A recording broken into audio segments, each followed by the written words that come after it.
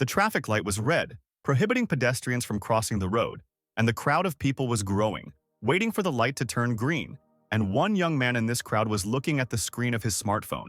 He read the correspondence intently, and his face showed irritation from the dialogue. They wrote to him that today was June's birthday. The guy replied that he had other plans and they asked him to at least bring a gift. Finally, the traffic light took pity and turned green, indicating that it was possible to cross the road. In a nearby chat, a guy was asked where he was now. He replied that the guy should hang out without him today. One of his friends even offered to buy him food, but the guy refused. In the hustle and bustle of people, the boy and the man bumped shoulders hard. The man angrily shouted at him to watch where he was going, and the boy sheepishly apologized to him. As he walked on, the boy thought that the day was already hard, and then this man crashed into him. The guy sighed sadly and tried to remember what June, whose birthday he was supposed to visit, liked. Suddenly, there was a deafening roar and crash that rolled across the entire area.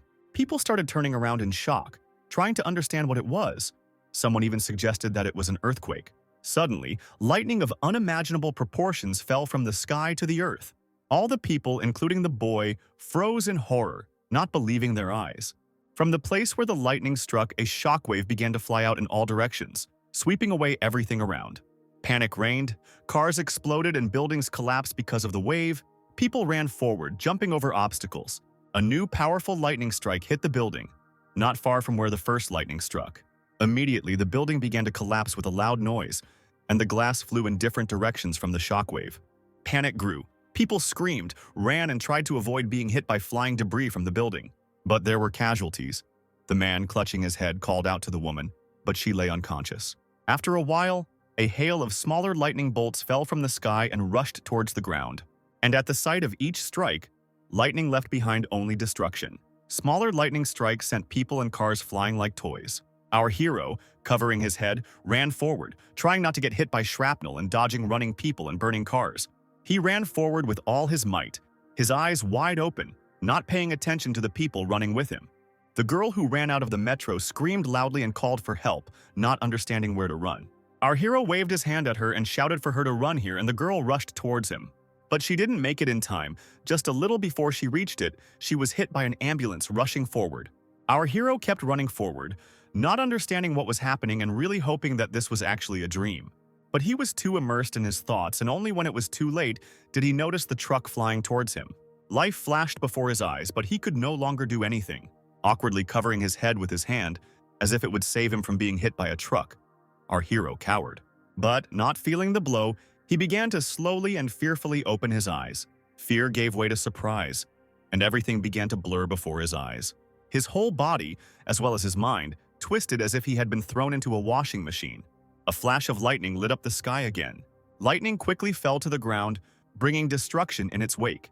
Our hero's eyes widened sharply, trying to understand what had happened to him. He looked around frantically but tried to do it without moving. Thoughts started to return and he wondered where he was, because he had just been run over by a truck. The boy tried to roll over onto his back and looked around, trying to figure out where he was. But as soon as he did this, his eyes widened in shock and surprise. There were two moons in the sky, one blue and the other red, and huge birds like griffins were flying across the sky. Not believing his eyes, our hero wondered what the hell was going on. He lay naked on his back, trying to comprehend what was happening, when he heard a terrible roar. The guy stood up and looked in the direction from which the eerie sound was coming. He came closer and clenched his teeth in shock, not believing what he saw in front of him. It was a giant bear, roaring and foam flying from its mouth. A pack of wolves attacked the bear. Each of them grabbed the bear's paw and several more stood nearby, preparing to attack. Our hero stood wide-eyed and in shock as he watched the battle. Instead of a bear, the guy sees a doctor in a white coat, who is carefully writing something down in a notebook. He asked the boy again if he had understood correctly that he had woken up on another planet with two moons and watched as a pack of wolves attacked a bear. Realizing that this sounded stupid, our hero remained silent, lowering his eyes. Having written this down in his notebook, the doctor asked the boy how he was able to return back from that planet. The question was logical and the guy understood it, but he didn't know how to answer it. The wolves tore at the bear, biting into its neck with their sharp fangs, tearing out pieces of flesh. Unable to withstand the pressure, the bear's huge body rose into the air and its paws stopped touching the ground. The bear fell to the ground with a roar, and from the impact, stones and chips flew in all directions. The pack of wolves united. The largest ones ran ahead, and the smaller ones stayed behind. They surrounded the bear's body and began to tear it apart, ripping out chunks of flesh. Hiding between the rocks, our hero watched what was happening in horror, afraid to make even a sound. He didn't immediately notice that one of the wolves with snow-white skin had crept up behind him. The wolf cub looked at our hero with interest, showing neither aggression nor friendliness. Our hero cursed mentally, looking at the wolf, and horror was visible in his eyes. Our hero ran away from the pack of wolves with all his might.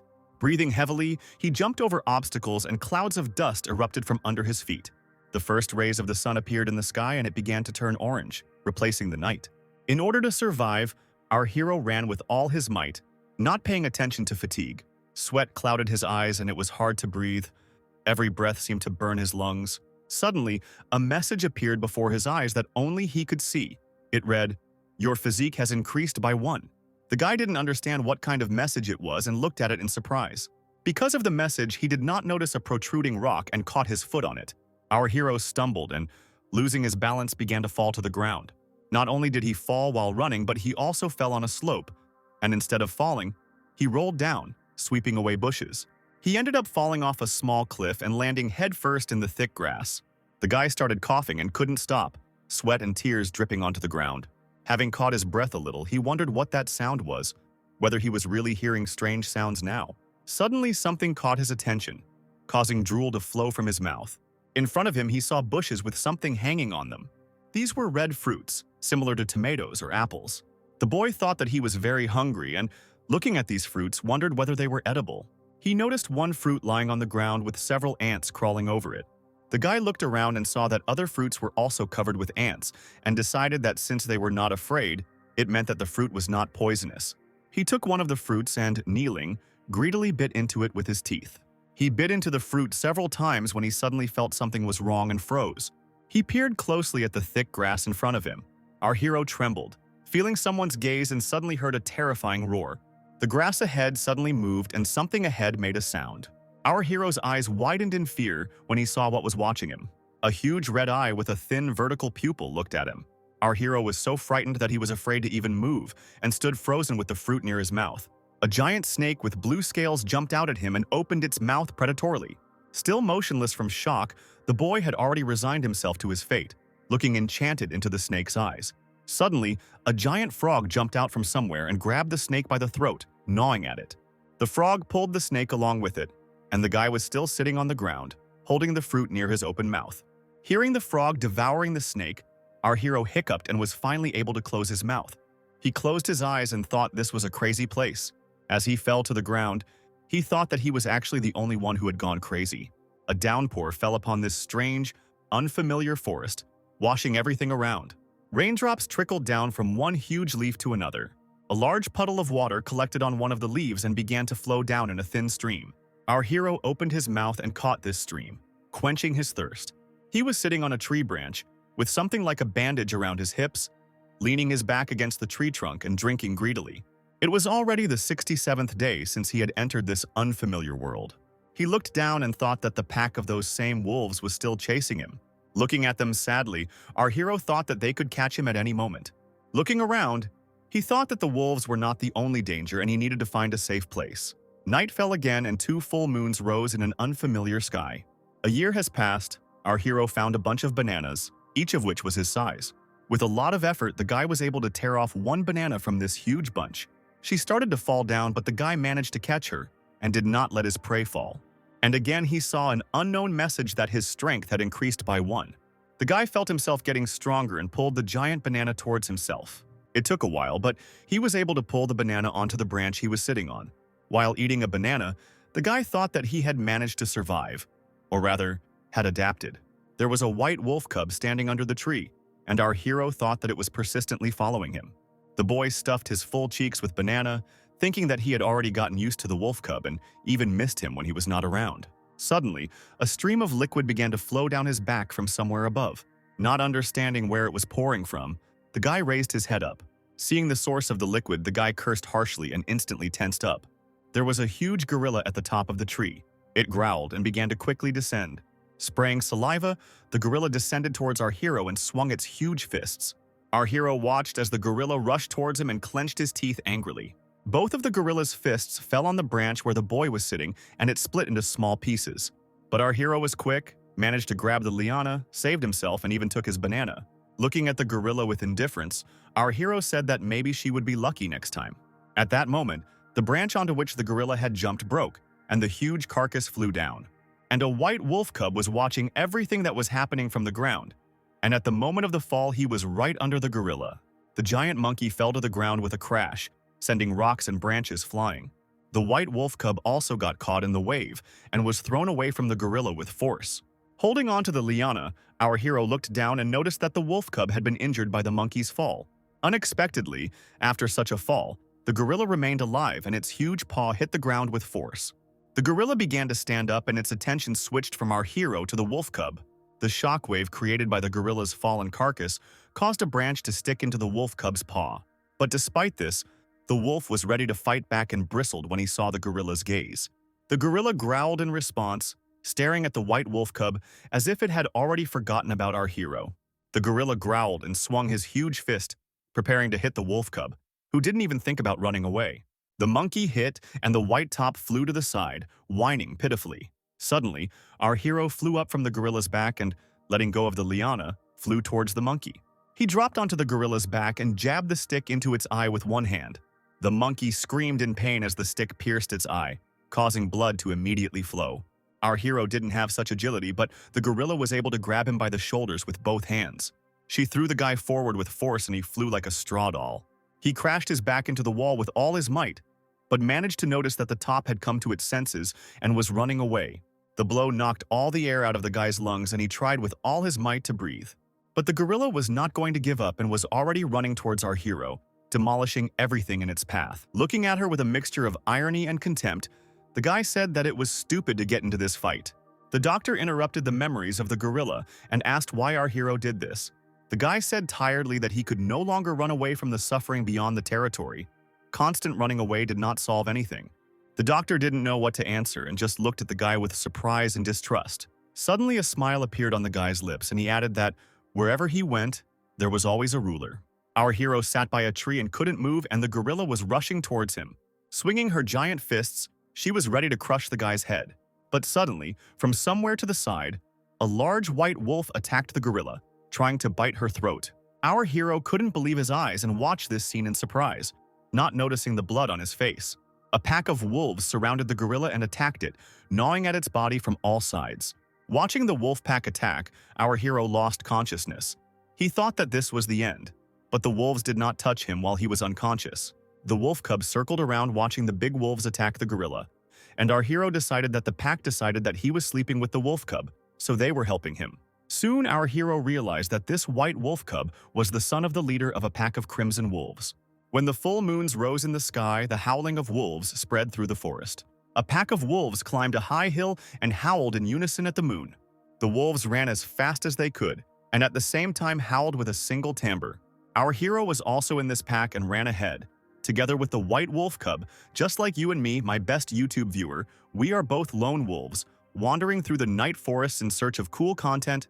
Let's not forget to subscribe, leave a comment, and like. All the best to you. Our hero stopped, trying to catch his breath from this mad run, and the wolf cub stopped with him. After a while, the wolf cub also stopped and tried to catch his breath, sticking out his tongue. The boy picked up the wolf cub in his arms and rushed forward with the pack of wolves. Over time, the wolf cub grew into a huge white wolf, and our hero was still nearby. It was the second year that our hero had been in this world, and a wolf howled on the hill. The crimson wolves immediately howled back at him.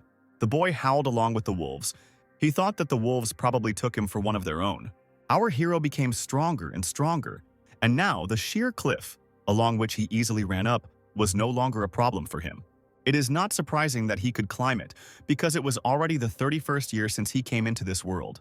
Suddenly, a giant snake jumped out at the guy and rushed up the hill after him, but our hero was expecting this. Our hero took out a knife and thought that he had no idea how to get out of here. During all this time, he had not found any signs of civilization. He cut the snake from its mouth almost to its tail, and the wolves from below helped him, tearing apart its tail. The wolves began hunting the boar, and our hero thought that he had joined the wolves and was continuing to participate in the fights for the territory of his pack. The wolves were chasing the boar, and our hero was watching, following him along the vines. He flew high, preparing to attack, and let out a hunting roar. Releasing the liana in flight, our hero pulled out his knife and prepared to strike. He landed on the boar's head and his knife went into its head like soft butter. A flock of birds took off into the blue sky without a single cloud. Our hero stood on a hill and looked at a flock of birds, thinking that 120 years had already passed, and he was definitely the only person on this planet. He remembered mourning the wolf and thought that he had made many furry friends, but had also lost many. He sat on the cliff with a bloody knife and realized that he had lost count of how long he had been in this world. Hundreds of years had already passed, and he did not understand how he had remained alive. The doctor concluded that, having become the leader of the pack, even after 500 years he did not find any signs of civilization, and asked how our hero managed to find the way to Earth. Our hero remembered that on a hill under the moonlight, a pack of wolves was going against a pack of gorillas.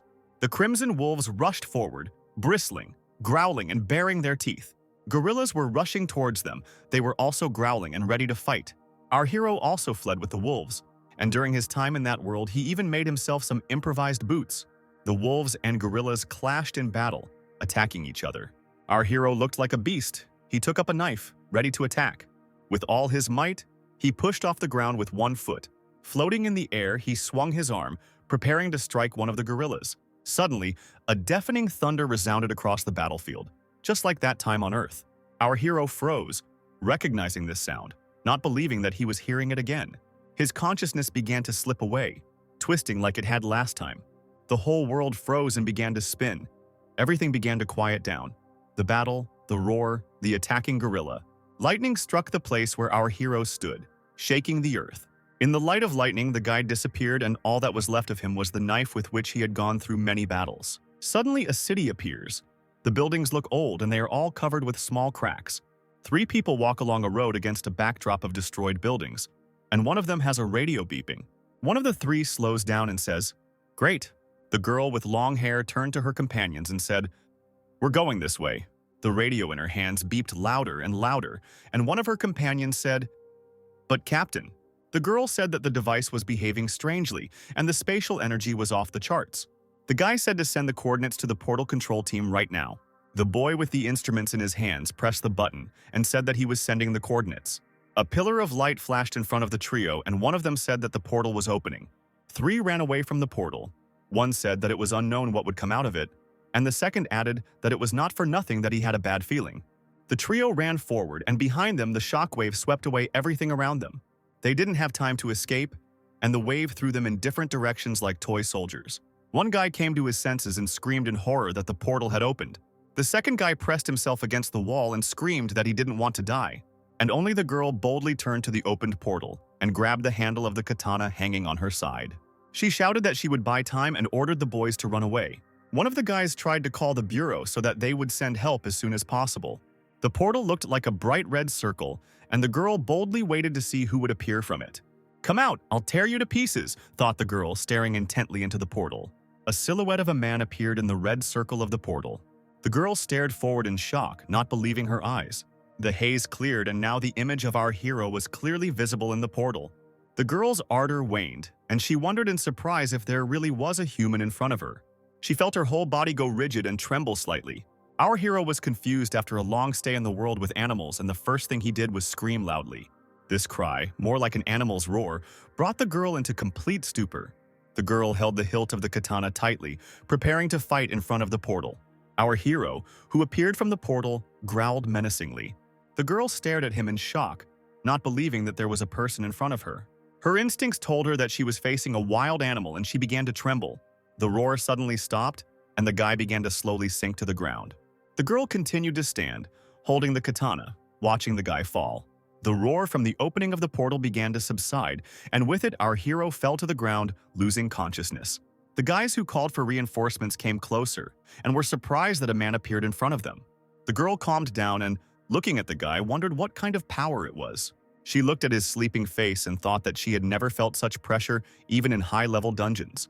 The girl couldn't understand who this guy was who appeared from the portal. The guy said on the radio that they didn't need reinforcements, he had returned, and they needed an ambulance. The guy was sitting on the couch when the doctor turned off the recording on the dictaphone. He smiled and thanked our hero for everything. He said that he would pass on his testimony to the Bureau of Awakened People. His health was normal, so he would be discharged soon. The guy, lowering his head, called the doctor by name. The man was already standing at the door and turned around in surprise when he heard his name. The guy said that for the first time in 1,000 years he talked to a civilized person and thanked him for listening to him. The doctor said that he had shared a valuable story and that they should thank the hero who had returned from a 1,000-year adventure. Our hero looked with distrust after the departing doctor. The door to the room where the guy was located slammed shut. The doctor walked down the corridor to his office, thinking as he went. He thought he was a very interesting patient. His story was so detailed that he could easily become a writer. The Bureau of the Awakened consisted of several high-rise buildings with helipads. The girl with the katana stood in the captain's office. She was reading the documents and asked if the information here was correct, because she thought it was not. The captain was surprised by such words and asked what was wrong. The girl looked at the card and said that it said that he had an F rank.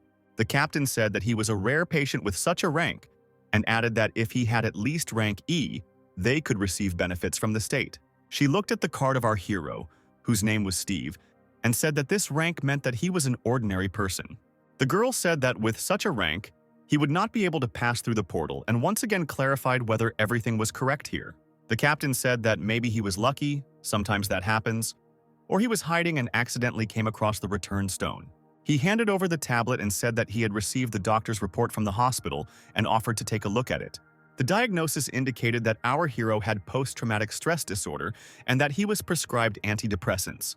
The girl read the document with distrust and was especially attracted by the clause that stated that he behaved like a wolf. The girl remembered what Steve looked like when he first came out of the portal. She trusted her instincts, but she began to think she was imagining things. The girl asked if it was his document. The captain confirmed it and added that even though he was F rank, they should still treat him as a returned one. The girl asked to personally deliver these documents to Steve.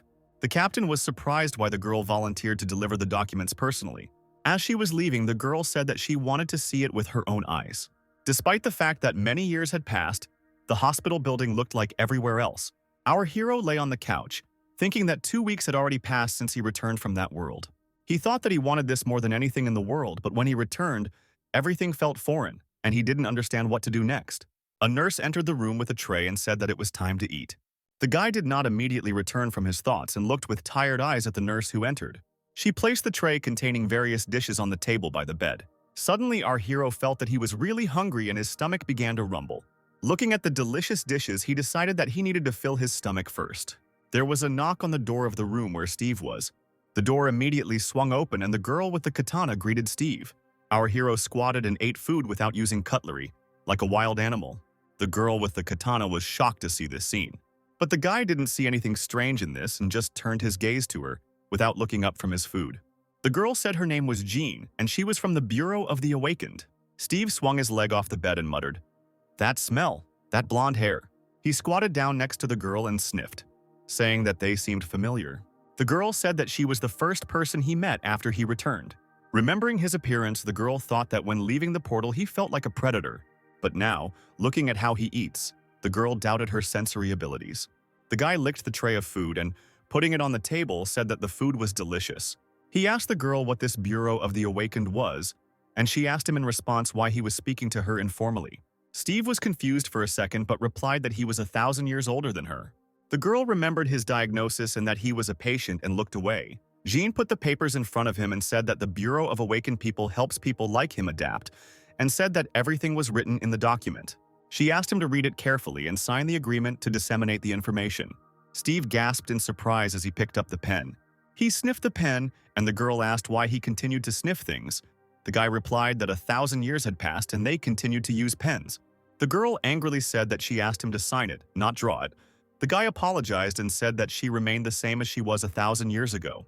The girl swore at Steve, called him a Neanderthal, and showed him again where to sign, deciding that he was just an idiot. After thinking for a bit, the girl became a little embarrassed but still turned to Steve. The guy, without being distracted from drawing, asked what she needed. Looking at the drawing of the wolf, she asked if he had learned to draw there, and he replied that he had been able to draw before. The girl asked if he had learned anything there and, seeing his surprise, added, had he learned magic, voodoo, or martial arts? Steve replied that he had been living in the forest all this time to survive. The girl finished the sentence by saying that he had been running all these 10 years to survive. The guy looked at the girl in bewilderment, waiting for an explanation. To become a true returnee who can pass through the portal, you need to kill monsters and take their spatial energy. But Steve, apparently, just ran into a travel stone. That's what the girl thought and said out loud that she was simply mistaken. Steve said in surprise that he had been in the jungle not for 10 years but for 1,000. Jean said he was starting to get on her nerves and added that he had been in the jungle for 10 years, not 1,000. The guy started to get angry when he heard the girl's answer and asked her again why 10. She said to look at the records. It says he disappeared in 2015 and it's now 2025. Steve looked at the document in shock, not believing that only 10 years had actually passed. The girl threw the guy his ID card and said that it was his awakened card. The guy took it in his hands and read the inscription, the ID card of the awakened one. The girl said that half of his medical expenses would be subsidized with her help and asked him to read the documents. Before leaving, Jean said that when Steve recovered, it would be better for him to return to his family and said goodbye to him. The guy looked at the door that closed behind the girl, digesting what was said. He grabbed the documents, repeating the already forgotten word, family. Steve read the documents, shocked as he wondered if they were still alive. Remembering his life in the jungle, our hero thought that he had finally given up there. He assumed that even if he returned to Earth, his family would no longer be alive. But upon returning, he had to come to terms with the loss of his wolf family, and the fact that he was alone again drove him to despair. But these were just assumptions because only 10 years had passed. That's what Steve thought as he read the documents. He found the page with the data and gasped. Our hero's mother and father were already dead. Steve sadly repeated into the void that they were both dead, and began looking for information about his younger brother Chad. Having found information about his brother, our hero's eyes widened in surprise. He ran quickly out of the room with only one thought. Chad is alive. He was shouting at the nurses that he urgently needed to see Dr. Boldy, and he didn't hear the girl's words that he couldn't go there. Steve grabbed the door handle to the doctor's office with all his might, and behind him he could hear the screams of nurses. Our hero opened the door, not listening to anyone around him, and called Dr. Boldy. The nurse who ran after the guy said that he couldn't go there. The doctor was sitting at the table and was surprised by such an appearance. He smiled, looking at Steve, and asked him what happened. Our hero confidently stated that he needed the doctor's help. Dr. Boldy was calm and asked what kind of help the boy needed. Steve said that his brother was still alive and he needed to find him, so he asked the doctor to discharge him from the hospital. The doctor said that Steve was ready to return to society and suggested waiting until his brother came to visit him. Steve said that the doctor didn't understand the situation and that he wasn't here for his permission. The doctor just laughed when she heard these words and asked again if it was true. After thinking for a moment, the doctor ran his finger along the crease in his trousers and said, "Okay." With a conspiratorial expression on his face, he said he had one condition. Our hero was surprised by this answer and asked what condition he was talking about. Sitting in the back seat of the car, our hero thanked the doctor, promising that he would not forget it. The doctor and nurse stood near the taxi in which Steve was sitting, and the doctor was pleased with these words. The doctor told the driver that our hero had not fully recovered and asked him to make sure that he would get to the right place. The yellow taxi drove off to its destination, and the doctor and nurse watched it go. The nurse said the doctor paid for his hospital bill, bought him clothes, and even paid for the taxi. She asked why, since they usually leave F-rank patients on the side of the road, and for some reason he calls Dr. Boldy. The doctor laughed when he heard this question from the girl. He thought about it and replied that he probably would like to continue listening to his story. The nurse was surprised and asked why he should listen to this nonsense. Returning to the office, the doctor asked to fix the door handle quickly. The nurse said that she had already called a repairman and could not understand how it broke, looking at the flattened handle. Immediately, a picture appears of our hero, in his excitement, squeezing the door handle with force and it breaking like a toy. The doctor was in no hurry to answer and slowly sat down in his chair. He sat down in the chair, holding onto the handles, closing his eyes in thought. The doctor thought that the handle had broken for the second time and that he had not smelled anything unusual for a long time. The taxi was slowly rolling through rush-hour traffic when the news announced breaking news. From the tablet screen in the car, they said that today during the day, due to the miscalculation of the portal's appearance time, monsters filled the unprotected field. The screen showed monsters. One of them looked like a huge predatory creature with several rows of teeth. From the monster's mouth grew another mouth, long and twisting, and the announcer said that in response, the ministry had sent the Army and Air Force on a joint operation. The situation was resolved within 50 minutes, but the Army and Air Force suffered numerous casualties. With 2 tanks disabled and 12 soldiers and awakened dead, the announcer ended the broadcast, adding that he would continue the report when there was news. The image of monsters and soldiers was replaced by the intro of the show, League of Zalem, a superpower fighting club, and another announcer said that a match between two C-class warriors was coming. Our hero watched the episode, and the driver admired the choreographed warriors.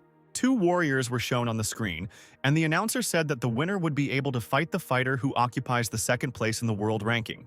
Steve watched the episode attentively, not understanding what was being discussed or what kind of world the announcer was talking about. He remembered the doctor's words that the world had changed a lot, that since the Great Catastrophe, it had become a completely different place. A warrior in armor appeared on the screen, along with the words, "Rise up, mercenaries." He raised his hand with the sword, and the inscription read, "The greatest distribution of hunting rewards in the history of the Shilla Guild, and that this guild is recruiting new faces." The driver said that if he were awakened, he would quit this job and become a warrior, and our hero asked if there was really any land for hunting here. The driver was shocked by Steve's question and said that he must have hit his head really hard. The man forgave him incredulously. Our hero didn't know if it was true, and he asked him to just tell him and not beat around the bush.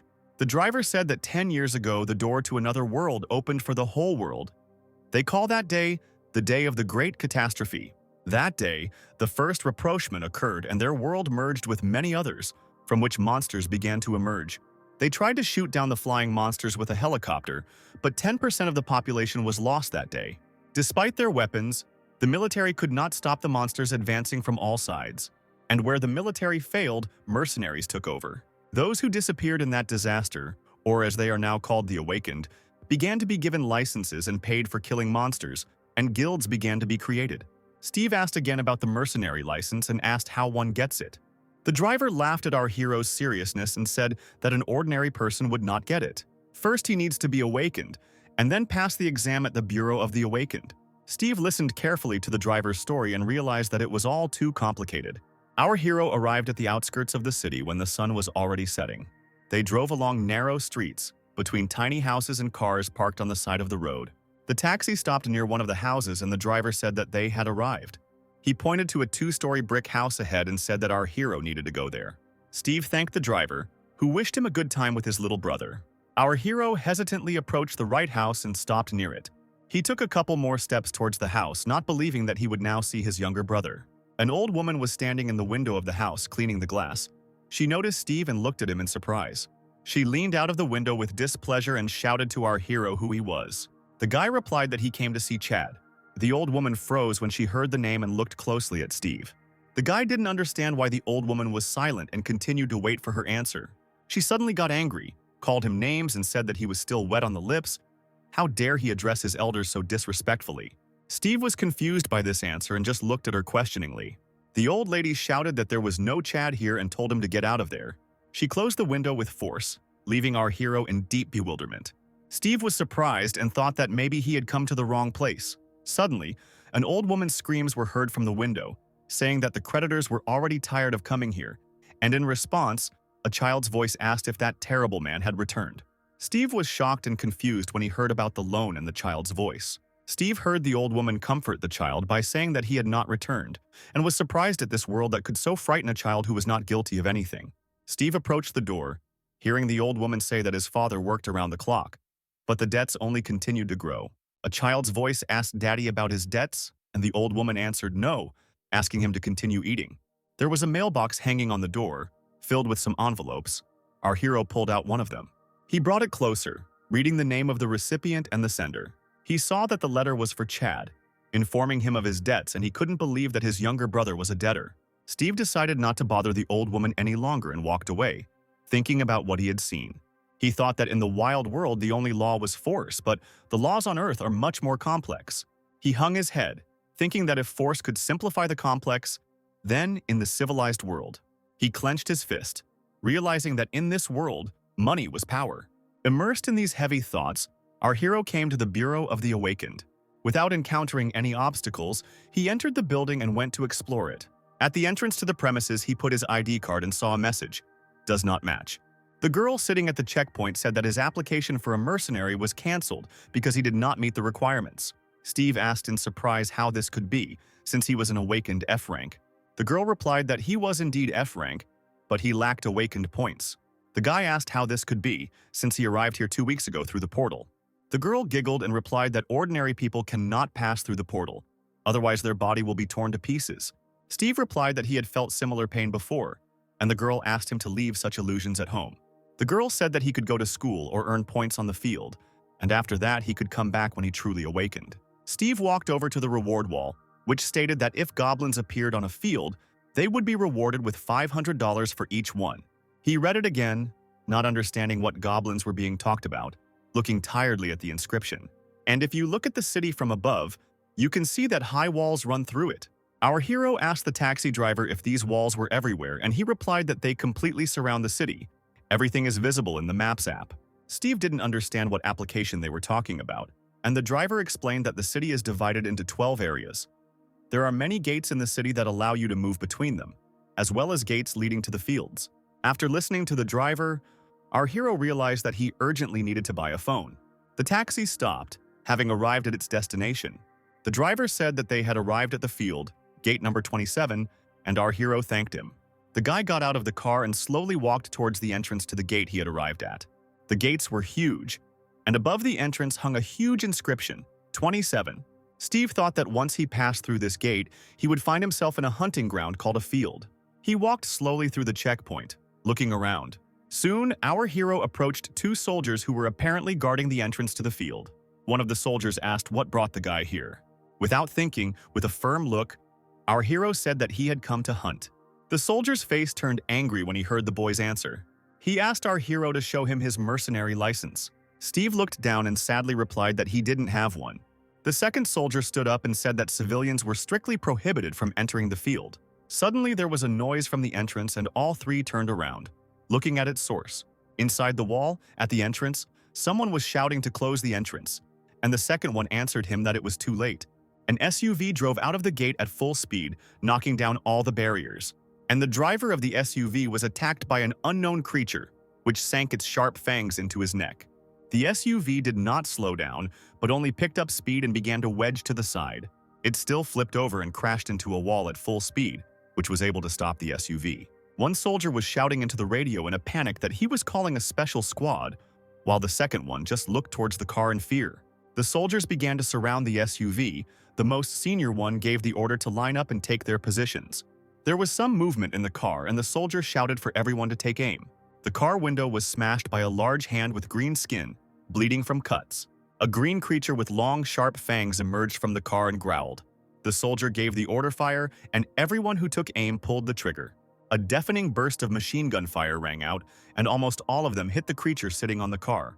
The creature growled in pain, its entire body riddled with bullets. The senior soldier gave the order to cease fire, and his order was repeated, stopping. One soldier shouted an all clear, the second concluded that the monster was dead, and the third ordered an ambulance to be called. One soldier asked where our hero had gone, and the second asked again if he was talking about the crazy guy who had arrived in a taxi. The soldier turned around in disbelief and asked if he had really left. The second one replied that he most likely ran away, frightened by what he saw. But our hero took advantage of the commotion and made his way through the gates. He walked along the road and asked a question into the void. Is this really a field? He focused on his sensations and realized that he could feel. The guy heard the sound, felt the smell. All of this was around and was acutely felt. He walked slowly across the field and thought that he still needed to buy a car. The guy climbed up a hill, looking at the destroyed buildings and wondering if all cities had really changed so much. Our hero looked into the distance, thinking that this couldn't be. He watched the sun set over the dilapidated buildings, watching the sky turn orange. Not much time passed, and now the sky darkened and the stars appeared. And Steve still stood there, thinking that this darkness was very familiar to him. He took a step forward, towards the cliff, not paying attention to the fact that there was nothing under his feet. He flew down, closing his eyes and thinking that now was the time for his hunt. With his arms outstretched, he flew from the high-rise building like a bird without wings. He dropped quickly to the ground, bending one knee, and his landing sent up clouds of dust. After landing, he thought his body felt a little heavier. His landing caused cracks in the asphalt, but Steve ignored them, looking ahead. He was still squatting with one knee on the ground, and then he put his hand on the ground, preparing to lunge. And this jerk was so swift that pieces of asphalt flew in different directions, and our hero rushed forward. He ran so fast that the eye could not keep up with him, and one could only see a column of dust left behind. Picking up speed, Steve jumped up, flying up a 9-story building at once. But in flight, he cursed and realized that his breathing had become out of control. The strength of the jump was not enough, and our hero caught his hand on the edge of the roof. He sat down, breathing normally, and wondered if the return had caused him to lose his strength. The guy stood on the edge of the building, his hands in his pockets, and the full moon illuminated his silhouette. Our hero closed his eyes, concentrated and sniffed the smells. Suddenly, the guy felt something and turned to the side. He trusted his instincts and decided to start where they led him. Our hero jumped from the roof of the building he was standing on, kicking up dust from under his feet. He ran to the very building that he had noticed while standing on the hill. Approaching the desired building, our hero looked ahead with concentration. A sound came from the depths of the building, which caught his attention. A white wolf with a bloody skin, cornered by 3 monsters, pressed himself against the wall and growled. The largest monster growled contentedly, having cornered its prey. But the wolf had no intention of giving up and growled in response, and a challenge could be seen in his eyes. Our hero approached closer, trying to step as quietly as possible. He looked the wolf straight in the eyes and tried to convey his thoughts to him, asking if he wanted our hero's help. The wolf looked into the guy's eyes and the answer was clearly read in them that he agreed to help. But the monsters did not see our hero and began their attack, attacking the wolf. Looking at the attack, our hero only smirked. Steve rushed into battle and addressed the wolf, saying that they were all now his prey.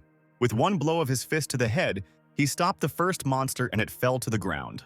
The next second, the monster's head split into 2 parts like an overripe watermelon. Suddenly, Steve saw a message box in front of him, which said, "Searching for your class." These windows started to increase and they said either "searching for your class" or "system error." Steve looked at these windows in shock, trying to understand what was happening and what kind of system error there was. The guy looked around irritably, not understanding what it was, reading the text of the windows out loud. He waved his hand and shouted, "Delete!" in an attempt to remove the annoying windows. In a split second, the windows disappeared and our hero found himself surrounded by a pack of monsters who were about to attack him. The bravest of the monsters growled and rushed to attack, baring his teeth. The next moment, his teeth shattered into tiny pieces, mixed with blood. With the next blow to the head, our hero knocked the other monster off his feet. He kicked another monster in the stomach and it doubled over from the force of the blow. One of the monsters, breathing heavily, climbed up the wall of the building. He was frightened by the strength of our hero and tried to run up the building. Suddenly, he heard some noise behind him and turned around, looking down. Our hero easily caught up with him and grabbed him by the head with one hand, stopping him. Steve threw the huge monster down with all his might and it fell to the ground with a wheeze. The monster fell on his head, breaking his neck, and our hero jumped off, flying down. Steve landed on 2 feet, next to the lifeless corpse of the monster. Suddenly, a window appeared before his eyes again with the inscription, "Your class is a druid. Resetting statistics is impossible." Also, the following messages appeared: "Failed to obtain new abilities and fatal error." Looking at the last mistake, our hero gasped and said that he had forgotten about it. It was about 100 years ago in the jungle. He received a message that his constitution had improved by 1 after it had increased to the maximum level. He no longer received the message about the increase.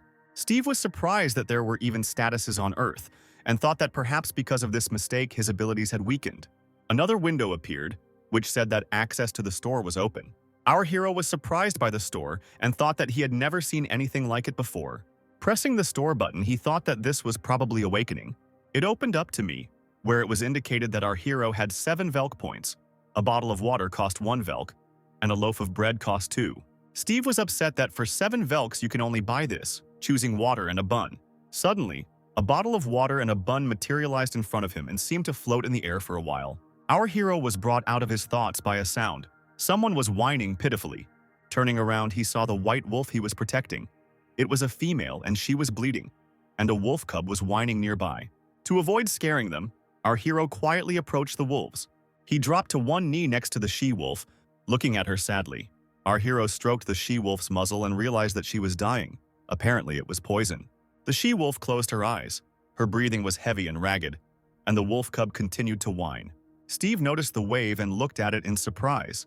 He told the she-wolf that he had not come here to become a nanny and asked her to talk, but the she-wolf only breathed heavily.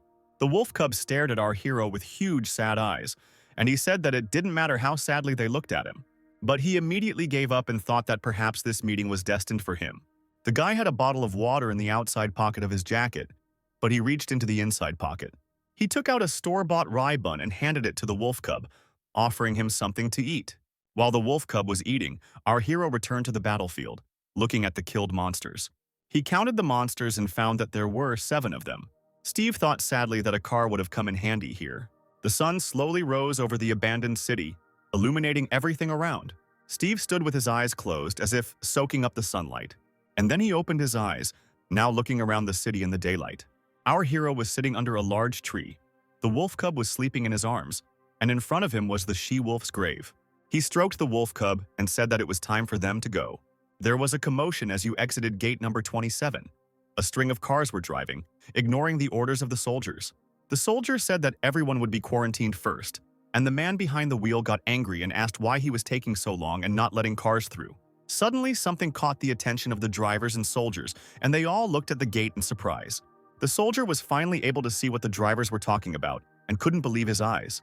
Our hero walked with the wolf cub, and on his back were the bodies of 7 monsters, from which blood flowed. Everyone around was in shock. One driver was surprised that our hero was carrying everything on himself, and the second asked if he was the only one who defeated them. As our hero came closer, the soldier finally recognized him. Steve came to the already familiar room, where the girl refused to give him a mercenary license. The girl calculated that for 7 goblins he gets 350, 3 heliotrope minerals, 60, quarantine and vaccinations for the puppy, 200, leaving a total of $210,000. Our hero asked in surprise what kind of heliotrope it was. The girl showed the red stone and said that it was taken from the heart of the goblins. The cost depends on the size and the energy stored in it. This stone is valued at $20,000. The girl said that since our hero does not have a bank account, he will receive cash and advised him to open an account because he is capable. Looking at the cash in his hands, our hero thought that if he opened an account and hunted, then earning money would not be a problem. A white van pulled up to the store, and the driver greeted the owner. The owner said that he hadn't seen Chad for a long time and asked where he had gone. The guy replied that he had a part-time job. The man complained that the boy had suffered because of the money, and the boy replied that the work in the field was hard, but the salary was adequate. The man handed over a chocolate bar, saying that Bill liked those, and the boy handed over another bottle of beer, asking him to count that too. After driving away from the store, the van rolled on. Chad was pleased with the job he had done and whistled to himself, looking forward to returning home. A yellow taxi drove down the street, but the guy didn't notice.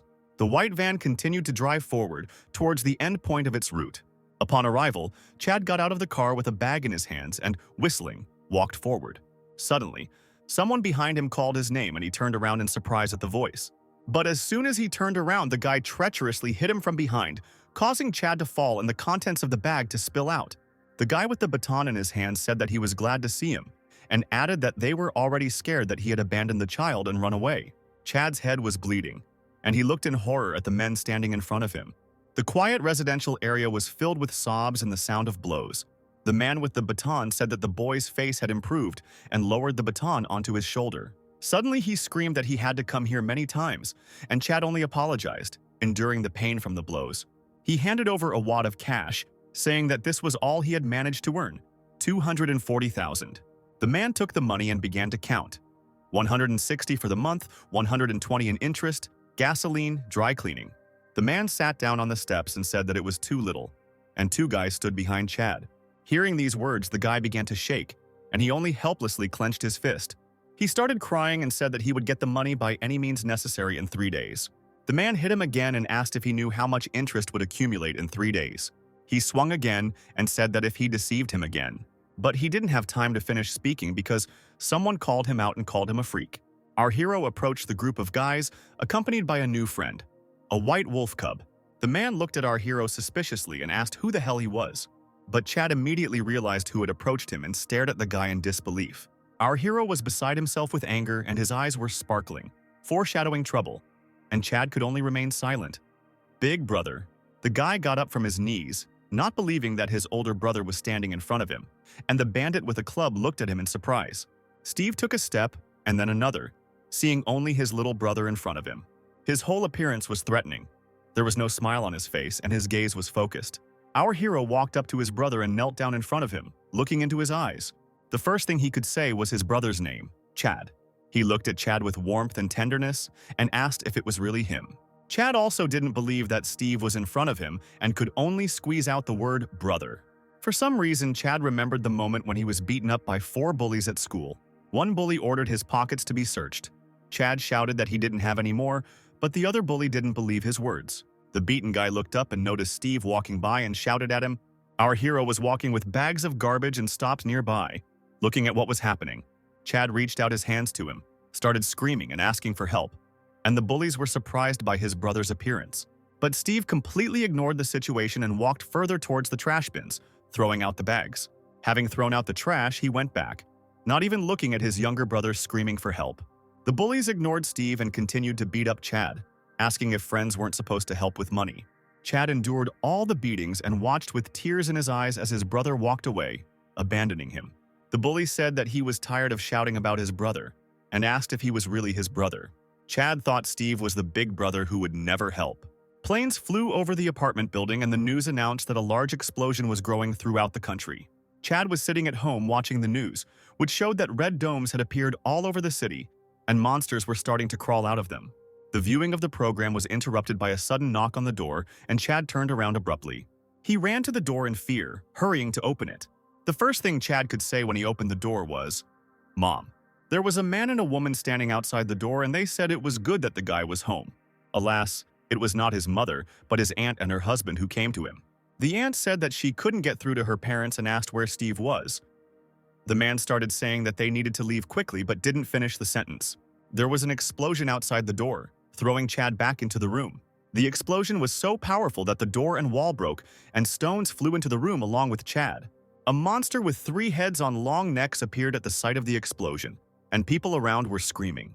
Chad lay on the floor with his head broken, afraid to move, looking forward. And from the broken wall, a giant eye of a monster looked at him. But the guy was lucky, the monster didn't notice him, and the eye disappeared almost immediately. Sitting in this devastation, Chell thought that he didn't care, even if Steve disappeared from the face of the earth. And now, looking at his brother standing next to him, Chad realized that this was exactly how he had thought about him before. Steve smiled and said that Chad had aged in that time. Chad still couldn't believe his eyes as he looked at his brother. He thought he was already dead. Suddenly, their conversation was interrupted by a bandit who sat down next to him and asked if Chad had hit his head. He pointed at our hero and asked how this brat could be his older brother. These words angered Steve. He grabbed the bandit by the head and began to press him to the ground. The next second, our hero threw the bandit back and he flew off, doing a somersault in the air. Chad was shocked by this turn of events and looked at his brother in disbelief. The bandit flew back and knocked down the sticks standing near the wall in flight. The sticks fell with a crash on the bandit lying on the floor. The 2 guys who came with the bandit got angry at Steve as they watched their boss get hit. But our hero ignored them and asked Chad if he was hurt. He replied that everything was fine. Angry at being ignored, one of the boys yelled at Chad and Steve. He kicked our hero in the shoulder, shouting, "Did they really want to die here?" Steve didn't even move when the bandit's foot hit him in the neck. And at that very moment, the bandit flew off to the side with a scream, and his nanda was twisted into an unnatural position. He was doubled over on the floor, holding his leg and screaming in pain. Our hero was still sitting calmly and Chad jumped up. The second guy was afraid to even move and immediately guessed that Steve was one of the awakened ones. Our hero turned to the standing guy and told him to come here. The guy was seriously scared, started saying that he had not attacked anyone, and even tried to dissuade others from attacking. But Steve wasn't going to hit him. He put a wad of money on the floor and told the guy to take it. The boy was shocked by this turn of events and only stupidly mumbled something unintelligible, relaxing a little. Our hero looked at him with eyes full of hatred and told him to take the money and get out of here. The guy took the money and bowed, thanking our hero, and he and his brother walked away. Steve and Chad arrived at his house when it was already dark outside and the stars appeared in the sky. The same old lady who had recently sent our hero away looked at the guys in shock. Everyone stood silently. The old woman looked at the guys. Our hero lowered his head, Chad held a bag in his hands, and the wolf cub looked at the old woman with interest. The old lady asked incredulously if he was really his older brother, and Chad confirmed it with a smile and laughed. Our hero handed the old woman a bag and said that it was beef. She opened the package incredulously, looking at the contents, and then swore quietly. The old woman went ahead, saying that she should have told him earlier that he had a family, and added that he fell asleep while he was waiting. Upon entering the house, the wolf cub immediately became interested in the boy lying on the floor. He sat down next to the sleeping boy's head and began to sniff him with interest. Steve sat down next to the boy, asking if he was his son. Chad replied that his name was Bill, and he was his only treasure. Our hero asked what was wrong with his mother, and Chad replied that she chose a different life. Chad added that it was his fault, and the wolf cub stopped sniffing the boy and licked his head. Our hero offered Chad a drink, looking at him sadly. Chad didn't mind, and after a while they were already sitting in the diner and clinking glasses. Chad was amazed that his brother, who had gone missing, had returned unharmed and had even become the awakened one that was shown on TV. Steve asked seriously how much more Chad owed, and he replied that it was about $5,000. The guy smiled and said that he would be able to give everything back because now he had a job. Our hero asked incredulously what kind of job he had. Chad replied that he worked as a loader. He explained that the distances were long and no one would take on such dangerous work, so they paid him well. Steve asked if the truck was his, and the guy said it belonged to the old lady's son. She lent it to him. Our hero asked what her son was doing if he could give away the truck. The wolf cub woke the boy up by licking his face, and Chad told him that her son had died during transportation, and she looked after his son as if he were her own and became their savior. The boy woke up and looked at the puppy in surprise, but the puppy's surprise changed when he heard a voice from the kitchen. The boy ran into the kitchen with the puppy in his arms and exclaimed joyfully when he saw his dad. Chad broke into a happy smile, seeing that his son had woken up. Sitting down next to his dad, the boy asked who it was and he replied that Steve was his uncle. The boy said hello and shyly asked if he could play with the puppy. Steve, of course, gave his permission and broke into a touching smile, looking at the boy. Bill was having fun playing with the puppy, humming something cheerfully to himself. Chad smiled and said that the boy had wanted a puppy for a long time, which is why he was so happy. After thinking for a while, our hero suggested that Chad work together. Chad didn't expect such a proposal and asked in surprise what he meant. Steve said he would do everything himself, and Chad just needed to help him with the truck. Chad was surprised and asked what job our hero was talking about. With a sinister smile, Steve said he was talking about hunting monsters. Chad didn't believe what he heard and asked again what Steve meant. The next day, our hero came to the Bureau of the Awakened. The girl looked at the documents with delight. She said that now our hero was registered as awakened and immediately increased his level. The guy received the card, having read Druid rank F on it. The girl said that now he will receive money directly to the card. The girl handed over a box with a phone and said that it was a gift from them, and once again congratulated him on receiving the rank of awakened. She said that Steve needs to download a special application, after which he will receive information about hunting and new locations. The girl said that if he caught a lot of monsters, he would increase his rank to E and receive more bonuses, and added that if he was just as persistent, the land could be saved. She added that our hero can open a status window. There were errors in the system, but they managed to fix them. A status window appeared in front of our hero, and he began to study them with surprise.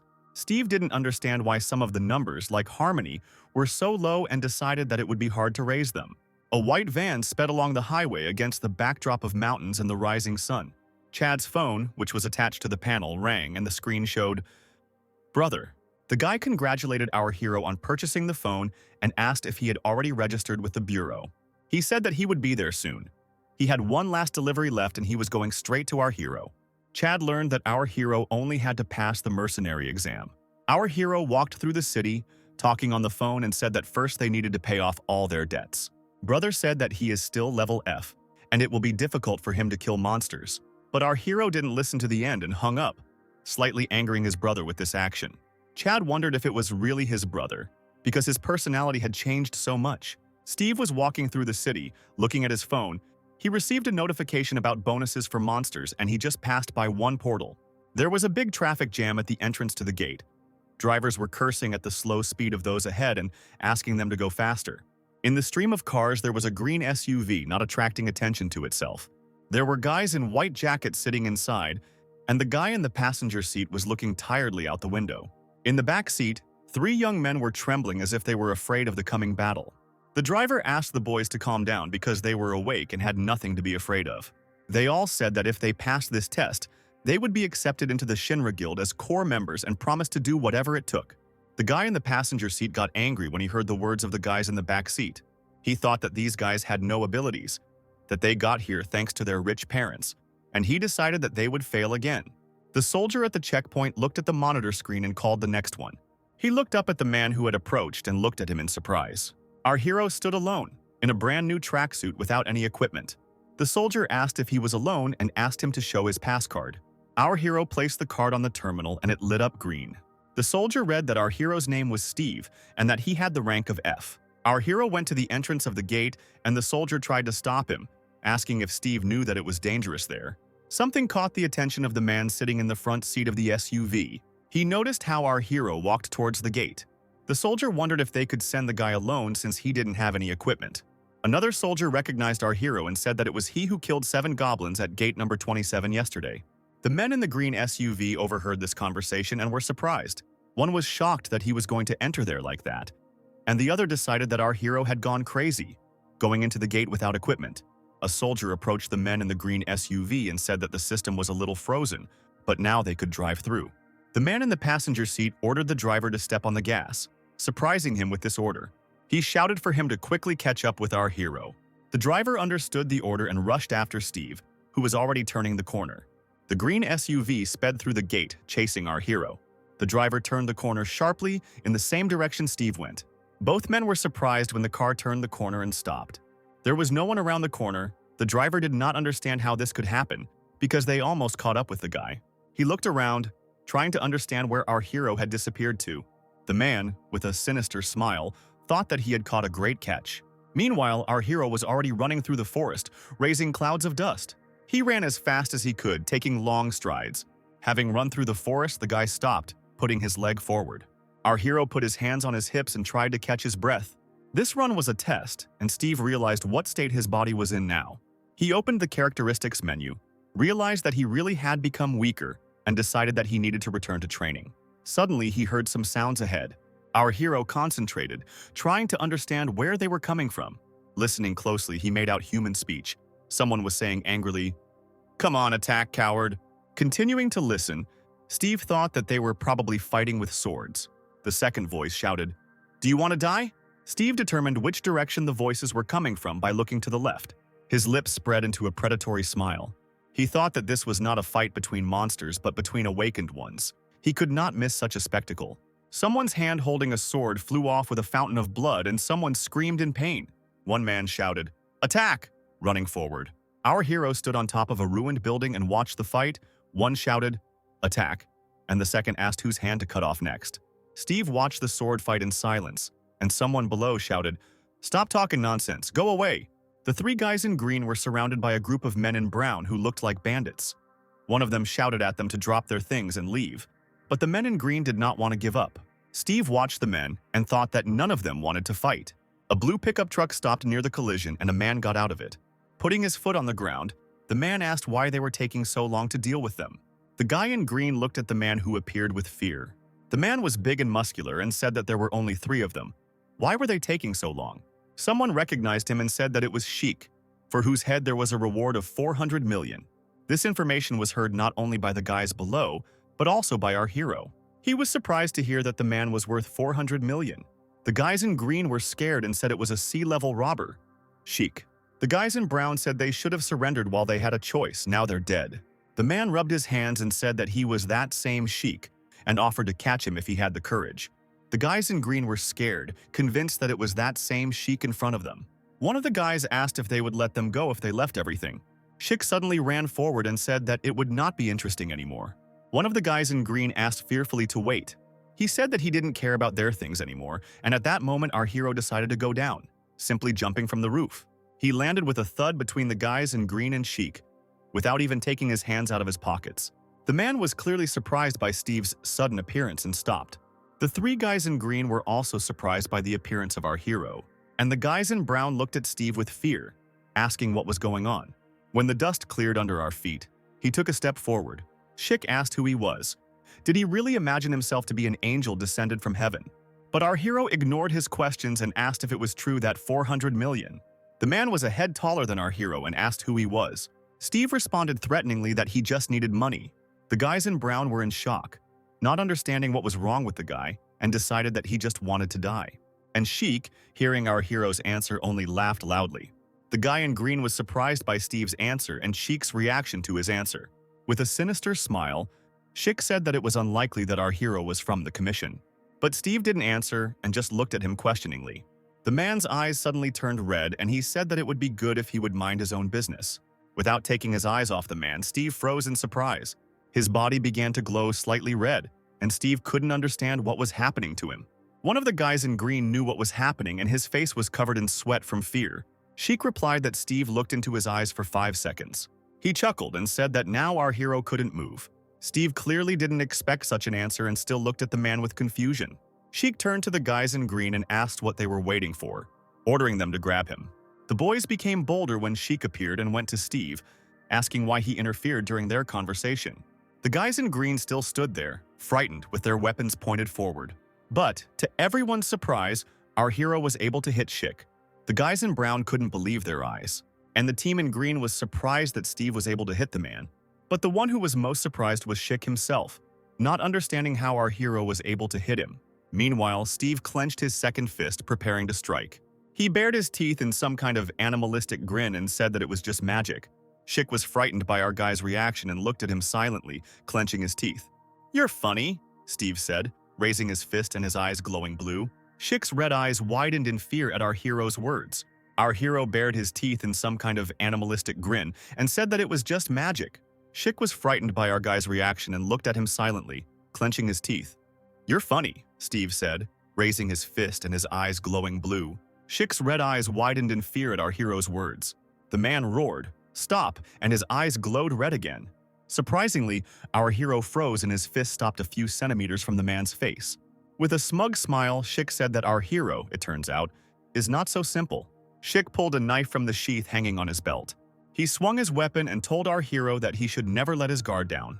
But as soon as he said this, his nose collided with our hero's knee. The knife slipped from the man's hands, and our hero asked, "What else could he do besides this pathetic trick? Is there anything more interesting?" And he swung his fist, aiming at the face. The man tried to use that magic again and began to say a word but did not manage to finish. Steve silenced the man with a hook, knocking out his teeth. The next blow landed in the solar plexus, knocking all the air out of the man's lungs. And Steve's final kick was aimed at the ribs, finishing the man off. Our hero grabbed his jacket with his hand, making a grab. And with one precise movement, he threw the rather large man over himself. Sheik flew backwards, crashing into the window. As a result of such a blow, the glass in the window was knocked out and the fragments flew in all directions. Without even losing his breath, with a smile on his face, our hero said that it was too easy. The guys in green didn't believe that our hero was able to defeat Sheik and wondered who he was. Finished with Sheik, Steve turned to the guys in brown who were holding their swords in front of them. He asked if they wanted to attack, and the boys said no. He just misunderstood them. Steve gave them the order to gather in one direction and the guys rushed to the designated place. Our hero turned to the guys in green and asked if they had a rope. One of the guys said with a smile that he had a rope. Steve asked the guys in brown who were gathered in one place how much they would pay for them. The guys started vying with each other to say that there was no reward for them, that they were only paying for Sheik and in general he had threatened them. Sheik came to his senses and listened in shock as the guys said that having turned Sheik in, our hero was already rich. Tears involuntarily appeared in the eyes of the beaten man, and he angrily called the guys Judases. He said that the guys, like leeches, stuck to him and sucked out their share, traitors. Our hero was surprised, looking at the man who had come to his senses, and asked if he had really woken up already. The guys in brown started to shut Sheik up and said that his place was in prison. Steve asked if they needed these people, and the guys in brown confirmed that they didn't need them. The guys in green couldn't take it anymore and said that they were all lying, and if our hero brought them together, he would receive an increased reward. But the guys in brown started arguing, saying that they were just servants. Sheik turned to our hero, asking if he was not being oppressed by the laws of the government. Steve turned around irritably, looking questioningly at the man. Sheik said that here he is free and can do whatever he wants, and if Steve puts him down, then for him he will be the king. But this speech was interrupted by the approach of our hero's sneaker. He kicked the man hard in the face and told him to sleep a little longer. Sheik passed out, leaving a sneaker sole imprint on his face. Having dealt with the man, our hero turned to the guys in brown. He asked the guy in green if there was a reward for them too, and the guy replied that they were all criminals. Realizing that they had been found out, the guys became depressed, not knowing what to do next. Steve said that there were too many of them, and one of the guys in green said that they had a car, making our hero happy. With an evil smile on his face, our hero wished the guys good night. The sounds of blows and screams echoed through the forest, and some men still did not give up and said that there would be no reward for them. The red pickup truck sped along the road, through green forests and ruined buildings. And in the trunk of the pickup, like firewood, were loaded men in brown, wrapped in ropes. The guy behind the wheel said that he was very grateful to our hero for saving him, but he replied that he didn't want to save them. The guys in the back seat said that despite this, he helped them, and now Steve is their savior. Not feeling any joy from these words, our hero agreed, since they insisted so much. On the way, our hero asked what abilities the driver had, and he replied that he had the skills of a fencer, stalker, and scout. Steve was surprised that the guy had 3 skills, and he replied that initially he had one, and he was able to master the other 2 in the process. Our hero pondered this information, wondering that skills could be acquired. The driver was surprised and thought how the guy could not know about such a small thing. Remembering how Schick had shouted "stop," our hero thought that it would be a good idea to learn some kind of magical skill. Suddenly, our hero's attention was drawn to something ahead. Through the buildings in the forest, a huge blue dome could be seen, standing out against the pink sky. The red pickup truck was racing forward, right in the direction of that blue dome. Looking at it, our hero asked the driver if this was the portal. This question greatly surprised the driver. He replied that this was a first-level portal, the easiest one, and it was their original target. Looking at the portal, our hero said that he was sorry that he did not have a mercenary license, otherwise he could go in. The driver asked in surprise if our hero really didn't have a license. Not noticing the surprise in the guy's question, our hero replied that he really didn't have a license yet. The driver continued to glance at Steve in surprise, thinking that when the portals opened, the military would open fire. After their attack, only a small portion of the monsters that came out of the portal remain on the field. On the field of such a first-level portal, the experience is small, and to raise it, you need to kill stronger monsters and accumulate experience. And for this you need a second-level portal, but such portals contain terrible monsters. That's why the guy was surprised how Steve, who hadn't even passed through the first-level portal, was able to defeat a level C Schick. Our hero finally noticed the driver's look of surprise and asked what was going on. He couldn't find the words and could only ask about the level of our hero. Steve replied that his level was F, and the driver almost drove off the cliff when he heard that. Our hero looked at the driver and said that he had a request. The driver tensed up a little when he heard these words. The military stood next to the portal, and nearby there was a gathering of equipment, tanks and ambulances. At first, only the silhouette of a man in the haze appeared in the portal. And when it cleared, that same guy from the green SUV appeared. There were 4 people following him, one guy holding the other and saying that they were almost there. The blonde-haired boy moaned that his arm hurt, but instead, there was a bloody stump. Coming closer to the military, the guy called the medics so that they could help the guy quickly. The guy walking in front said that licenses were being handed out to everyone and that guilds with such members should be destroyed immediately. Another guy tried to calm him down, adding that all the guys were like that lately. The man was not reassured by this answer and he cursed angrily, clenching his teeth. He thought that rich kids just buy monsters through brokers and just finish them off. After that, they hire bounty hunters and raise their levels with them, and then join guilds, completing missions. But in such situations, casualties cannot be avoided when the monster turns out to be too strong. The guy was the captain of this group and said that he was already tired of life, where money reigns, and his partner suggested calming down and having a drink. Approaching the military, they asked why it was so noisy in the first-level zone. Maybe something had happened. The captain asked what had happened, and the soldier replied that 10 robbers had been caught, and that among them was a C-level robber, Sheik, who has a bad reputation. The captain was surprised that someone was able to catch Sheik. He said that he was probably captured by someone of high rank, but the soldier replied that he was captured by a boy of F rank. The captain and his partner did not believe what they heard and asked how. The soldier replied that he had simply beaten him up, and that Sheik had a broken nose, cheekbones, and ribs on both sides. For some reason, the captain immediately remembered how our hero entered the gate alone. He loudly asked the soldier where that man was. The soldier replied that it seemed like he had just entered the portal. The captain rushed towards the portal, ignoring his partner's cries. He ran and thought that he had to see for himself, and if it was true, it was incredible. The captain ran towards the soldier standing at the portal. He ran closer and loudly called out his rank. The soldier with headphones turned around in surprise and looked at the captain and asked what happened. The captain asked the guy who caught Sheik whether he entered the portal or not. And at this time, our hero and one of the guys he saved came out of the portal. Steve said that it really didn't hurt, and that the clothes didn't disappear after going through the portal. The guy said that things made in our world can't be transferred through the portal, and these clothes are made from materials from different worlds and cost a fortune. Our hero's gaze was drawn to something to the side and he turned around in surprise. He saw a large glowing rectangle behind him and asked what it was. The guy turned around and said that there was a door to the portal. He said that the portal inside was divided into 38 more sub-portals, and they entered the 24th. Suddenly, the very portal that our hero was asking about disappeared.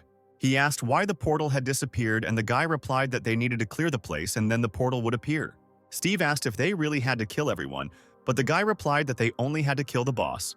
Our hero began to warm up and told the guy to wait here, adding that he would be quick. But the guy was against it and asked how he could wait here. But Steve no longer listened to him and prepared to run, making a dash forward. A hole formed in its place, raising columns of dust. The guy looked after him, wondering what kind of person he was. Maybe he was one of those. But then he decided that the person who had defeated Sheikah Rance S would easily be able to handle the first-level dungeon. Suddenly it dawned on the guy that he had forgotten to tell him important information. He didn't tell where the door would appear after killing the boss, and that he needed to have time to get out. The guy ran forward, thinking that if Steve didn't manage to get out, he would stay here forever. And behind the portal, a soldier in a booth was wondering what to do after reading the sign that door 24 was closed. The soldier told the captain that the door to the 24th portal had just closed. The captain cursed and became angry at this news. In the forest, beyond portal number 24, a light fog was spreading. 3 monsters stood between the trees and looked around warily, holding their weapons at the ready. One of the monsters heard something and turned around, growling. But the next moment he was already knocked down by one blow, which smashed his head. The second monster was hit in the stomach and flew to the side. Our hero hit the third monster in the stomach and he fell, dropping his knife. Raising the knife, our hero said that they had a pretty good weapon. He squatted down and plunged the knife into the chest of one of the monsters. His face was hidden by a bandage, but even through it the boy could smell the stench of monsters. Our hero took the red stone out of the monster's chest and began to examine it. He said that the stone was only in one of the 3 monsters, but money is not a problem for him now. He opened the stats menu and thought that it was more important to level up now. The guy caught up with our hero and came to the battlefield where the dead monsters lay. Walking past the corpses, the guy was surprised at how many of them Steve had managed to cut out. Suddenly the guy's eyes lit up white, and he thought that he needed to find him quickly. The skill helped him determine which direction our hero was in, and he went there. And Steve stood among the killed monsters and looked at the window with information about the levels. He read that with the points he had, he could buy 2 skills: Beast Taming and Tree Spirit Summoning. He opened the description of the Beast Taming skill, but suddenly 2 monsters jumped on our hero from above, holding weapons. Steve sensed them immediately and turned around, calculating his movements. With one hand, he struck the monster in the face as it flew closer, and with the elbow of his other hand, he hit the second monster. The beaten monsters flew in different directions, and our hero was left without a single scratch. Suddenly, a window appeared before his eyes that there were now 545 achievements. Breaking the jaw of another monster, our hero was glad that his level had been raised. Suddenly, a message about an unrecoverable error appeared and additional synchronization continues. Steve thought with disappointment that there was another error, but synchronization occurred for the first time. He opened the menu with all his statuses, seeing that his level had risen by 1. He also noticed that his status had risen slightly. The guy unlocked the skills and decided that he would buy Summon Tree Spirit for 100 points. He received a new ability and decided to use it immediately by summoning a spirit. A small ball surrounded by bright light appeared in front of him. Inside this ball was a small creature that looked like a fairy with wings. Our hero remembered that he had already seen her in the jungle, but then he thought it was an ordinary firefly. Steve turned to the tree spirit and asked him to find the remaining goblins.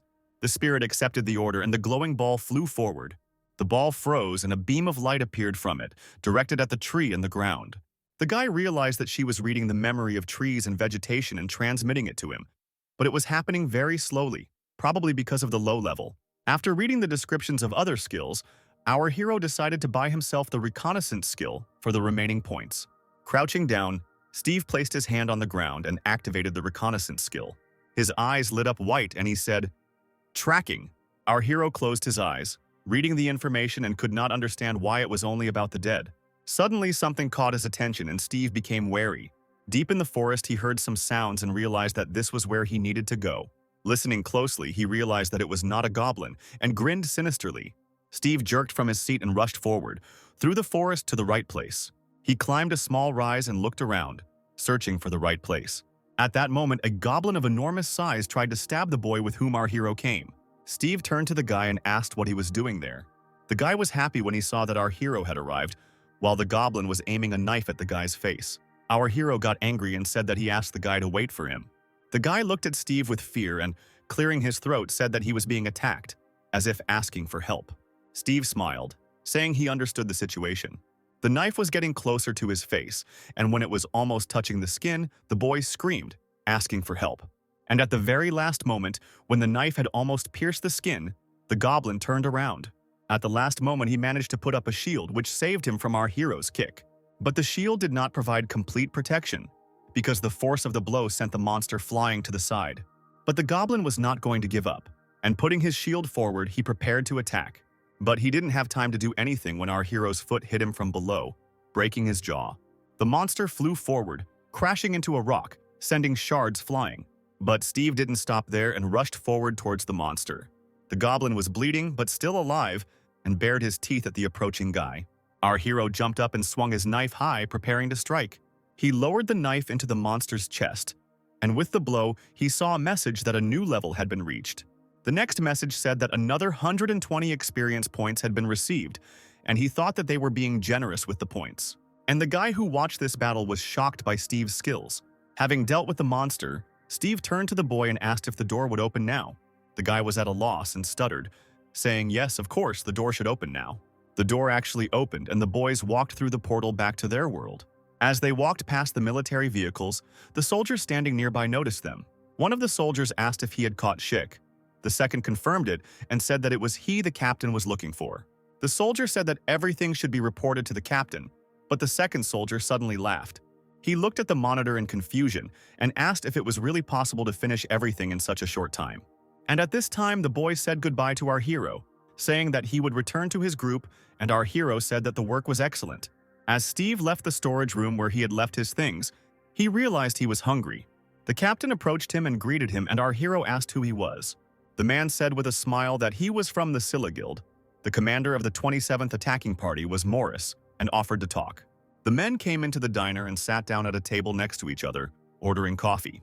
Our hero looked at the business card, asking again about Scylla's guild, and the man nodded in satisfaction. The man with a friendly smile invited our hero to join the guild, adding that it offered excellent conditions for growth. But Steve was clearly not interested in this proposal, and he refused, calmly sipping his coffee. The man did not believe that he had been refused and, frowning, looked questioningly at our hero. He thought about how he could really refuse him entry into the guild, and decided that he was trying to push his own value. Morris didn't give up and said that if Steve was already a member of the guild, then they were ready to make him a formal offer to join. But our hero was not attracted by this offer either, and he refused again. Starting to get angry, the man said that even though the guild was in fourth place, it didn't mean anything among the top guilds, and assured that if he was offered something, he was ready to make the best offer. After listening to the man, Steve abruptly put the cup of coffee on the table. With a melancholy smile, he said that he simply did not want to work under someone else. Morris didn't know what to say to this and just looked at the guy. Having finished this conversation, Steve went to his younger brother's house. Our hero entered his brother's room, but there was no one there. He looked around and said out loud that there was probably no one at home. Steve climbed up to the roof of the house and lay down on the table, enjoying the warm sun. He thought that probably his brother and his son were spending time together. An old woman with a basket of laundry on her head climbed onto the roof and asked why the young man was lounging there during the day. Steve smiled and invited Granny to join him, saying it was perfect weather for a nap. In response, the old woman asked if he couldn't see that she was busy hanging out the laundry. After looking at her, Steve stood up and began to help hang out the laundry, and the old woman occasionally made comments to him. Suddenly, she became serious and asked if he was really Chad's older brother. Our hero smiled and said that it was true without looking up from hanging out the laundry. Hearing the answer, the old woman became cheerful and said with a smile that it was amazing, asking if he had really grown up. Steve pretended to be angry and said that he had grown up a lot, and the old lady added that he was a rascal. The old woman added that it would be strange if he remained the same after the monsters attacked, people died, and the world turned upside down. She said thoughtfully that since Steve had returned after 10 years, he should take care of himself so as not to hurt him. Our hero realized that the old woman was very worried about his brother and smiled at her gratefully. Steve said that everything was fine. He wouldn't die that easily. And the old lady replied that those who say that usually die first. Chad and his son returned home, and on the way, they met an old lady. The guy asked if Steve was upstairs, and she replied that he was there. The boys went upstairs and joyfully greeted our hero, and the wolf cub ran ahead, wagging his tail. Steve put an envelope on the table, and Chad asked in surprise what it was. Our hero answered with a smile that there were $40,000 and asked his brother to pay off his entire debt. Chad took the envelope, not believing that there could be so much money in it, and asked where his brother got such a sum. But Steve decided not to answer this question and suggested that the guy go and give the money, and then they would have dinner together.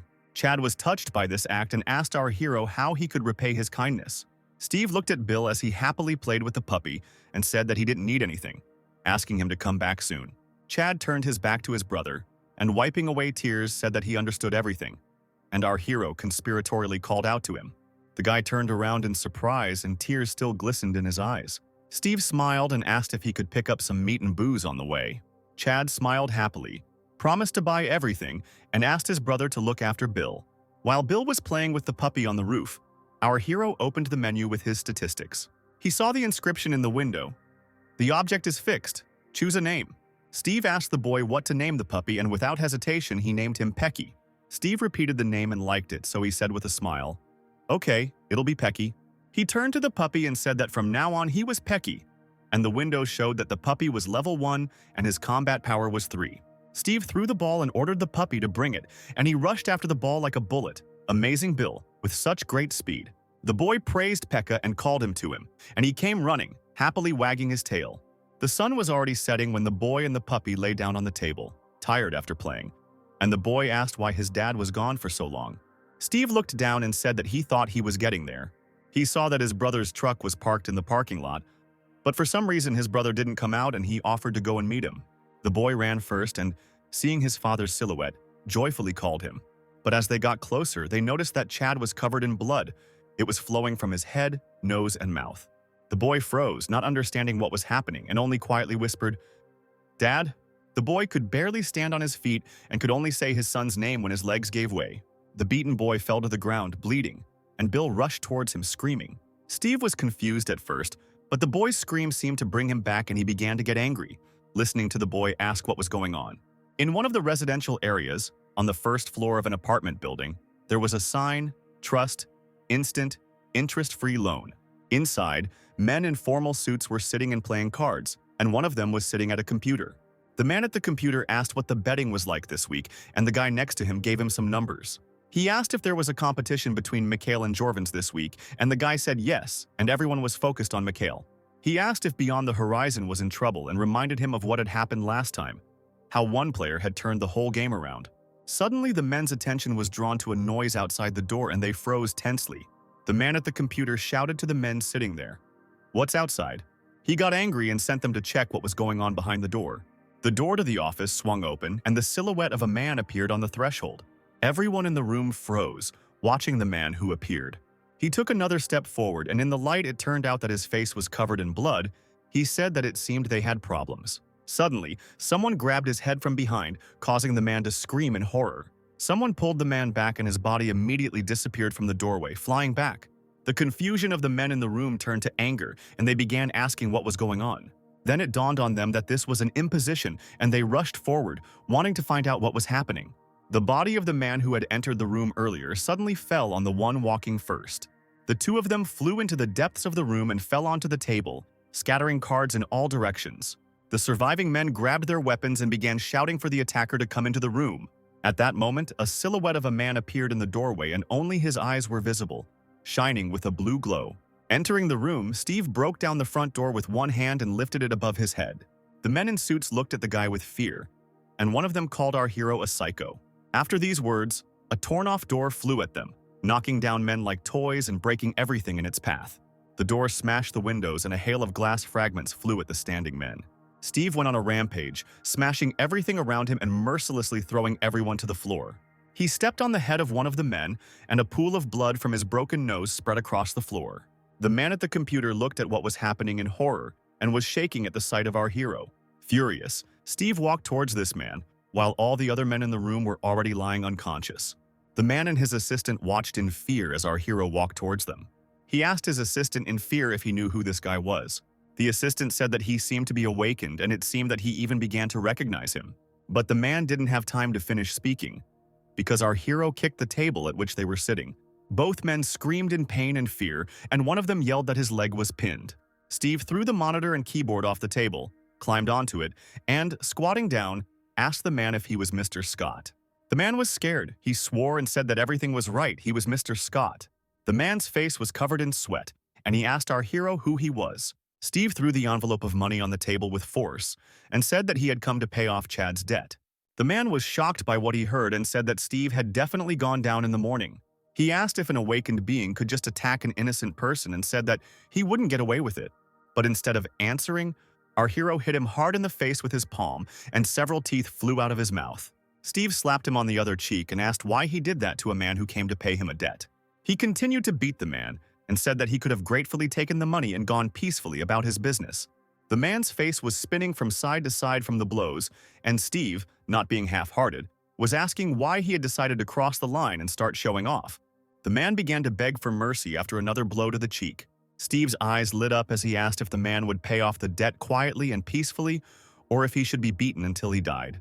Tears flowed from the man's eyes, and he, lisping because of his missing teeth, said that he would solve everything and do everything. Steve sat on the edge of the table, and every man in the room was on his knees, his head bowed. They all shouted in unison that the debt of the esteemed Mr. Chad had been paid. But our hero was not satisfied with this answer, and he ordered them to repeat it louder. The men shouted even louder that it was good that the debt of the respected Mr. Chad had been paid. Steve said that if he met them again, they would die, and advised to avoid meeting him. The men fell to the floor in a bow and said they would keep that in mind. Everyone looked tensely at the floor and heard our hero jump off the table. Mr. Scott also bowed his head and listened as our hero's steps became more and more distant. He was furious about what had happened, and his eyes showed a furious desire to avenge the humiliation. One of the men raised his head and looked around and said that the guy had already left. Grinning angrily with his bloody mouth, the man said into the void, "Does Steve really think that he has no connections?" and added that these two are already corpses. At this time, Captain Morris entered the office where the two men were sitting. He told the manager that it was urgent.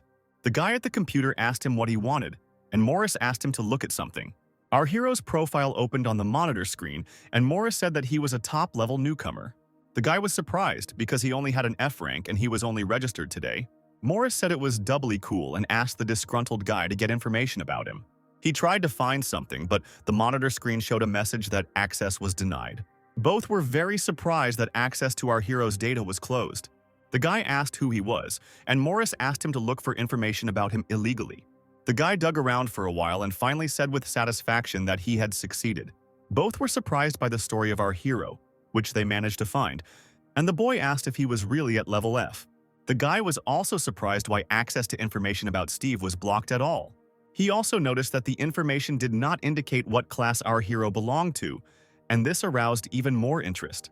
Morris asked the boy to test our hero's skills, but after checking the information, the guy could only ask in shock, "What kind of bread and water is this?" Morris didn't understand the guy's answer and asked him again what he meant. The guy asked the man in confusion if Steve had really caught Sheik using only bread and water. They immediately imagined our hero throwing buns and bottles of water at the huge man, and he asking him to stop. The guy also noted that they say that our hero disappeared 10 years ago, and added that this is very suspicious. The kid suggested that maybe Steve was a government agent, and Morris said that maybe he was a hunter. The man did not want to believe that in the end, our hero turned out to be a statesman. The boy told him to give up because he was almost 100% a government agent.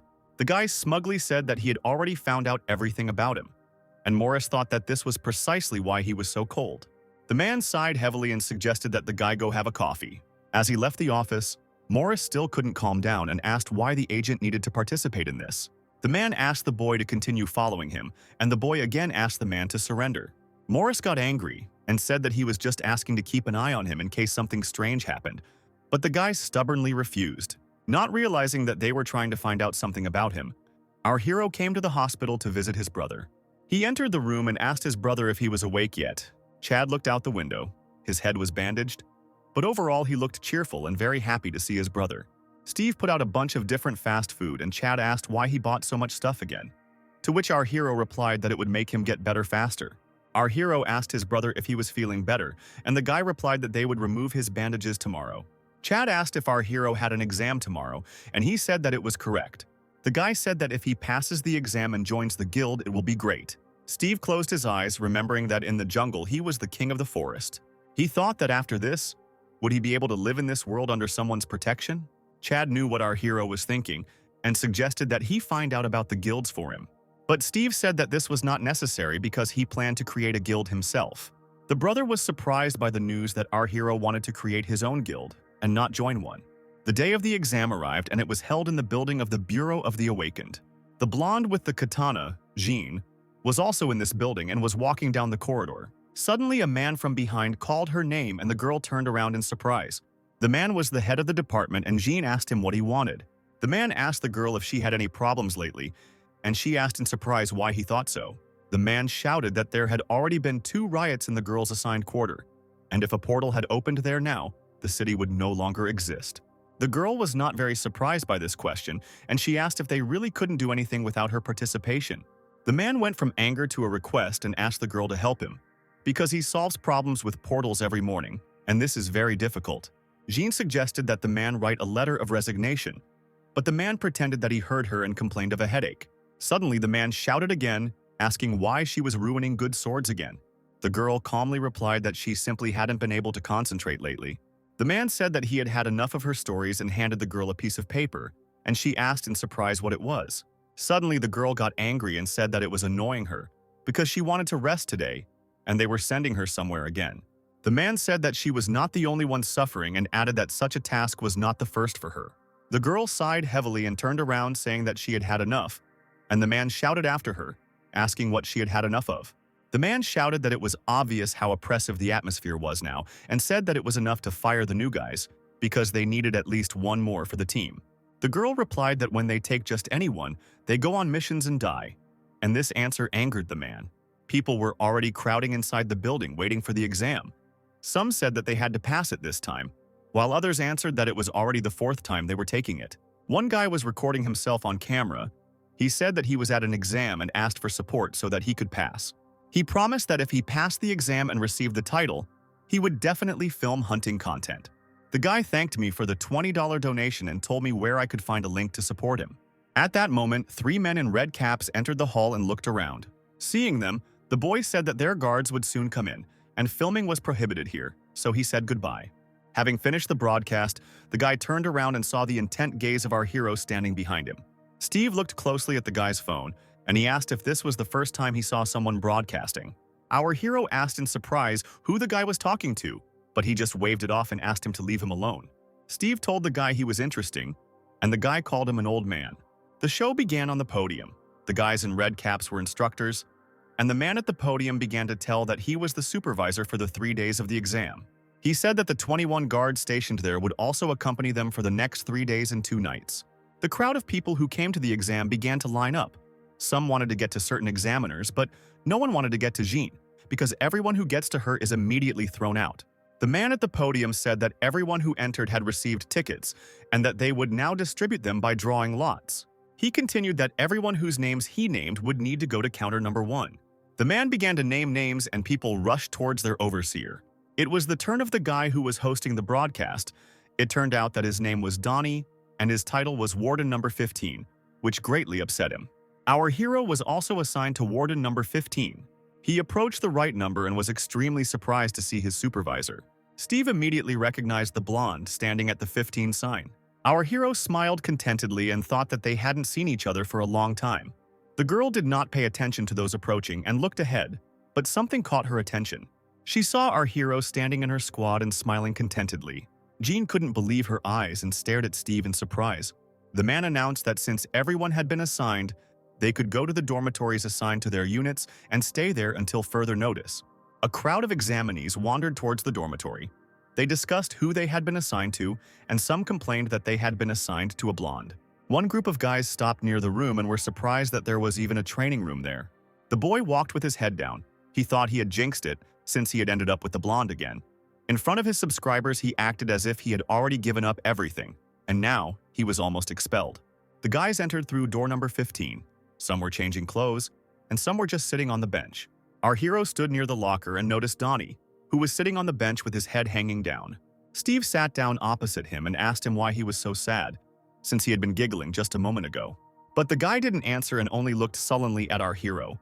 Donnie looked at Steve smiling and thought he couldn't believe this old man was on his team. The guy asked our hero with displeasure why he should be happy, but he did not understand the question. Donnie asked if Steve knew the character of that blonde, because it was not for nothing that they called her a witch. Our hero was surprised that Jean was called a witch and frowned. And the guy continued to say that if she wasn't in the mood, she would ruin the whole squad. and he complained that it turned out they had thrown 2,000 down the drain. Steve didn't understand Donnie's complaints and said that since you failed, it means you're weak. And what does the warden have to do with it? But these words clearly offended the boy, and he angrily asked again what our hero had said.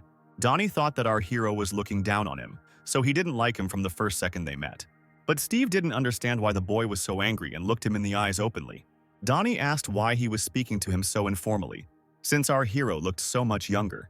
Steve smiled and asked if the guy wanted to deal with him. This was just the right place for that. The guys in the locker room froze, listening to the brewing scandal. Donnie got really mad and asked our hero if he really thought he was a weakling. And our hero decided to answer this rhetorical question by saying yes. This answer made Donnie lose his temper, and he told our hero that he was dead.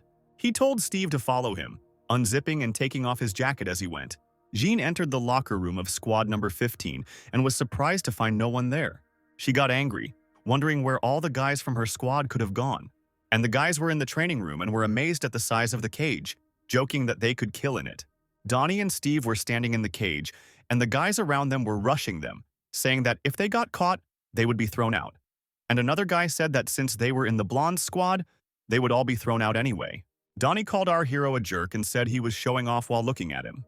The guy asked if our hero hadn't heard of Stone TV, and he is a promising YouTube fighter. But Steve didn't understand what the guy meant and asked what a YouTuber was. Maybe food. This question completely angered Donnie, and he said that Steve was definitely making fun of him.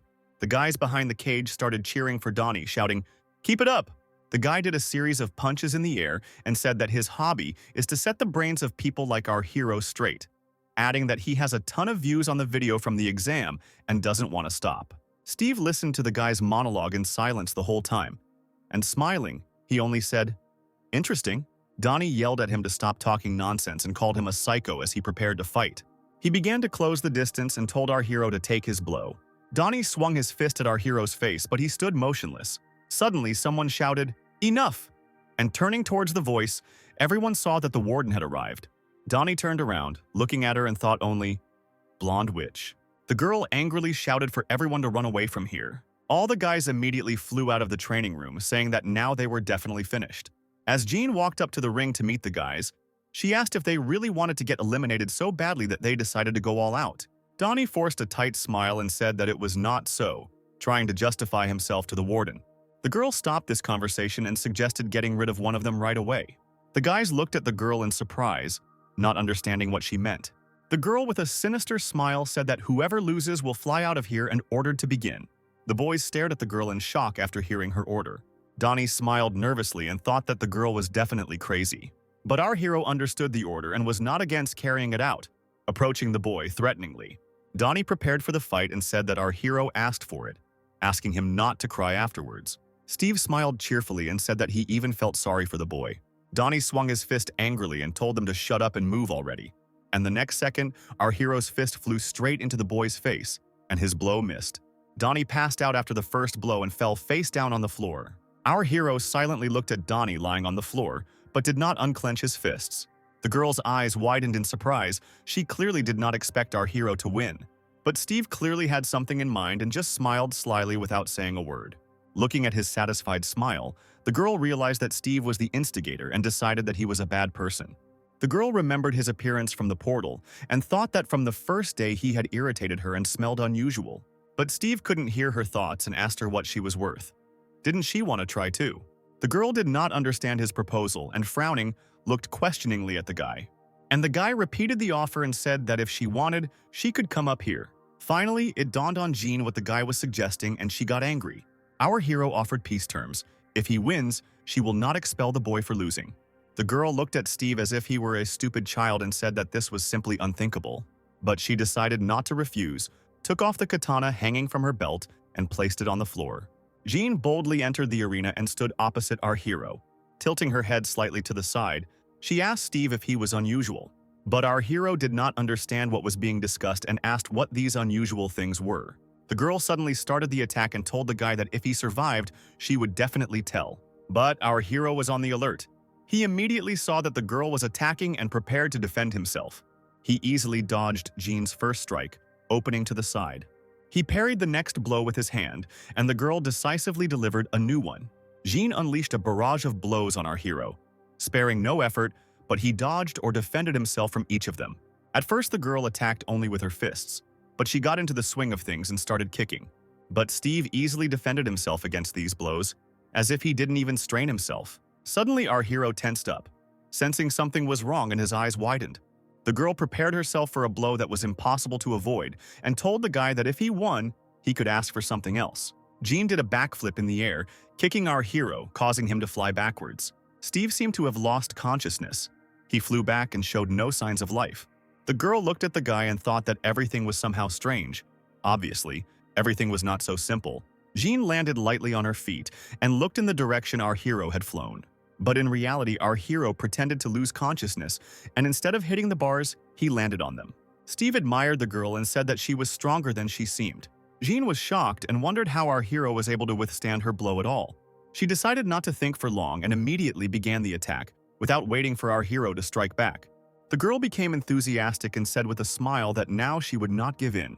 Jean kicked the guy in the stomach with such force that splinters flew from the ring. Our hero fell to the floor on his back, and the girl began an attack from above, preparing to deliver the final blow. But Steve easily dodged the blow, jumping to the side. Jean began to deliver a lot of punches, and our hero only defended himself from them. The girl decided to sneakily kick him, but Steve easily parried this blow too.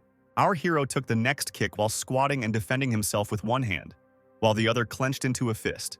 He smiled slyly, showing that not only was he unable to hit, but he was waiting for the right moment and swung his fist. The girl clearly did not expect this attack and only managed to curse. The punch hit the girl in the stomach, around which a blue glow suddenly appeared. Our hero's fist crashed into the blue light emanating from the girl's hands. But the blow was so strong that the blue glow shattered into small pieces, and the girl fell to the floor. Blue sparks danced around Jean like lightning bolts, and she slowly rose from the floor. She couldn't believe that our hero had broken her shield so easily. And our hero clearly got into the swing of things and, raising his fist again, said that it was now his turn. Jean was still sitting on the floor and looking at our hero's attack. She said out loud that he was definitely crazy. Steve's enthusiasm only grew stronger, and he shouted happily about how much fun he was having. The girl also smiled mischievously and said that the guy was definitely unusual, thinking that her intuition had not failed her after all. But our hero did not understand what unusual meant, and only looked questioningly at the girl. He was about to strike when the girl straightened up and extended her hand forward, palm out in front of our hero's face. With a serious face, without a trace of humor, the girl said that she had lost. Steve froze in surprise and asked why, because it was so much fun. Jean replied that the place was too small to use skills and promised that next time they would fight in a place with more space. Our hero said that he was very sorry and smiled sadly, not intending to continue the fight. The girl got a little angry, said that the guy can say whatever he wants, and repeated that she admits defeat. Steve asked if there were many strong women like her in the world, and the girl replied that she didn't think so. Our hero smiled contentedly and said that he then chose her and offered her to bear him a child. The girl did not believe what she heard and asked again what the guy had said. Steve saw nothing surprising in this proposal and repeated the offer to produce offspring.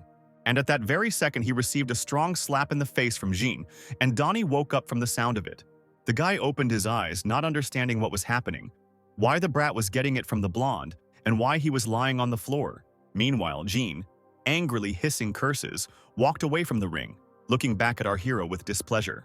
Then the pain began to reach Donnie, and he remembered that he lost after the first blow. He sadly remembered the girl's words that if he lost, he would drop out without even going to the exam. Donnie fell to his knees sadly, thinking how shameful it was to be kicked out so quickly. Suddenly he noticed our hero, who was leaving the ring, and glared at him angrily. He asked Steve, with tears in his eyes from anger, if he felt better after he humiliated him. But our hero, with a peaceful smile, answered him that he had not lost. Donnie didn't understand what our hero meant and, still frowning, asked him again. And none of those participating in this performance noticed that there was a surveillance camera hanging in the training room. And at this time, when Donnie and our hero were talking, the man in glasses was sitting in the office and looking at the monitor screen. There was a mixture of shock and disbelief on his face, and he asked out loud if Jean had really lost. Our hero told Donnie, who was sitting on the floor, to go and walked forward without looking back. The guy jumped up and said that Jean had said that the loser would be kicked out, so how could he stay? And our hero replied that he had asked not to kick him out. Donnie, his cheek red and swollen from Steve's punch, looked at him blankly and asked, "What?" The guy asked why the girl hit him then, and Steve replied that it was none of his business.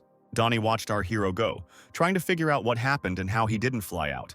Suddenly, Donnie remembered the slap and wondered if they had really agreed that he would stay if our hero could withstand the girl's blow. Tears welled up in Donnie's eyes at the thought, and his gaze was full of gratitude. He looked after our hero and thought that he was a man, a real man. The boy's emotions burst out. Tears flowed down his cheeks from gratitude, and he called our hero brother. Donnie stood for a moment, then ran after the guy, saying that they would go together. Suddenly, a male voice came from the speaker, saying that Steve needed to go up to the guard's office. The guys stopped in surprise. Donnie asked if it was his name, and our hero replied that apparently yes. He came to an ordinary door with a white sign on it that read, "Warden's Office." Our hero entered the office and sat down opposite the very man who saw Jean lose to him. Steve was a little worried and asked the man what he wanted. The man took out a voice recorder and warned the guy that everything said in this office would be recorded. The man said that he just saw a sparring match with Jean, who is a B-level awakened, and asked if our hero was unusual. Steve said that the girl asked him the same thing and asked again, "What does it mean?" The man frowned when he heard the question and looked at Steve silently. He said that apparently our hero had not yet become familiar with the information about the Brit's portal. The man began to say that now 3 planets are connected to the Earth by a bridge portal. The first planet is Aruka, friendly, with elves and dwarves as the main races, and cultural exchange and land trade taking place there. The Earthlings who were there return and spread many skills, such as magic and making artifacts. The second planet is Kuchon. It is a world where the Moman tribes and the Chungwon people fight for control of the planet. When the portal opens with the Chungwon people, an exchange occurs, and when it opens in the Moman lands, a war begins. The last planet is Midial, a world inhabited by warlike orcs as well as ferocious monsters. So when a portal opens there, clashes begin. On these 3 planets, there are those who have learned the skills of another world and returned. Their combat power is difficult to attribute to the rank of awakened, so altogether they are called unusual. Steve listened boredly to this pile of information and in the end said that it was all a bit complicated. But after thinking for a moment, our hero said that in fact there are not 3 planets. The man opposite looked questioningly at our hero, waiting for him to continue his words. He thought that if our hero wasn't from one of those planets, then maybe he was raised in a dungeon. But he immediately dismissed that thought, thinking that then he wouldn't be able to defeat level B. Without waiting for an answer from our hero, he himself asked where he came from. Steve said he told that bald doctor everything, that he lived for 1,000 years with wolves. The man froze. Listening to our hero's story, he did not say a word and only looked at him tensely. Steve broke the silence and asked if the conversation was over. The man caught himself and said yes. He was tense but still forced a smile and thanked our hero for listening to him, saying that he could return to the dorm. Steve left the office, and the man continued to stare thoughtfully at one point, thinking that the conversations were true after all. A man walked into the office and introduced himself as Senior Sergeant Sheldon. The sergeant saluted the man sitting in the chair and asked if he had been called. The man in the chair said he wanted to assign the boy the position of Warden number 15. The sergeant was surprised at first, but then he pulled himself together and asked if Jean was really not coming. The man clicked his tongue in irritation, adjusted his glasses and said that she had run away. Sergeant Sheldon did not believe the answer and asked again how she had escaped. The man became serious and said that there was Steve in Team 15. The sergeant needed to keep an eye on him until the exam was over, and then he needed to send a report on his actions. An announcement came from the loudspeakers in the dormitory that everyone needed to put on their uniforms and gather at the stadium. Upon hearing it, the guys began to grumble that it had begun. In the hall, the guard stood next to the numbers on the signs and gave the order to stand in line according to the numbers. Sergeant Sheldon stood at the sign marked number 15 instead of Jean. The guys from his group, seeing that the blonde was gone, immediately rejoiced at this and decided that he had replaced the girl. The man in the red cap smiled and said that he was the new warden and his name was Sheldon. He said that today's exam was a 100-meter run in 9 seconds and 40 triathlons in an hour, asking if it wasn't easy. The guys in the group immediately began to complain that this was unfair because everyone had their own individual characteristics. Meanwhile, a plump girl was running on the treadmill. The warden said that she was being eliminated because she had run the 100 meters in 13 seconds. The girl said she was a healer. Shouldn't they lower the bar? But the warden said that the monsters wouldn't run slower after her if she was a healer. The warden called out group number 15 and called Donnie to the start. He said with a smile that 100 meters in 9 seconds was funny, and the guy from his group started complaining that he was already scared. Donnie made the victory sign with his fingers and asked our hero to cheer for him. Immediately after the whistle, he rushed to the finish line with a victorious cry, raising dust behind him. The warden looked at his stopwatch and said that he had run in 8 seconds, which meant he had passed. The guy in the red cap called out the next one, and it was our hero. Steve stood at the start, resting his feet on the special supports, and looked straight ahead. Donnie screamed at the top of his lungs, supporting the boy, while the rest of the group stood to the side, watching. Immediately after the warden's whistle, our hero rushed forward with such speed that it was impossible to keep track of him. Donnie, like everyone else who witnessed the run, looked at the clouds of dust in shock, not believing that a person could move like that. At that very moment, the phone rang in the man's office. It was Sergeant Sheldon. He reported that Steve had passed the exam and his results were shocking, adding that he would send a video. The man immediately tensed up and asked about the journalists. The sergeant turned around and saw how the men with cameras came to life and began actively photographing our hero. The woman in the office picked up the ringing phone and introduced herself as the manager of the Returned Persons Management Bureau, while the caller introduced himself as Major Swan. He said he had just sent her a couple of videos of Steve and asked her to look at them now. Looking at the video, the girl was clearly amazed by what she saw and could only ask, "What?" The screen showed a recording of our hero's run. The man said that apparently the major was a liar and added that it was now becoming obvious that the interview with the doctor was truthful. Looking at the video, the girl hoped that all the doctor's answers were true. She thought that if the patient was unusual and all his statements were true, then Steve might be a returnee from the 4th unknown planet. The girl ordered the man to bar journalists from entering. The guy looked at the screen of his phone and was confused. He said that it seemed they were already too late because he had found an already published article about Steve and his outstanding exam results. The girl got angry and told him to immediately sort out the articles and impose a ban. Journalists swooped down like flies to honey, some holding cameras, some holding video cameras. Seeing our hero, they all started asking him to say a few words, to spend time with them, or to give an interview. Steve looked at the screaming crowd with confusion, but did not answer them. The girl at this time was thinking that if she had gone through the portal without a protective suit, she would have received rank F due to the dispersion of spatial energy. And then she remembered that the problems in the center began just at this time. At that very moment, security guards burst into the hall and began detaining journalists. And the girl thought that if he really did return from the 4th planet, then the initiative for its development would go to them. The security guards blocked the passage for the journalists and did not let them through, despite their requests. The examinees gathered at the table and discussed Steve and how he was the reason so many journalists had gathered. Journalists were making noise behind the opaque windows, and our hero and Donnie were sitting at the table and eating. The guy looked at our hero with delight, hearing the journalists arguing outside the window. Steve, however, paid no attention to the commotion and calmly devoured a huge portion of lunch. Donnie thought that everything was right.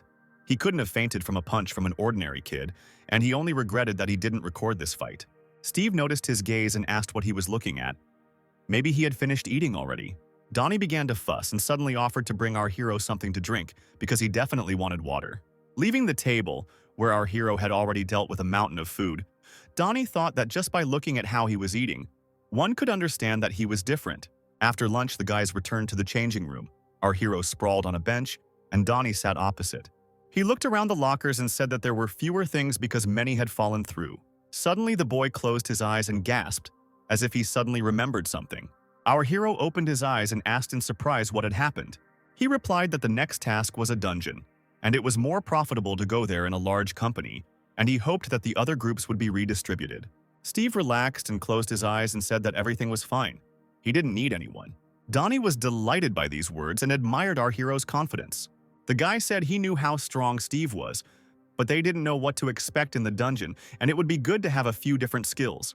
Steve said that was bullshit and changed the subject by saying that when they first met, Donnie was saying something on the phone. What it was, and the guy replied that it was YouTube. Our hero even rose from the bench, not understanding what kind of word this was. YouTube. Donnie was surprised that he really hadn't heard of this site and asked if our hero had really come down from the mountains, and he said that you could say so. The guy looked at Steve in surprise and wondered what kind of concept this was. Donnie took the phone, walked up to Steve, and said that this was YouTube, showing the video. He pointed to a number and said that it was the number of subscribers, and next to it was the number of views. Steve was interested in one video with a lot of views, and Donnie replied that it was a mukbang. In the video, the girl sat in front of a variety of dishes and bit off a huge piece of meat, which delighted our hero. Seeing Steve watching the video with interest, the boy thought he had an inhuman appetite. Donnie said he knew a lot of YouTubers who filmed similar things and said he could arrange a joint video. And our hero said he remembered the promise. The boys smiled indulgently, looking at Steve's violent reaction. Our hero turned to Donnie and told him that it turns out he was a good guy. Donnie recalled how he attracted the attention of journalists and thought that he had the potential to become a YouTuber because our hero is strong and handsome. Watching Steve watch the video, he thought it was only a matter of time before the guild recruited him, especially if he gained combat power in the dungeon tomorrow. And our hero repeated that he liked Donnie and invited him to join his clan. Upon hearing this proposal, the boy did not immediately understand what was being discussed. They sat and looked at each other in silence, Steve waiting for an answer, and Donnie couldn't believe the offer. He finally managed to speak and asked if he was really creating a clan and not joining a guild. And our hero calmly replied that everything was exactly like that. Donnie was overwhelmed with emotions. Not only could he join the clan of the most talked about hero, but he would also shoot a video with him. Then that would be it. He remembered his childhood when during a sparring session, after another blow, he fell into the ring. Donnie thought he had a difficult childhood, living in poverty. He trained hard but still failed the licensing exam every time. But he didn't give up. But due to the cataclysm, all his dreams were erased. And his friends suggested that he become awakened and get a license because boxing cannot make money. Donnie grabbed YouTube like a lifeline when his friends didn't believe he could make it.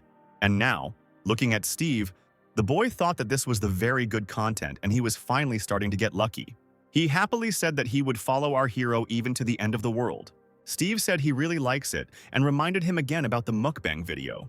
Tears streamed from Donnie's eyes and he said that he would not forget. And to himself he thought that success depends on connections. Steve asked why the guy suddenly started crying, and he asked not to pay attention to it. Donnie became serious and said that in fact you can only start your own clan with 3 members. Suddenly the guys heard the door to the locker room open sharply and someone entered. They turned around and looked questioningly at the man who had entered, studying him. A bald guy in monk's clothes stood in the doorway with a weapon behind his back. The boys looked at the guy with distrust, waiting for him to say something. But Donnie was the first to speak, asking where the monk was from. The guy replied that he was assigned to team number 15, his name was Munch, and at the end, he added Mwamata Buddha. The guys were very surprised and Donnie asked out loud how a Buddhist could be a hunter. The monk didn't answer and only looked questioningly at the guys. Suddenly, a voice came over the speakers, announcing that everyone was invited to gather in the briefing room after they had changed into their combat suits. After hearing the announcement, the boys were surprised that a meeting was about to take place. Donnie grumbled discontentedly that not only were they being assembled at night, but they were also being assembled in combat suits. Steve asked thoughtfully if the dungeon raid wasn't tomorrow. The monk said that, depending on the circumstances, the raid could begin earlier and again added Mwamata Buddha. Donnie was shocked by this news and asked how they could start without warning. Everyone gathered in the room and the head warden said it was time to begin the briefing. The major began to explain that for the test, they would go down into the dungeon. It is located at the 5th station and is under the supervision of the Phoenix Guild. When our hero asked about the guild, Donnie said that although this guild is not among the top best, it is also pretty cool. But Steve was interested in something else and asked what under surveillance meant. Donnie was surprised by this question, and he finally decided that our hero was not from here. He said that it is difficult for the state to manage all the portals that appear and disappear every day, and it hires clans for protection. A private clan that has signed a contract becomes a guild, and the more dungeons, the more people come to the guild. Steve said that, simply put, it is a hunting game where the state can make money, and Donnie confirmed the guess. Our hero thought he wanted to create a clan because he missed life in a wolf pack. Suddenly, he smiled slyly and said out loud that it was possible to govern an entire state. Donnie continued to say that it was good to have your own dungeon, but for that you needed to get permission to use it. Steve didn't seem to listen to him and said that their goal now was to create their own guild. Donnie smiled nervously and said that they needed to pass the exam first. Steve looked at him absently, and Donnie thought he looked like an idiot now. The major continued his briefing. On the screen he showed what the dungeon looked like now and said that it was abandoned 15 days ago, level 1. This is not a simple dungeon, but has its own labyrinth. If the monster is weak, it will be more fun to receive and deliver spatial energy if there is a lot of it. The man said that the briefing for the raid in dungeon number 1 was starting now. Donnie thought that since it was a maze, wasn't the problem with the monsters. If you did something wrong, you could get trapped. He grabbed his head and said out loud that he could use some intelligence skills right now. Steve heard these words and told the guy that he had this skill. Donnie was happy at first, but then he began to think that the exam had not even started yet, and he had already acquired a skill that was worth more than 20,000. Suddenly, the guy had a thought. What if our hero is actually rich? The monk looked thoughtfully ahead, barely listening to what they were saying around him. Donnie got his attention by asking about his awakened skill. Munch looked down thoughtfully, as if deciding whether to speak or not. After thinking, he decided to talk about the skill, but said only one word, Thevarada. The monk's thoughts were transported to memories of the past and the attack of monsters. Munch sat in the temple, opposite the statue of Buddha, and meditated. In his hands he held a Tibetan bowl, with which he produced a sound that echoed throughout the temple. It seemed that the monsters heard this sound, and it attracted them. Soon, a huge crowd of monsters gathered near the temple, and everyone rushed towards the temple building. Another monk burst into the room where Munch was meditating, shouting at him to stop immediately. Not understanding what was happening, the monk asked what brought him there at such a late hour. But the man only shouted for him and the chief monks to get out of there immediately. At that moment, a huge monster appeared behind the monk, preparing to attack. The monk was pulled out of his memories by the major's voice, announcing that the briefing was over. The boys continued to look questioningly at the monk, and Donnie quietly asked what was wrong with him. The major said that they would move to the target point and begin attacking the monsters under the supervision of the guards, and reminded them to read the manual again. The man said he wished everyone good luck, and the buses set off to their destination. The buses arrived at the portal, glowing with blue light, and were watched from above by a helicopter. The guards urged the boys on, asked them to listen to instructions, and warned them that if they didn't get ready now, they wouldn't get out of there alive. The warden asked Team 15 if they were ready, and Donnie advised Steve to secure his gear better. Sheldon said that once they get inside, they can pretend he's not there, complete freedom of action, and added that even if the team does well, they could be left behind due to individual scores. Donnie got a little nervous and said that there were only 3 of them on the team. Would he help them if something happened? Sheldon smiled meaningfully, but said nothing and told them to move on. Getting off the bus, our hero asked Donnie why he was so scared. The guy smiled guiltily and said that he wasn't scared, but he couldn't finish the sentence. The monk was also calm and asked the warden if he could use his personal weapon. The warden replied that of course they could, and the boys headed towards the exit. Donnie was surprised again, this time by the monk, because this was only an exam, and he already had a weapon made of dimensional matter ready. The guard at the portal escorted the 14th team and told the 15th to go forward to the right door. Sheldon smiled contentedly and told the boys to come in. The boys walked into the portal, listening to the warden say that their team had entered. Steve walked forward, and Donnie wondered why he was walking ahead. It was scary. He decided to stop our hero and told him that there was danger around. But then he covered his mouth with his hand in fear. He thought that now his grade would be lowered, because the main thing was to quietly enter and get to the safe zone. Suddenly, from somewhere to the side, a monster that looked like a skeleton in a robe jumped out at our hero. But Steve didn't even bat an eyelid and blew the monster's head off with one blow. Donnie said that his screams attracted the monster, but they defeated it and added that Steve was perfect, as expected. Donnie asked Steve if he would use the recon skill if something went wrong. Suddenly, everyone heard a click, and the tile under one of the guy's feet began to shine. Munch looked down at his feet in surprise when he heard a click. Donnie immediately realized what kind of tile it was and started telling his friends about it. And along with the word trap, a hail of arrows fell upon the boys. The monk reacted instantly and quickly grabbed the weapon behind his back. He again returned to the memories of the attack on the temple, when the military rained missiles down on the monster. His mentor, who tried to save the boy, fought off the monsters with all his might. He was all wounded, but did not give up. Munch cried and asked the man to forgive him, because everything that happened was his fault. The missiles reached the monsters, and along with them the temple was destroyed. And now, on the battlefield, Monk deftly fought off a hail of arrows with a stick that had been behind his back all this time. Donnie admired his skills and said that he had excellent weapon handling.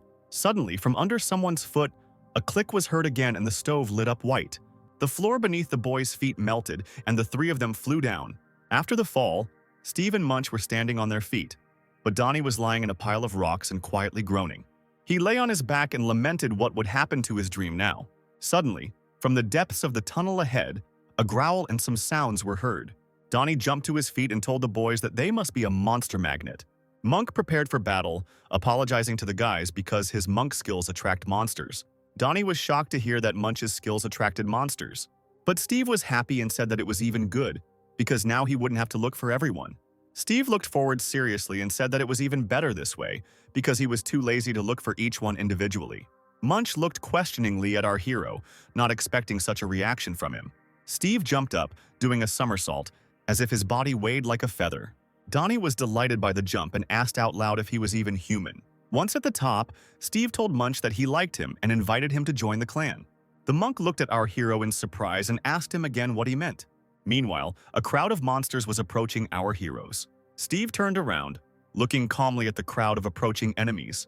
He activated the reconnaissance skill and his eyes began to flicker with a blue light. Thanks to his skill, he was able to identify the main monster in this crowd. Steve saw the monster he needed.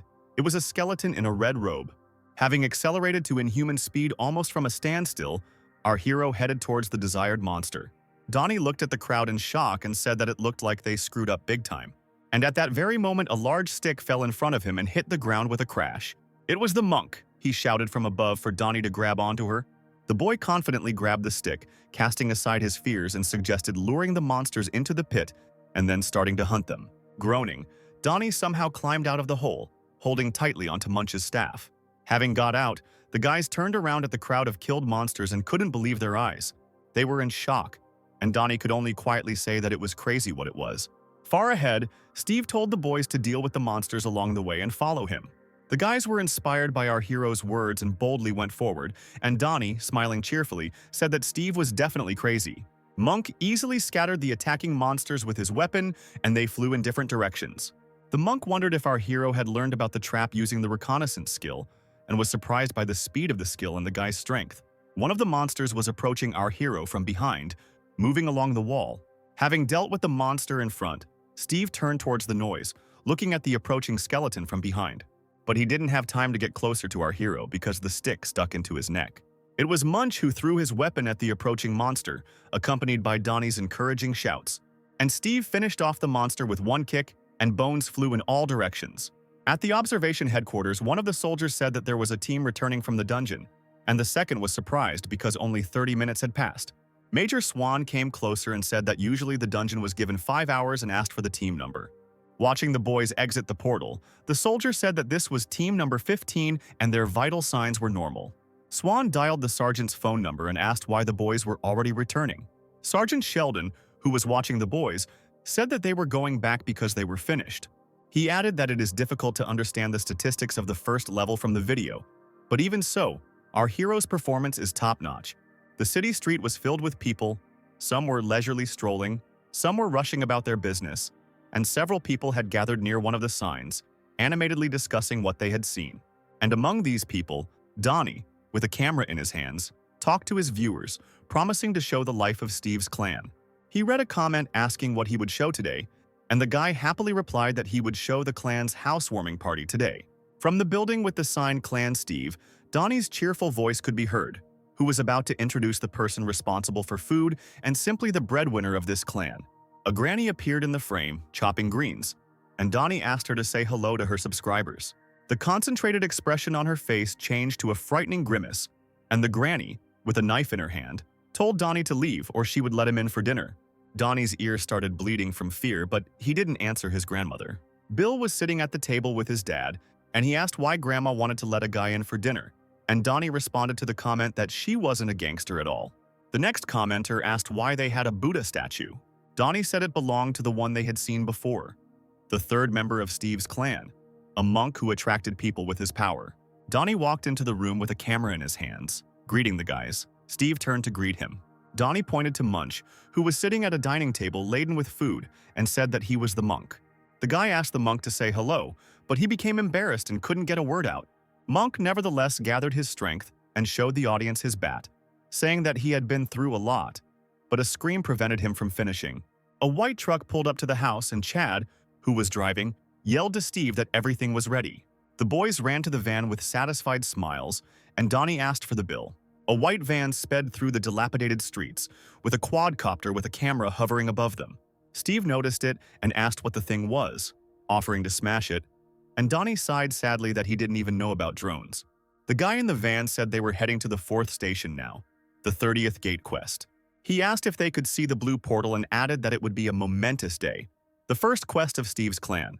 Donnie said with a smile that his skill was video memory, and he would upload the video to YouTube when they returned. The guys entered the portal. There were a lot of bats around them. Steve was surprised by this, and Donnie said that this was their dungeon. The boy asked if our hero had a long-range skill and he replied that he didn't have one. Donnie frowned thoughtfully and asked how they would catch the monsters then. Munch, who had remained silent until then, confidently told them to leave it to him. Steve and Donnie looked at the monk with surprise and disbelief. Munch dropped to one knee and began to hit the bull with his stick, causing a ringing sound to be heard. The bats began to gather together above the boys' heads, and Donnie asked in surprise if it was because of the monk's thing that they began to behave like this. The bats began to gather in a flock and began to rapidly approach the boys. All the mice flew towards the monk, who was already ready for battle and raised his bat, preparing to repel the attack. Munch began swinging the bat furiously, and a ring of fire formed in front of him, burning the bats. Suddenly, a bat of unimaginable size appeared in front of the monk, and Donnie exclaimed enthusiastically that they had finally dealt with this dungeon. At that moment, Steve struck the giant bat, cutting it in half. Finishing off the remaining mice, Donnie said contentedly that the mission was accomplished. Sitting over a mountain of dead monsters, Steve said that the door had opened and they needed to hurry, and Donnie said he would make another one. At headquarters, a guy approached a girl sitting at a table and she sighed heavily, looking at the monitor. The guy reported that they had walked around the headquarters 4 stations and could complete 20 missions a day, and now they had incinerated a dungeon nearby. Reading the comments under Donnie's video, the girl grabbed her head and said that they barely imposed an embargo, but it turned out that Steve's clan has a streamer. The guy said that this video was already in 3rd place and asked if they needed to do anything. The girl replied that she was aware of the popularity of the video, but suddenly something distracted her attention. This was a video of a fight between Russian bear Mikhail and Hero. The video said he silenced him with his special move and named his next opponent. Hero's next opponent, a tall, brunette man with long hair, looked strong and confident. He was also unusual. The video asked the question of what if the state quickly intervened and encountered the guy's second appearance. The girl suddenly stood up from the table and told the guy to get ready for contact with our hero. She confidently took the jacket and said that she would go to the meeting in person. The market square was bustling with activity, with vendors loudly calling out to customers and offering their wares. Our guys were sitting at a table in the cafe.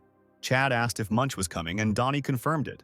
Steve asked with interest where he had gone, since there were no temples anywhere nearby. Chad said that Munch was living in the city with the survivors of his temple, and Donnie complained that without him, their effectiveness was diminishing. Chad asked Steve if it wasn't a good idea to take a day off since their clan had already risen so well. Donnie was happy about this news. Chad said that their capital was already 80,000.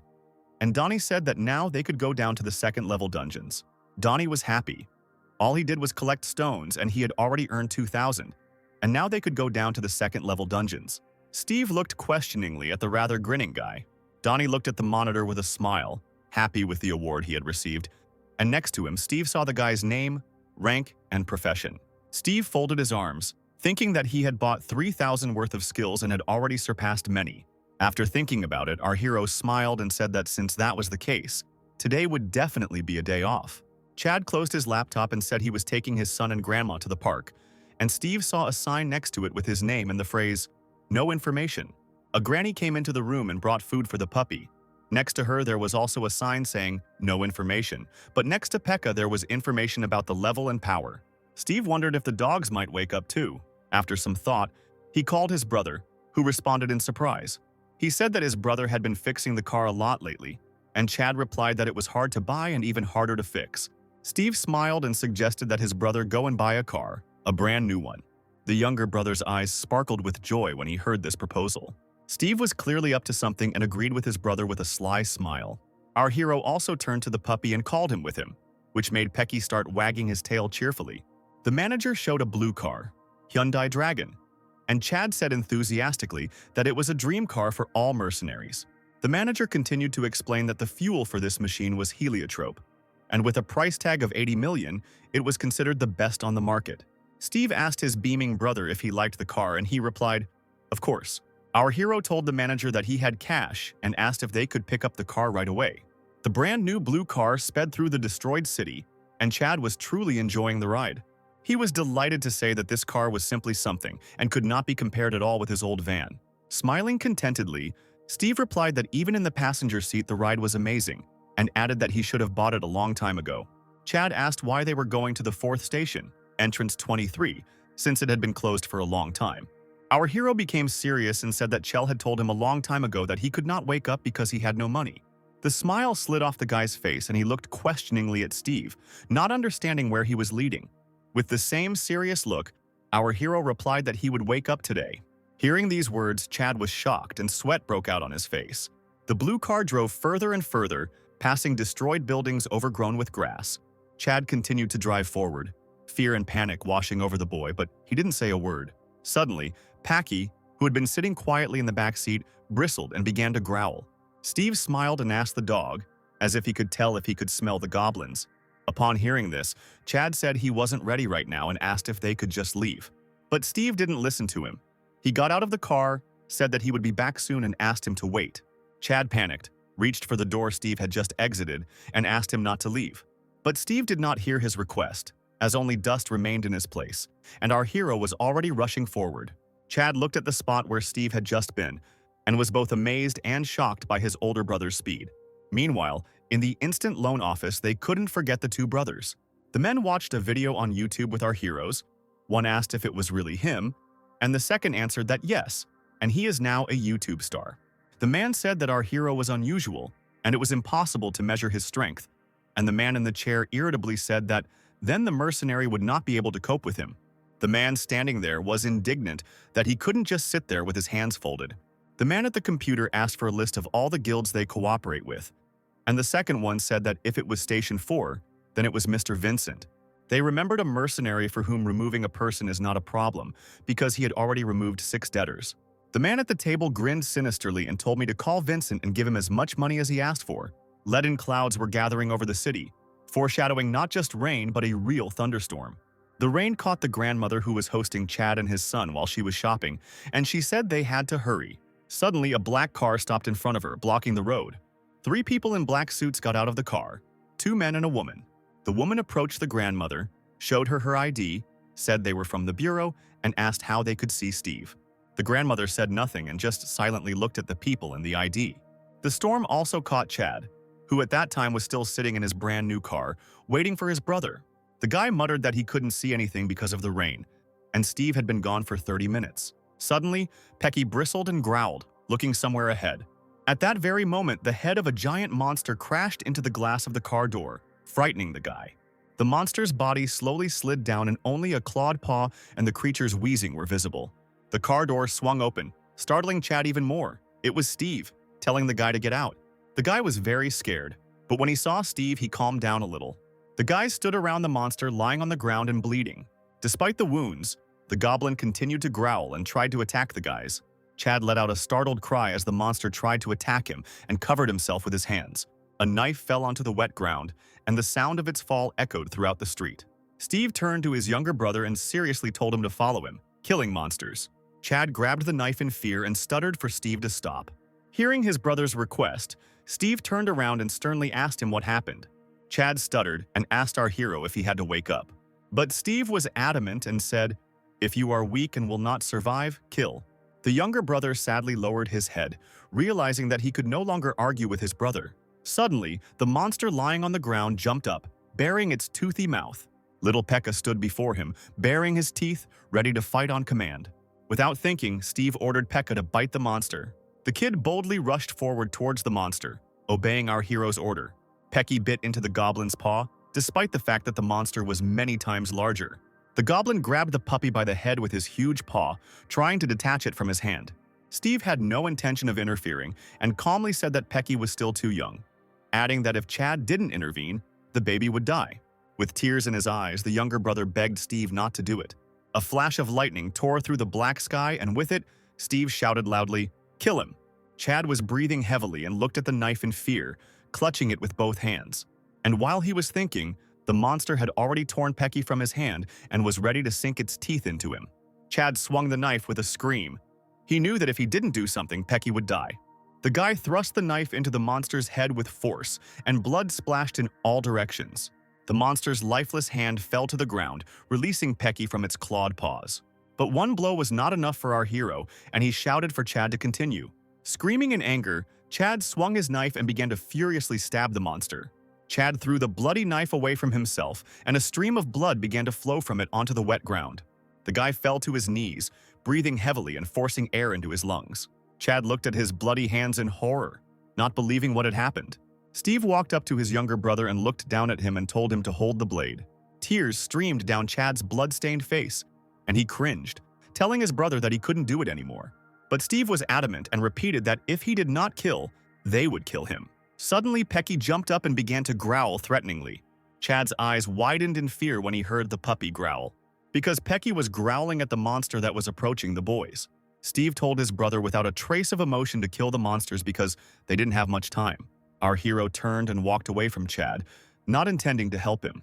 Looking at the back of his brother as he left, Chad called out to him again pitifully, and tears welled up in his eyes again. The scene from the past came back to him, with the bullies bullying Chad and Steve walking by. He walked with his head down, pretending not to notice how his little brother was being bullied. And then, as now, Chad reached out to his brother, calling him and asking him not to leave. But Steve in the past, without even looking back, moved on. Even now, in the pouring rain, Chad saw the back of his older brother walking away. Tears streamed down Chad's cheeks as he called out for his brother again, knowing he wouldn't come. And along with this thought came the realization that the fear on the guy's face was replaced by determination, and his gaze became stern. The younger brother watched as his older brother left, but he no longer called him or asked him to come back. Chad reached over and picked up the bloody dagger he had thrown earlier. The goblin growled and bared his toothy mouth, intending to kill Chad. As if in a trance, the guy began to rise, tightly clutching the dagger in his hand. He said quietly that his brother had always been like this, without addressing anyone. Lightning lit up the sky again, and with it, Chad rushed from his place towards the screaming goblin. He pierced the monster's head with such force that the tip of the knife came out of its head. Chad woke up, his eyes glowing red, and he hissed softly at the screaming monster to shut up. He thrust the knife deeper into the screaming monster's mouth, ignoring the splashes of blood. There was no longer any fear or alarm on Chad's face, only bloodlust and hatred. He pressed even harder on the blade and yelled at the monster to shut up already. The dagger emerged from the monster's head, cutting it in half and leaving behind a fountain of blood. But this was no longer enough for Chad, and he leaned over the monster's body, screaming, "Die!" He plunged the dagger into the dead body again and again, continuing to scream for it to come down. Chad stood over the body of the mangled goblin, breathing heavily and air whistling out of his mouth.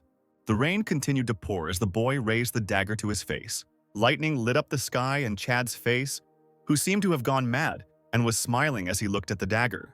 At that moment, another goblin approached him, clutching his hand with a dagger, and his mouth was very close to Chad's face. The goblin pounced on the guy, and they both flew down to the ground. Chad plunged the dagger into the goblin's toothy, drooling mouth. He swung the blade harder, cutting the carotid artery, and blood flowed like a fountain onto the guy. With the goblin dealt with, Chad walked forward, muttering under his breath that it was sticky and going up his arm. The feeling of cutting into flesh. The crazy smile never left the guy's face, and he whispered nonsense. "What are you doing? Don't, save me." Looking at the building on whose roof our hero was sitting, Chad laughed. Steve saw that his brother had awakened and his status had become a cold-blooded killer, which surprised the guy. Looking down at the boy, Steve said what a cute little brother he had. Steve asked Chad, louder now, if he happened to work part-time at a slaughterhouse. Chad was unrecognizable. His eyes were mad and filled with hatred and murderous lust. But Steve didn't react to his brother's changes and told him to get up. Giggling stupidly, Chad obeyed his brother, but the aggression in his eyes was still visible.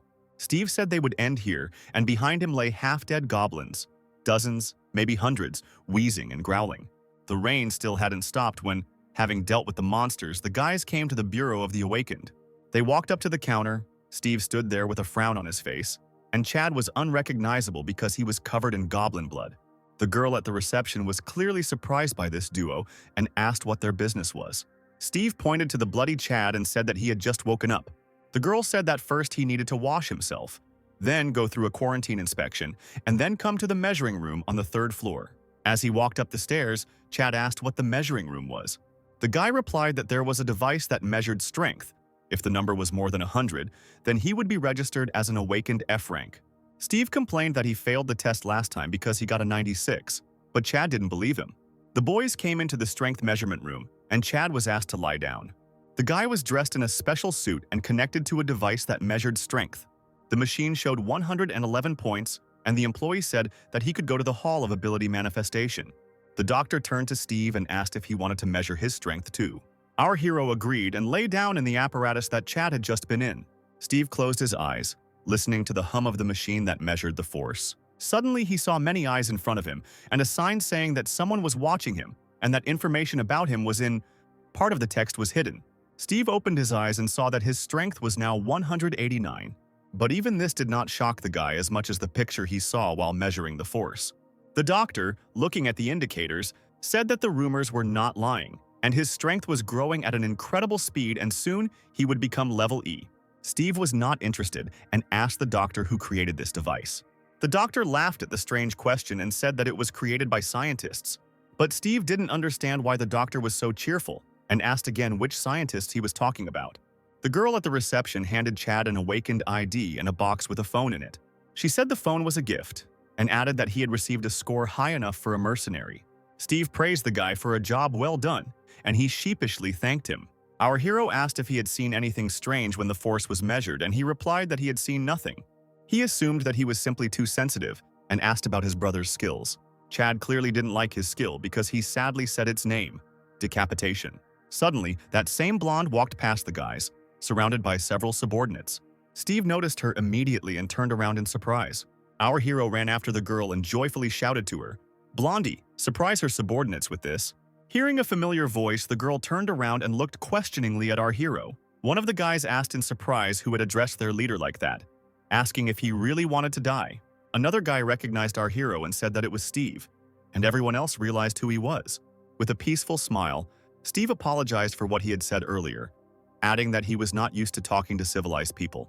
But the girl interrupted him, saying that everything was clear to her and suggested that they never meet again. Jean moved on, and the guys began to discuss how quickly she turned down our hero.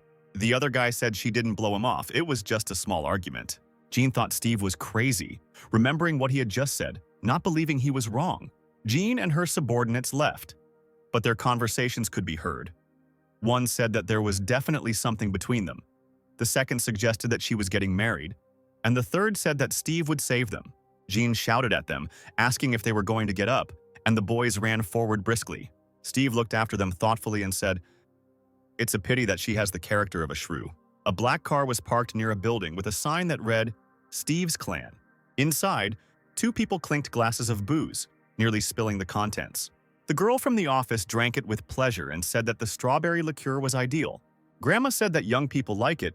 Her son-in-law insisted on it for 10 years but never got to try it. Finishing the tincture, the girl sincerely said that she wished death on all monsters. Granny smiled broadly and said that she spoke very beautifully. The girl, in turn, said that this dumpling soup was the best in her life, and the granny added that it would go perfectly with a drink.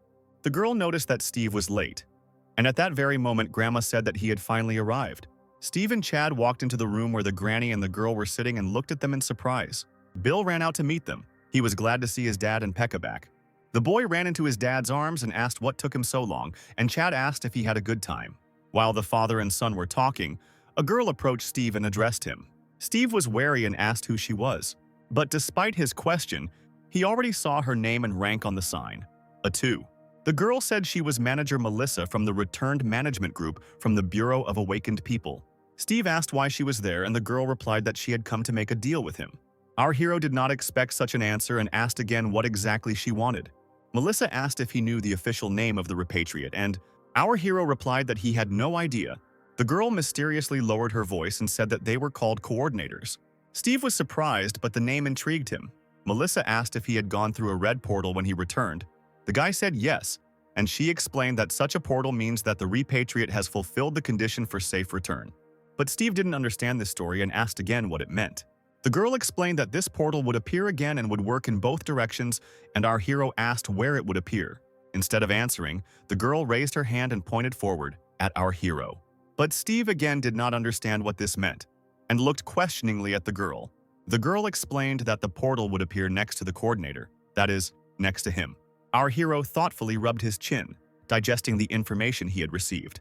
He remembered the pack of wolves he had lived with for 10,000 years in another world and thought he could meet them. Melissa said that their administration assumes that this will be a 4th new planet. The girl added that if their guess is correct, then their country will have the only planetary portal to the 4th planet in the world. But all this was not interesting to Steve, and he asked when this portal would appear. Melissa replied that the portal would appear within 99 days. Our hero asked the next question, asking what she wanted from him. Melissa said that until the portal opens, he cannot travel abroad. Steve did not expect such a condition and asked in surprise, "Why?" The girl answered directly that they did not want Steve to become the second hero. But our hero was not familiar with this name, and he asked who it was. Melissa was surprised that Steve wasn't familiar with Hero's case. She said that Hero is #1 in the world, and he used to be a citizen of their country. Steve asked with interest what that meant.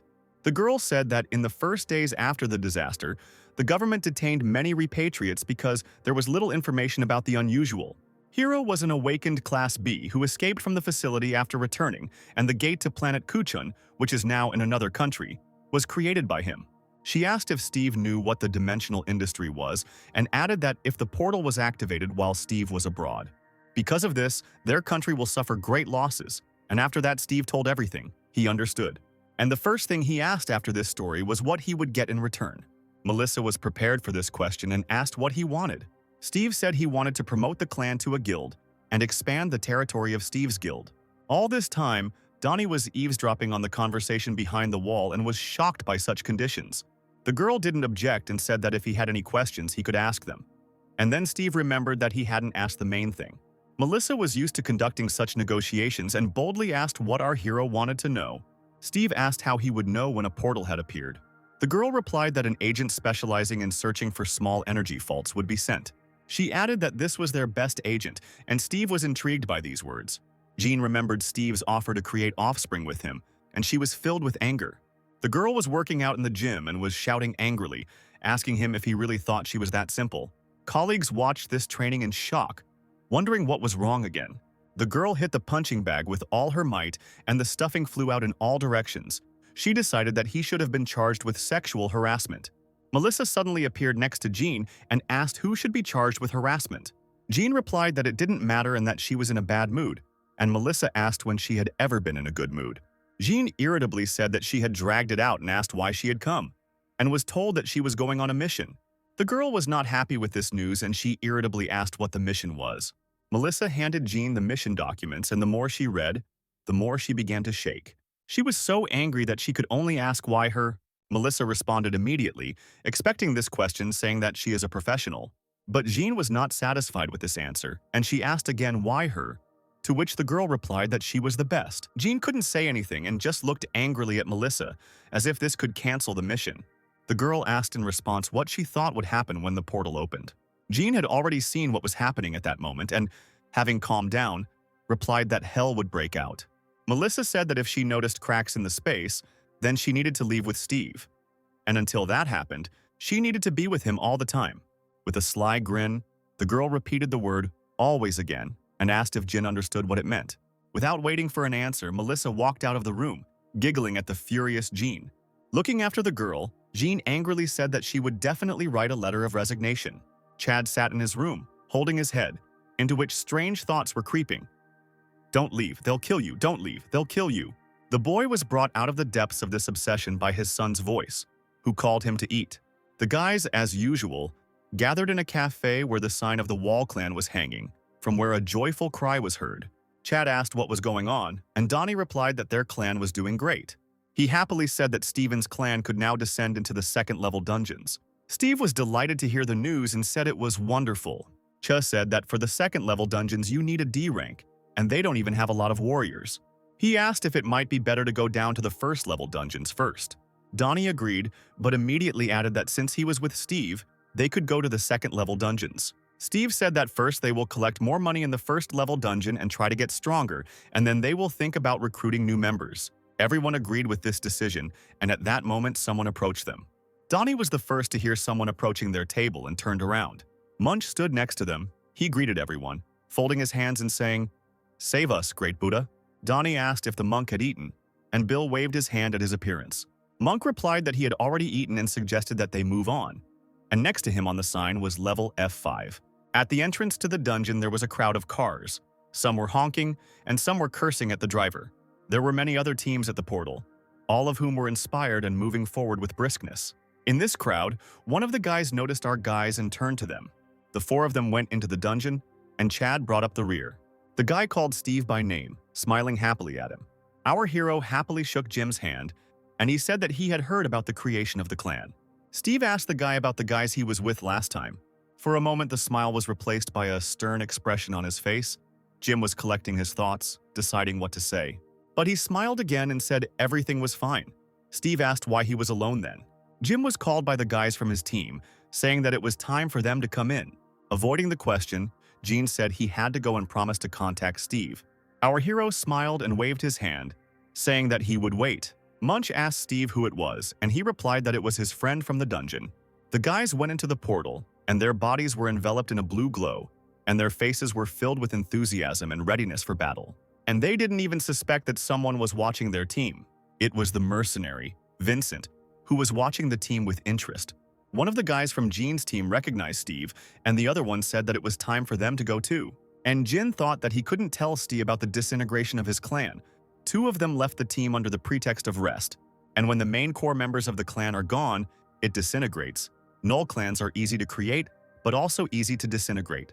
The stress of death and murder has decided everything, and those two may no longer be mercenaries at all. Entering the portal, the commander said that he had hopes for Jim and the Vanguard. And mercenaries without clans organize one-day teams and attack dungeons, and among them are people who are destined to become comrades. But Jin did not lose hope and firmly decided that he would start all over again. At this time, a motorcycle was racing through the city streets, with a girl in a red suit at the wheel. Jean reported that she left the office of Steve's clan. They say that in the morning they went to the dungeon. Melissa, who was in the office, said she would send her the location now. Jean saw the information on the helmet screen and said that she received the data. She raced on her motorcycle towards the specified coordinates. Her long hair caught in the wind. And in the dungeon, the battle raged. Monsters flew in different directions, and cries of the spell could be heard. Chase the dragon. The summoned dragon glowed with blue light and scattered the monsters, leaving them no chance. This was Monk's new spell, the summoning of a dragon. Nearby, Chad wielded a knife, cutting down monsters, and Donnie explained that he had recently joined a clan nicknamed the Bounty Hunter. Donnie also talked about his new skill, chasing. Donnie was slashing at the monsters, wanting them to die, when Donnie shouted to look behind him. At that moment, a monster was flying at Chad from above, preparing to attack from behind. But the guy managed to react and, raising the knife up, ripped open the monster's belly. And at that moment, there was a smile on Chad's lips that looked more like a beast's grin. Donnie noticed that smile and wondered in horror if he really enjoyed killing monsters. Meanwhile, Steve stood above and watched as the guys dealt with the crowd of monsters. Our hero was pleased with what he saw and praised the guys who were able to deal with the monsters together. And nearby, another team was not fighting so smoothly, and a series of explosions swept through the forest. One guy was running from a crowd of monsters and kept throwing fireballs at them, causing them to fly in different directions. But he didn't even think that his comrades, who were also caught in the explosions, were suffering along with the monsters.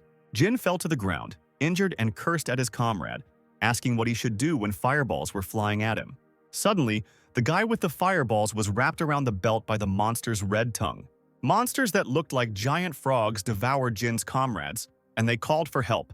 Almost losing consciousness, Jim remembered the guys from Steve's clan and thought that he was jealous. He stood up with difficulty, deciding that they would not accept the old man from the E-clan into the clan. And at this time, our guys were already returning and exiting the portal, shining with blue light. Donnie happily said that this time they saved time and their fatigue was reduced. And Munch added that he tried out skills that he didn't know before. Steve praised the boys and said that from now on, they would split into groups and attack. At that moment, a man approached them and asked if they were Steve's clan. Our hero immediately asked who he was, looking at the man with distrust. The man introduced himself as Vincent from the BDG Guild and handed over his business card. Donnie thought in surprise that this was a level 5 guild. They had 4 stations and the right to their own portal. They were in 20th place on the list of guilds. Steve took the business card and, looking at it, asked what his business was. Vincent said that they were in the same territory as Steve's famous clan and decided to give them a gift. All the guys were surprised by the words about the gift.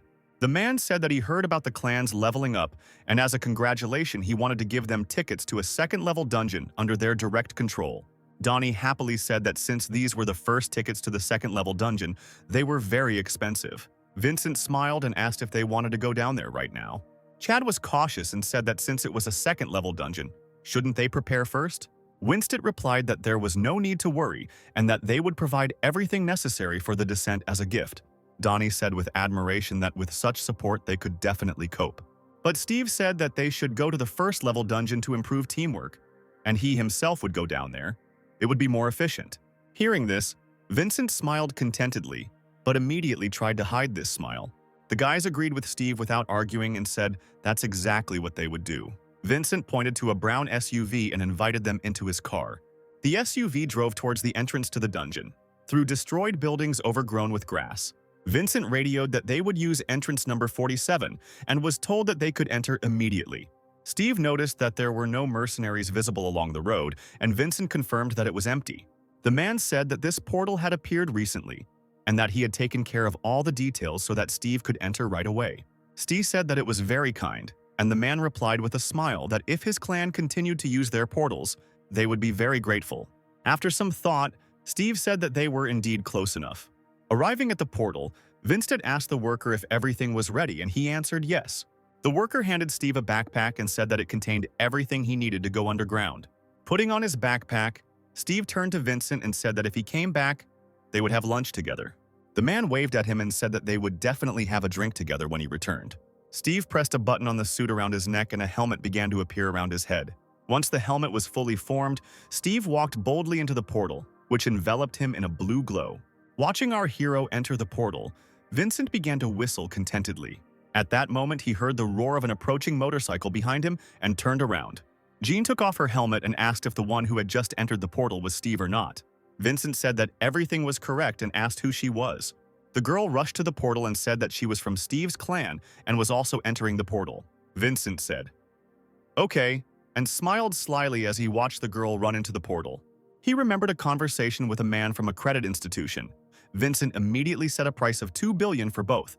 But the man said that it was too expensive because it wasn't even murder. Vincent replied that this was not a simple manipulation. Steve was a famous person, so the risk was high. Unaware of anything, Jean boldly ran into the portal, her body enveloped in a blue glow. A long time ago, she found the guys from Steve's clan and approached them. Looking at the guys, Jean asked where Steve was.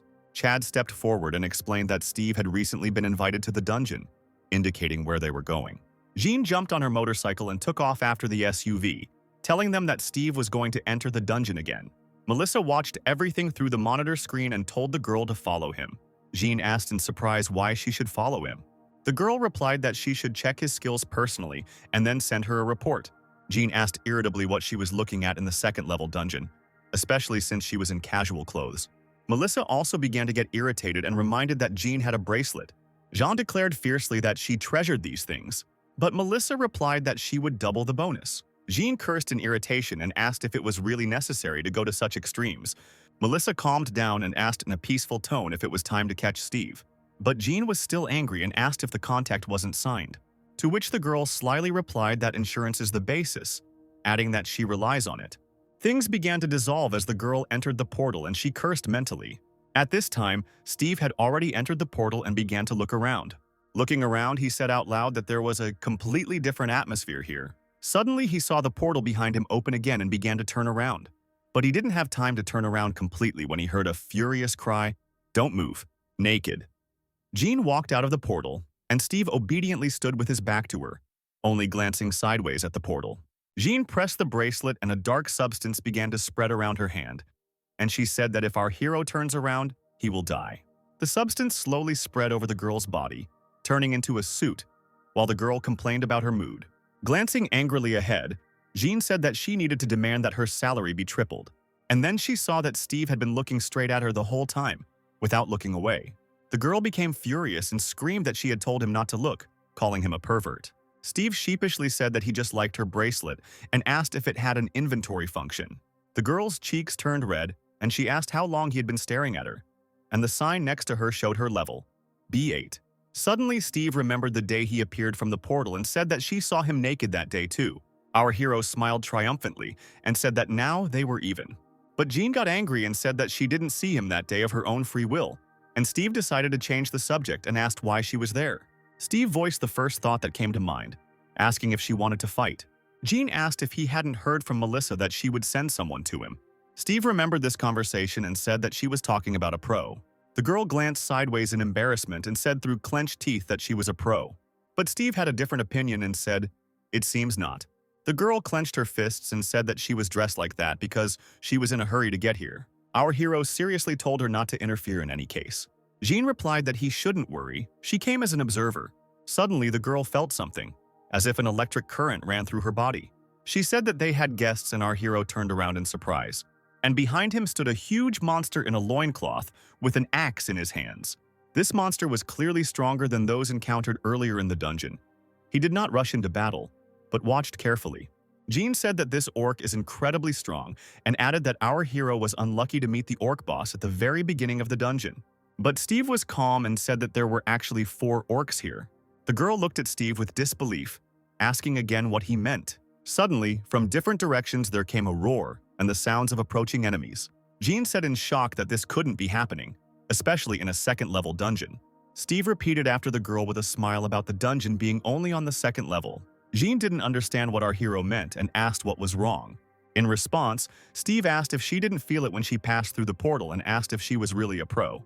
The girl got angry and tried to justify herself by saying that it was because of the bracelet. Steve prepared to run and asked the girl not to interfere with his hunt. At that very moment, he rushed forward so quickly that the ground flew apart in different directions, throwing the girl back. Covering her face with her hands, Jean wondered in surprise what kind of crazy speed he had. Our hero found himself next to the orc and hit him hard in the chest.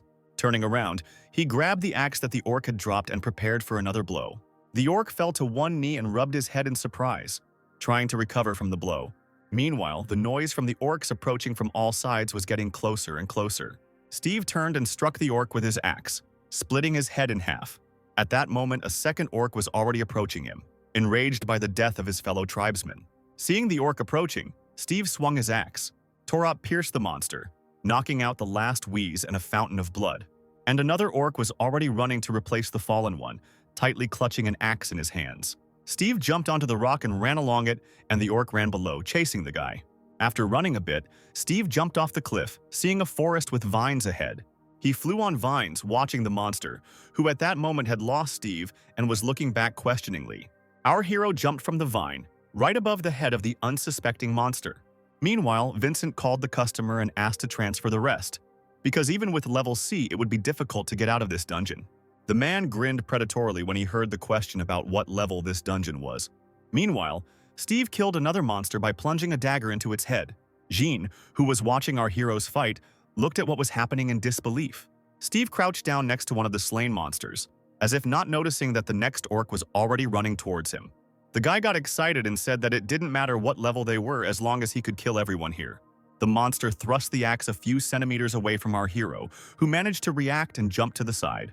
Steve hit the monster hard in the chest, sending him flying to the side. With the next blow from above, he finally finished off the orc who fell to the ground. Steve, with his helmet bloodied, looked straight into the face of the orc, from whose mouth blood was flowing. The dead monster sat near the tree, and Steve saw a sign saying he had received 32 points. Our hero exclaimed with satisfaction, saying that this dungeon was a real treasure trove. Without turning around, he handed Jean the backpack that he had been given for the trip to the dungeon. The girl took the backpack in surprise, and Steve asked her to help with the bloodstones. Without saying anything else, our hero walked towards the monster, leaving Jean standing behind in surprise. Looking at the guy, Jean thought that although he was unusual, he was only an F level. And while Steve was carving the stone, the girl thought that despite this, he could easily have carried out a bloody massacre. As a result, Jean came to the conclusion that our hero was simply crazy. Suddenly, the girl felt something and glanced to the side. She turned her head to the side and used the reconnaissance skill. Meanwhile, Steve cut out a bloody stone and told the girl to look at how huge it was. But Jean wasn't interested, and she said through her teeth that now was not the time. Steve looked at the girl in surprise and asked why. Throwing her backpack on the ground, Jean said that even after killing 4 orc bosses, the portal would not open. The girl added that there were only stones in the backpack, asking if he knew about it. Steve started taking stones out of his backpack and said that in that case he would put all the bloodstones here. The girl became more and more angry and nervously rubbed her head, wondering what was wrong with our hero. Unable to bear it, Jean said that this was a 4th level dungeon, and if its level was higher, then even if they joined forces, they would not get out of here alive. Steve was shocked to hear that he just sent him to the 4th level dungeon, and for free. The girl realized that our hero had ignored half of what she had told him and looked at the guy in horror. And Steve, delighted, shouted that if he gets out of here, then he will definitely pay for Vincent's dinner. Jean couldn't believe what she heard and asked in disappointment if they were really idiots. Suddenly, the girl felt that she was being attacked and turned around just as the monster was flying at her with a weapon. She wanted to grab the sword, but the side where it usually hung was empty. Then Jean remembered that she had left the sword on the motorcycle because she was in a hurry to catch up with Steve. But Steve came to her aid and cut off the monster's head before he could get the girl. Jean watched in surprise as the monster's head flew away from the body. The headless body collapsed next to the girl, drenching everything around with blood. Steve smiled as he looked at Jean and said that he was strong, although he had been stronger before. The girl did not believe his words and looked at him with a skeptical gaze. Suddenly, Jean felt something, and her eyes widened in surprise. They turned in the same direction with Steve and listened warily. The girl used the clairvoyance skill, and her eyes lit up with a blue light. In the infrared light, she saw dozens of monsters moving towards them and cursed. Jean immediately told Steve that a bunch of orcs were approaching them, and they were at a dead end. Looking at the running orcs with the leader at the head, the girl asked in fear if there really was a whole army against them. Steve smiled and said that even though Munch wasn't here, the monsters were still coming towards them, and Jean asked him to shut up. The first to approach them were the orcs, racing on harnessed wolves. Looking around at the attackers, Jean shouted that it seemed like there were only orcs here. But Steve did not hear the girl and was delighted with the harnessed wolf. Meanwhile, the ogre was getting closer and closer and had already begun to swing his weapon.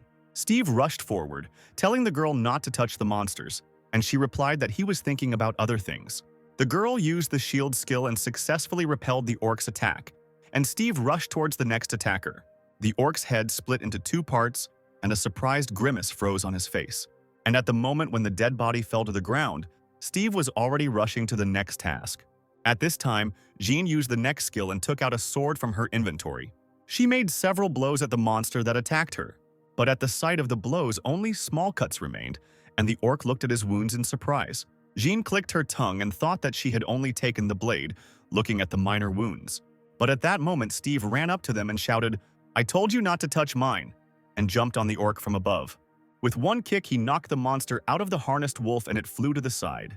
Our hero landed easily behind the girl and prepared for a new blow. Like a meteor, he rushed forward, cutting down all the monsters in his path. Our hero boldly rushed into battle as a new wave of orcs approached him. But the next moment, he was knocked down by a blow to the side from a huge club. Huge even among the other monsters, the ogre threw our hero aside with blows from the back of the club. That orc looked like, if not a leader, then an army general. He was larger than the others, wearing a fur cape and with decorations on his neck. Jean immediately realized that this monster was the head of all the orcs. Steve fell to the ground and the dagger flew out of his hands. But he immediately jumped up and, clenching his fist, enthusiastically asked the monster if he was the boss of all these monsters. But the orc only stamped his foot with such force that dust rose up around him and swung his club. Jean ran towards Steve, shouting that he needed to be destroyed first.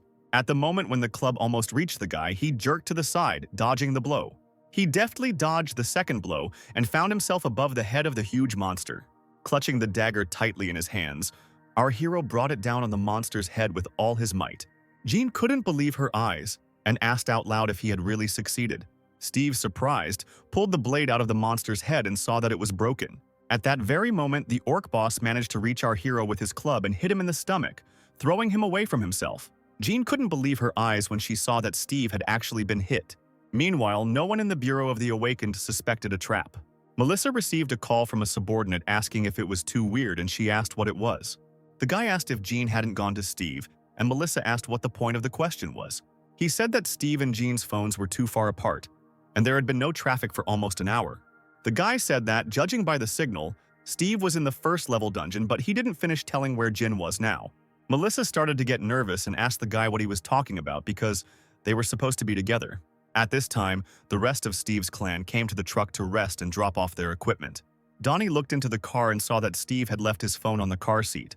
Meanwhile, Jin's phone was still on the motorcycle and was ringing off the hook. Unable to reach Jean, Melissa asked her subordinate if he had found out what was going on and where the guys were. The guy replied that he had just checked everything and found Jean in the 5th-level dungeon. The girl began to remember what Jin had ordered to enter the portal and wondered if it was worth it to go to such lengths. But then Medusa gathered herself again and asked who was in charge of this dungeon. The guy replied that it was the DGB Guild and sent her information about the guild. She gave the order to check the history of the entrances to the 5th-level dungeons and asked to connect her with the guild leader right now. The fight continued. Steve let out a quiet yelp as he hit his back against the wall, and the monsters kept arriving. ready to join the battle, growling menacingly and waving their weapons. Seeing our hero fly into the wall, Jean rushed towards him, shouting his name. Steve was unconscious from the powerful blow when suddenly a voice sounded in his head telling him to get up. Hearing the voice, the guy came to his senses and saw a crowd of monsters rushing towards him. But this further increased the interest of our hero, and he said with a smile that it was a bit difficult for him. Leaping into the ground, Steve grabbed the nearest monster and threw it over himself with force. The orc flew back, hitting another monster, and they tumbled to the side. Our hero picked up 2 axes that the orcs released. He jumped into the air and threw them with all his might at the approaching monsters. Both axes hit the orcs' heads and they fell to the ground, but the rest of the monsters continued to approach. Jean continued to run forward towards Steve as a hail of arrows rained down from the sky. The girl was surprised by the preparation of this army, since they even had archers. She deftly dodged several arrows by doing a forward somersault. But because Jean had to stop, a crowd of monsters headed towards her. The girl didn't lose her head and used her defensive bomb skid, and light poured out of her hands. From this light, the monsters began to crumble like dust. And when the monsters began to surround the girl again, Steve ran up and grabbed her hand, pulling her forward after him. And the orc boss watched their escape from afar, growling loudly. Jean asked what Steve was doing, and he replied that they needed to run, without letting go of the girl's hand. Jean angrily said that they were surrounded by monsters. Where else could they run?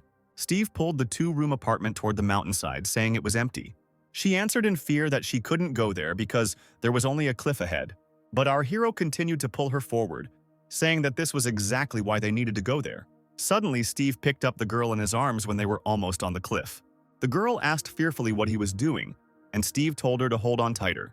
Our hero jumped off the cliff at full speed, holding Jean tightly in his arms. The guy, clutching the girl to himself, flew down, and several orcs fell after him. He landed on both feet, and the ground around him cracked and flew in all directions. And around our heroes lay the bodies of orcs who had fallen with them and crashed to the ground. The girl, hugging Steve tightly, looked around in surprise, not believing that she was alive. Steve exhaled heavily after such a jump and dropped his hands, dropping Jean to the ground. He walked forward, saying that they were about to die, leaving the girl lying there in confusion. The girl's confusion turned to surprise when she looked up. She looked at the top of the mountain where the orcs stood and couldn't believe that they had jumped from such a height and remained alive.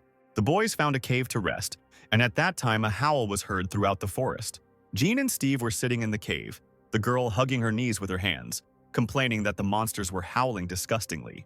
She turned to our hero and, calling him Mr. Unusual, asked what his plan was. Steve replied that we needed to kill more Sokor orcs. Then there would be a level up and we could go on the offensive. Hearing the answer, Jean lowered her head and closed her eyes, sighing heavily. She said that level-ups have no restrictions, but power-ups do. To which the guy replied that he has no restrictions at all. Jean didn't understand his answer and asked again what he meant.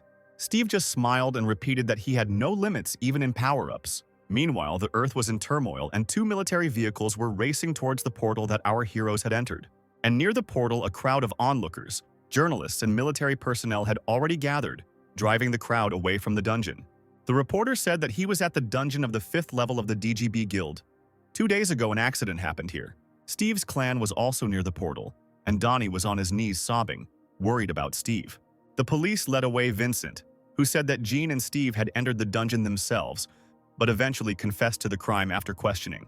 Reporters asked Vincent to comment on the situation and asked what Steve's last words were. And Vincent was angry at this time because he didn't know that Jean was from the control center. The reporter said that Steve was getting so much attention because he was a repatriate from the 4th planet, telling what it meant for the world and the country. An excited Melissa walked into the boss's office. She sternly asked the man what he was doing now, surprising him with this question. Melissa scolded the men who hired Vincent and said that he should detain them. The boss said that these notorious guys had already been detained. Only the boss's assistant had escaped, but they were already looking for him. The girl replied that it was unfair. This was a 5th level dungeon. How could one use the word famous? The boss asked if she wanted him to shut down their entire guild. Would that bring Steve and Jean back alive? But Melissa was furious at this answer and asked if it was the same thing. The boss said that the fact that Steve is from the 4th planet is just an assumption. Maybe he is from the dungeon and not the planet. Melissa was outraged by these words and the boss's distrust. The voice on the TV said that due to the recent cases of criminal organizations, countermeasures must be taken to strengthen control over the illegal management of the dungeons, angering the chief with these words. He said that they were spreading news that was putting pressure on the guilds so that the inspection could come to them. But Melissa didn't listen to him, and with tears in her eyes said that it was she who sent Jean there. The boss turned around in surprise and looked at the girl. He said that it was not easy for him either, but they could only believe and wait, while the reporter said that the chance of surviving in this dungeon was very small. These words finally finished Melissa off and she fell to her knees, sobbing. The girl tried to stop her sobbing by covering her mouth with her hand, but in her head there were only thoughts about Jean. Meanwhile, fog descended into the dungeon. The trees were already leafless, but yellow-red leaves still remained on the bushes. The orcs continued to search for our heroes, and one of them was just checking the surroundings. Suddenly, a tiny fairy appeared in front of him, enveloped in blue light. The orc looked in surprise at the tiny baby that flew up to his face. But the next moment he tried to catch her, however, the fairy was quicker and managed to fly away. The orc lost his temper and shouted a spell in his own language at the top of his lungs. His axe glowed yellow, and he tried to reach the fairy again, swinging the axe. But the little girl was quicker and deftly dodged all the blows, flying into the bushes. The orc followed the fairy, and looking behind the tree, was surprised that she had disappeared. And at that very moment, Steve's blade pierced his head from above, cutting it in half. Steve smiled contentedly and said that there were 3 more to kill and then there would be a level up. Meanwhile, Jean used her clairvoyance skill to find enemies. Thanks to the skill, she saw in the infrared light that there was one orc not far from her. She relayed to Steve, who was nearby, that there was another orc within 100 meters. Our hero rushed forward from his place, leaving a shockwave behind him. The girl did not expect him to rush forward so quickly and tried to stop him. But Steve was already flying towards the next orc, swinging his dagger, aiming at his head. Jean ran after him, screaming at the top of her lungs that it was a trap. But she didn't have time, and the orc activated the trap. Several sharpened logs emerged from under the ground, right under our hero, throwing the guy back. He flew into the wall, hitting his back, and the dagger fell out of his hands. Jean watched in horror as our hero was attacked. Suddenly, the orc took out a horn and blew into it, sending a signal to the rest of his tribe.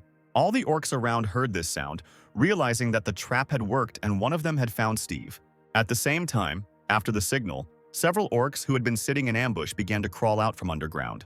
Jean ran as fast as she could towards our hero, shouting along the way for him to get up quickly. Thanks to Jean's scream, Steve came to his senses and turned around angrily.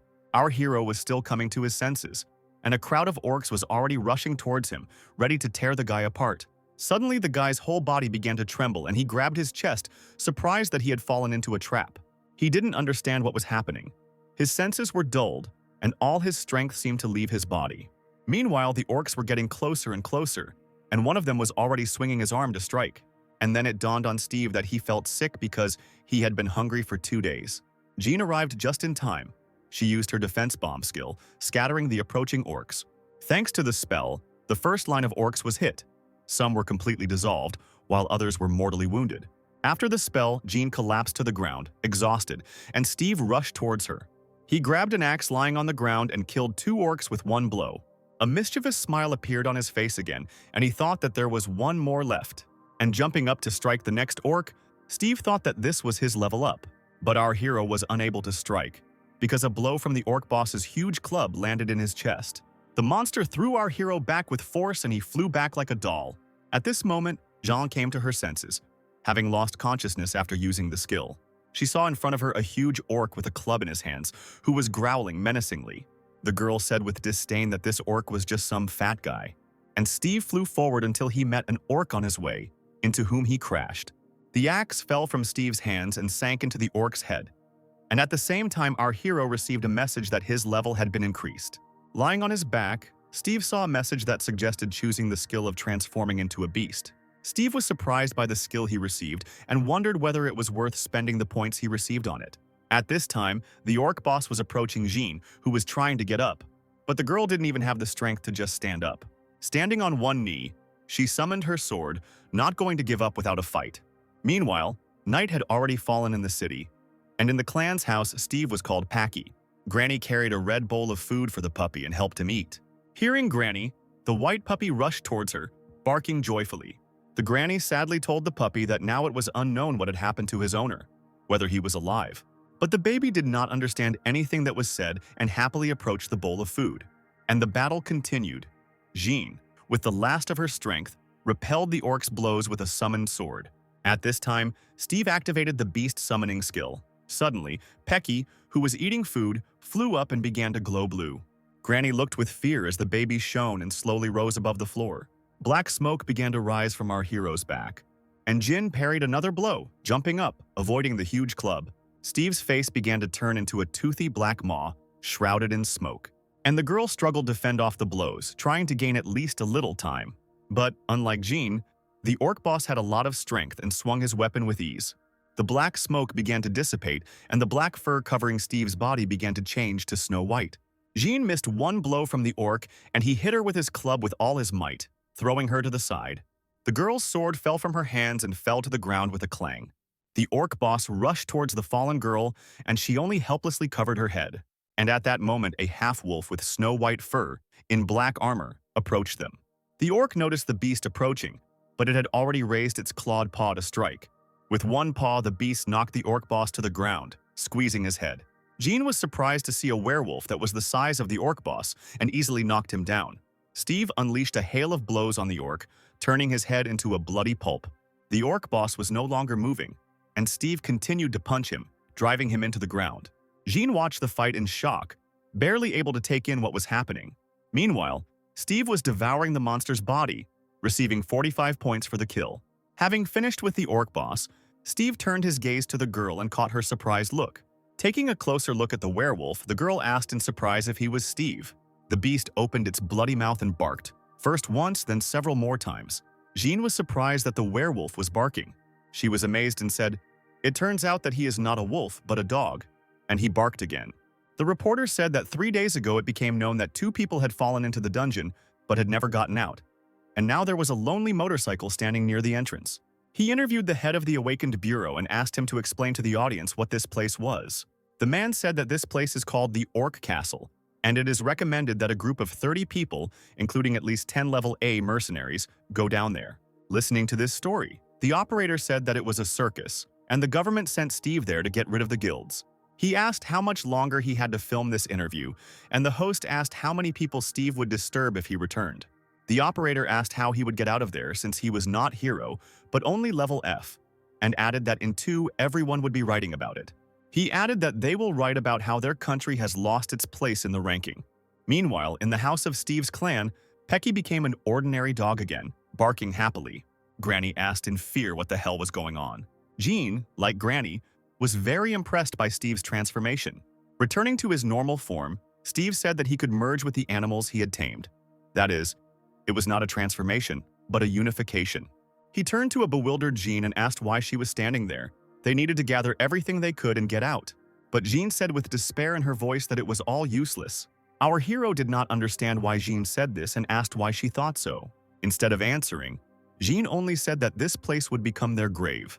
Steve turned to the girl and asked what she meant. The sky burst into rain when the girl said that they killed the main one, but the portal did not open, and asked what he thought this meant. Hearing Jean's words, Steve suddenly realized that she was right, and the portal had not opened. Steve pointed to the body of the orc boss and asked if she really meant to say that this freak wasn't the boss.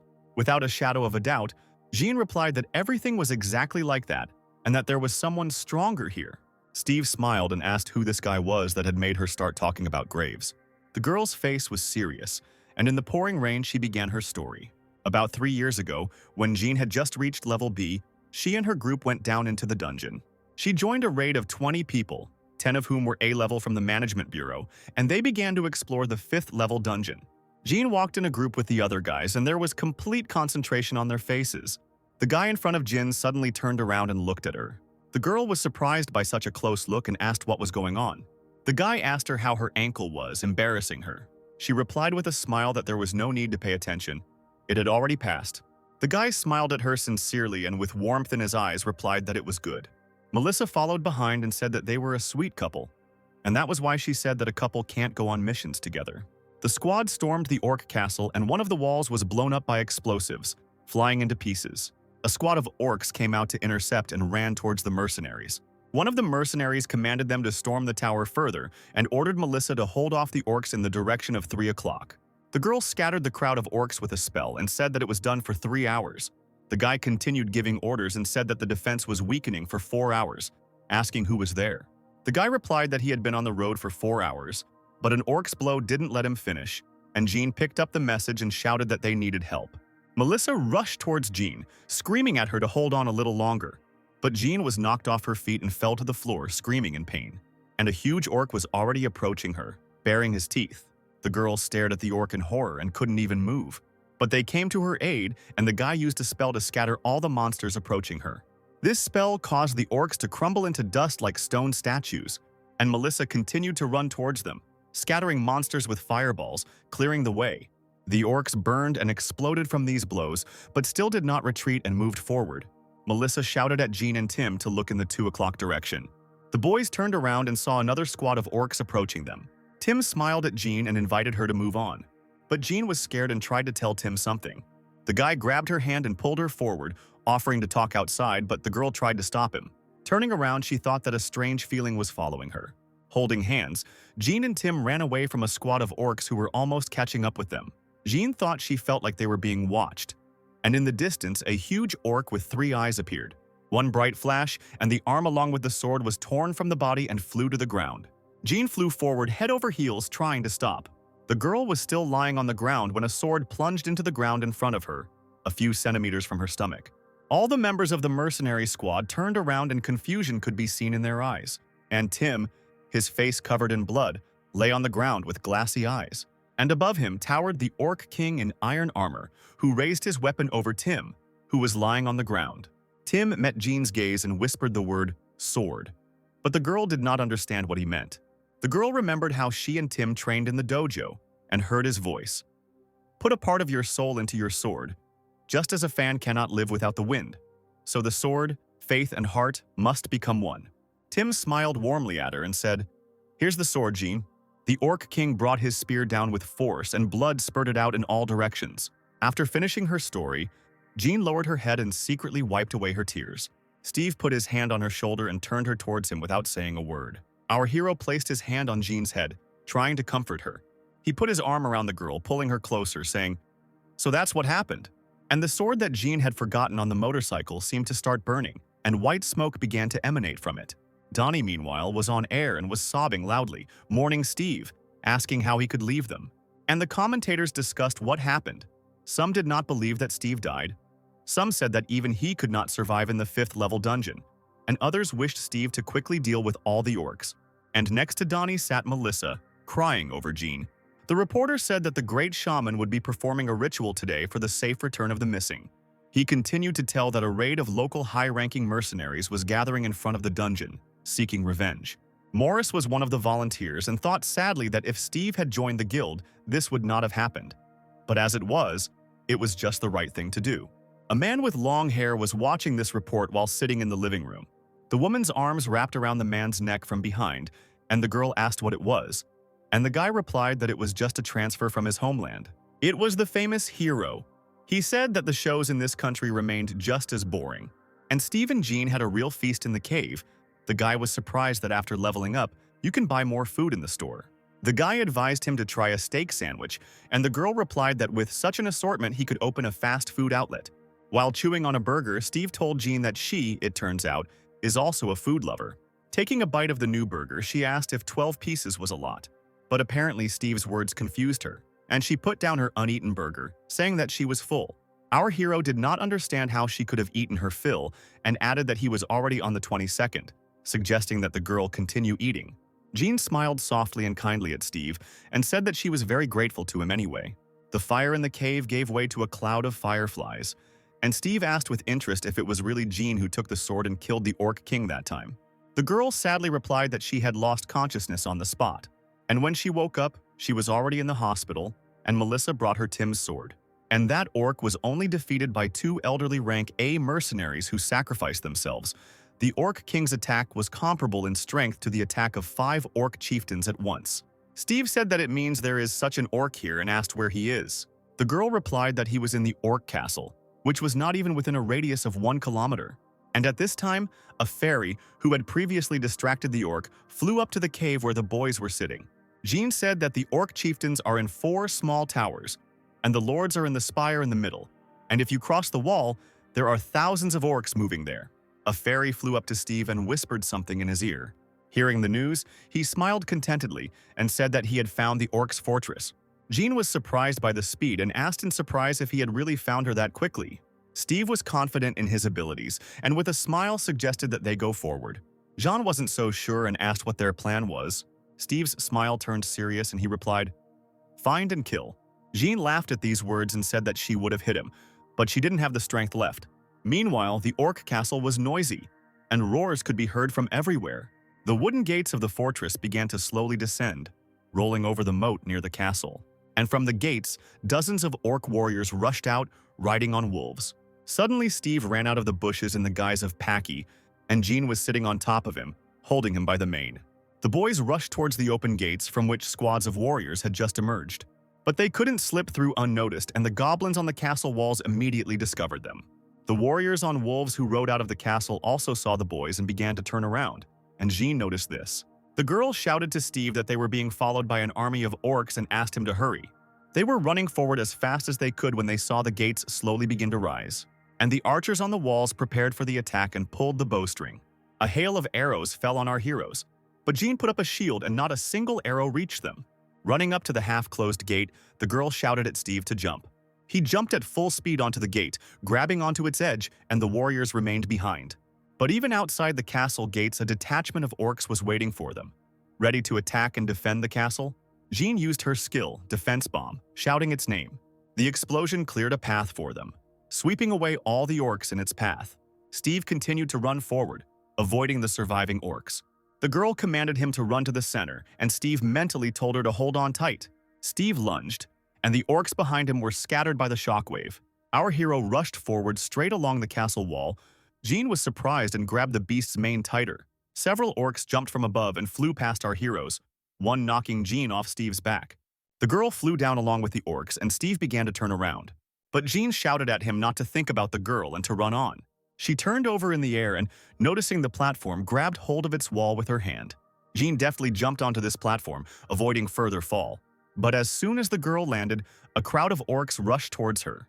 But Jean didn't lose her head and summoned a sword, which appeared, enveloping the girl in blue lightning.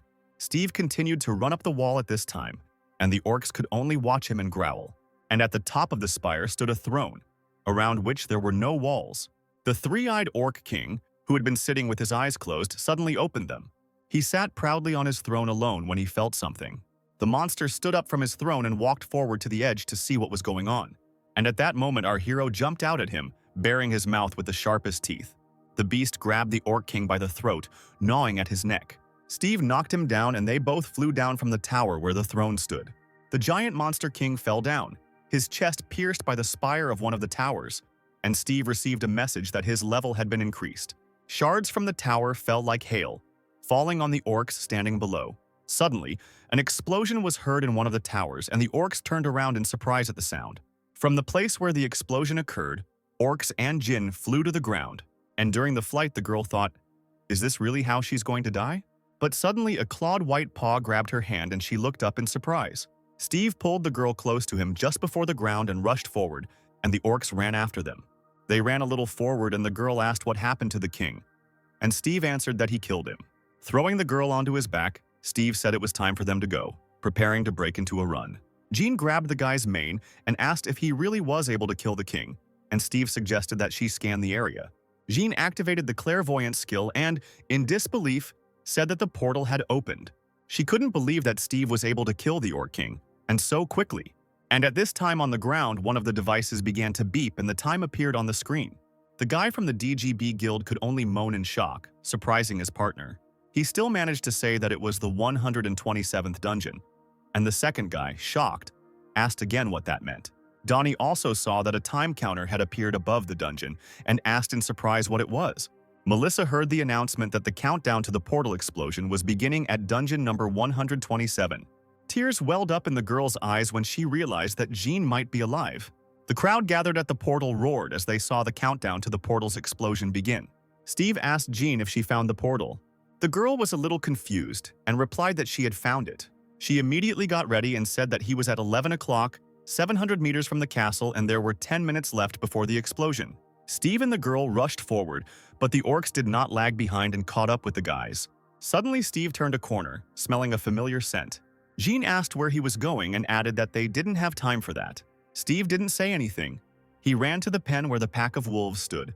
He activated the taming skill with a smile on his toothy face. Jean, in shock, asked again what he was doing, why he was taming them. And the wolves, hearing the command, froze and stared at Steve. Our hero turned and ran back to the portal, commanding the wolves to run after him. The wolves obediently followed Steve, jumping over the pens. Looking back, Jean asked if Steve wanted to take them with him. Steve replied that yes, because now they were one family. But because of this maneuver, the orcs were now in front, blocking their passage. Jean said that they were surrounded, clearly expecting this outcome. At that moment, a fairy flew up to Steve and whispered something in his ear, and Steve conveyed that there was a passage somewhere nearby. Jean was surprised and asked where he was. She immediately activated the clairvoyance skill and saw the right turn. The girl commanded that they needed to turn right now, and Steve ran into the right turn, and a crowd of wolves ran in the guy's footsteps, also running into the turn. The orcs ran after our heroes, growling with anger.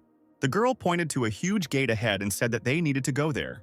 Steve became inspired and said that they were leaving here, picking up speed. Our heroes and a pack of wolves ran out of the gate and raced across the bridge. Jean said there was 1 minute left before the portal exploded.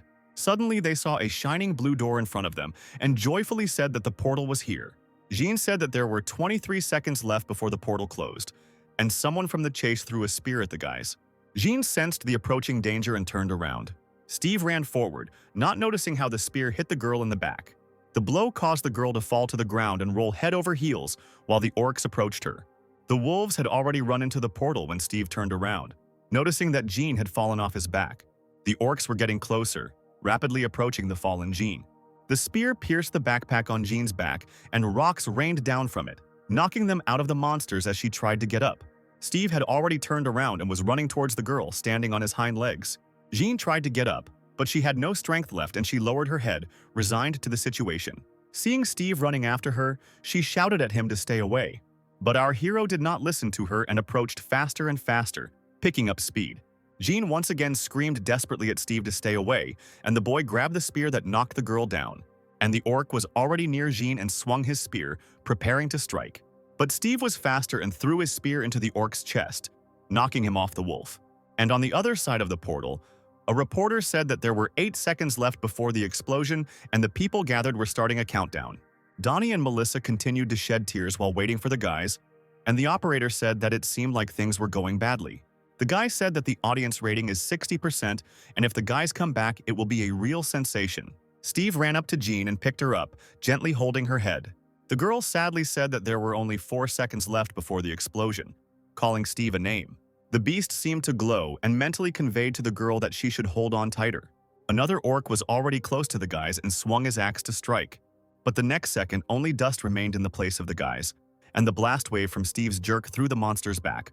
The countdown ended and the crowd froze, not believing that no one had returned. The orcs stood near the portal and watched as it changed from blue to yellow, and finally the portal exploded. The orcs standing nearby exploded, and the survivors ran away. The presenter said that the residents had finished the countdown and were frozen in anticipation. However, Steve and Jean were nowhere to be seen. Suddenly, flashes of lightning began to appear from the portal, causing excitement among the spectators. The first to appear from the portal were wolves, and people began to shout, asking what was happening.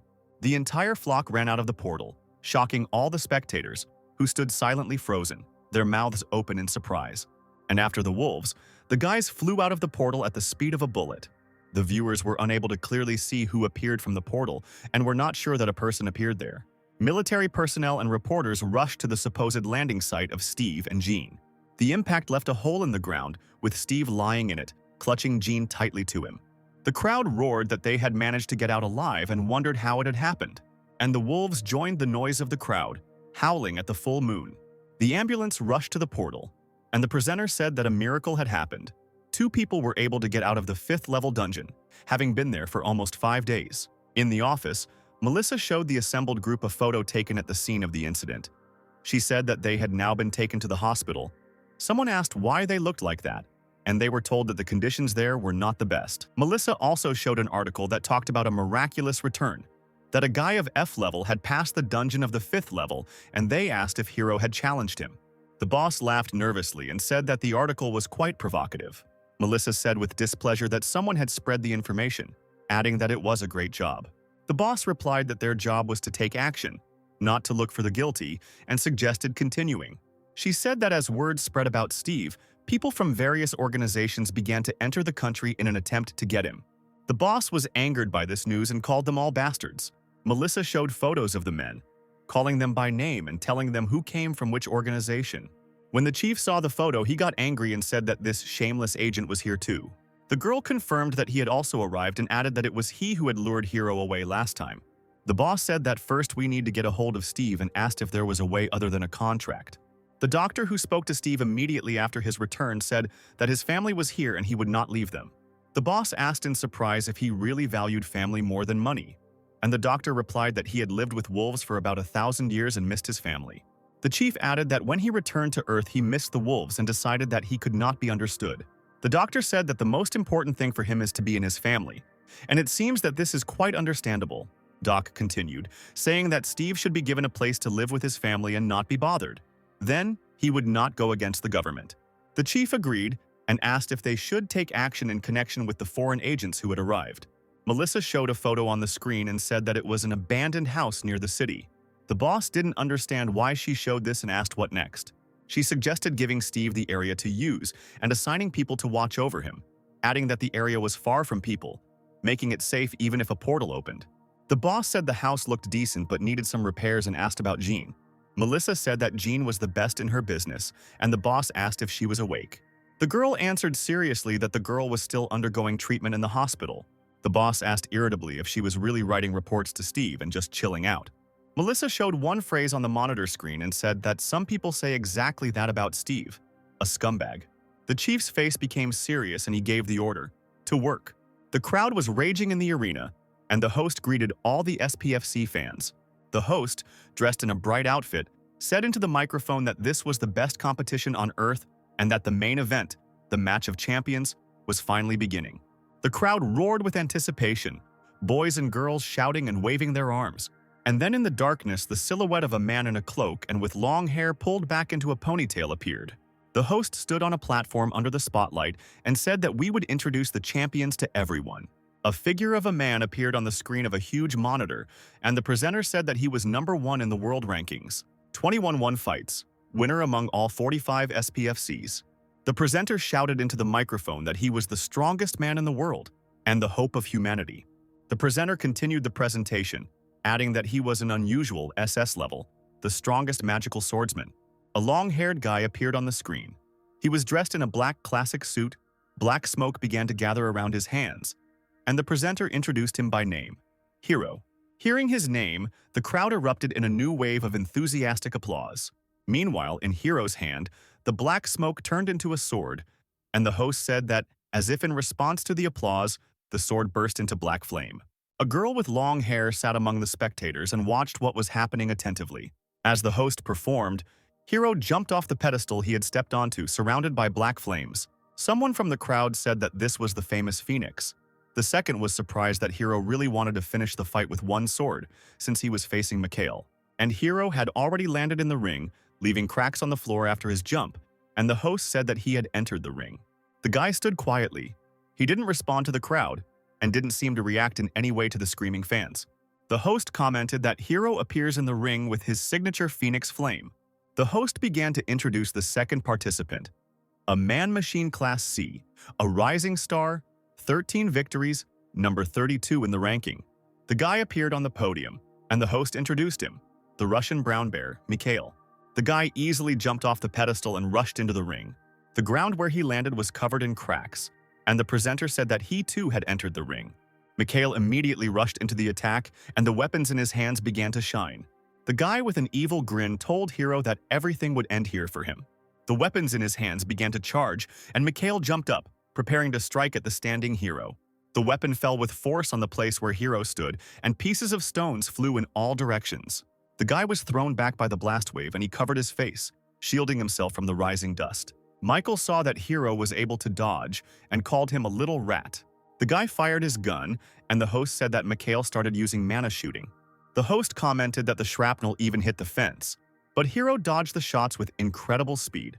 The presenter saw Mikhail's next charge and called it a mana bazooka. The weapon on the guy's hand fired a blast of incredible force, destroying everything in its path. But Hero was able to dodge this shot as well and began to approach Mikhail. The presenter excitedly said that Hero's sword was damaging Mikhail, but the guy immediately responded to the attack with a mana shot. Hero attacked with his sword again, but Mikhail managed to block it. Mikhail's weapon was cracked from the enemy's blows and he was breathing heavily. But Hero didn't give him time to catch his breath and attacked again, and the guy could only defend himself. Suddenly, a sword appeared from Mikhail's weapon and he tried to strike at Hero, but he easily dodged the blow. Hero landed behind Mikhail and readied both swords to strike. He moved with incredible speed, striking Mikhail one after another. But when the guy stopped, he noticed that his entire body was entangled in steel chains. Michael grinned smugly and said that he caught himself.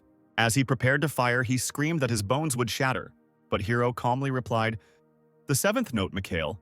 You've already lost." The next second, Mikhail let out a strangled wheeze and blood began to flow from his mouth. His entire body was covered in cuts from which blood gushed out, causing the guy to scream in pain. The audience was shocked to see the huge bear Mikhail fall to the ground and Hero throw off the chains without the slightest effort. The crowd roared and the host asked what happened and declared that Mikhail had lost. The host said that Mikhail, who was determined to win, lost and couldn't get up. The match was stopped and help was on the spot. The men surrounded Mikhail, trying to heal him, but Mikhail showed no signs of life, and one of the experts signaled that regeneration was impossible. The screen showed that Hero had won, and the host said that this was the guy's 20-second victory.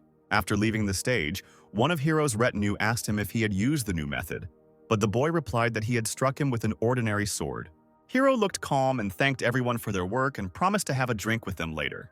But as soon as he entered the waiting room, he was hugged tightly by the girl who was watching the fight. With sadness in her eyes, the girl asked if he had killed him.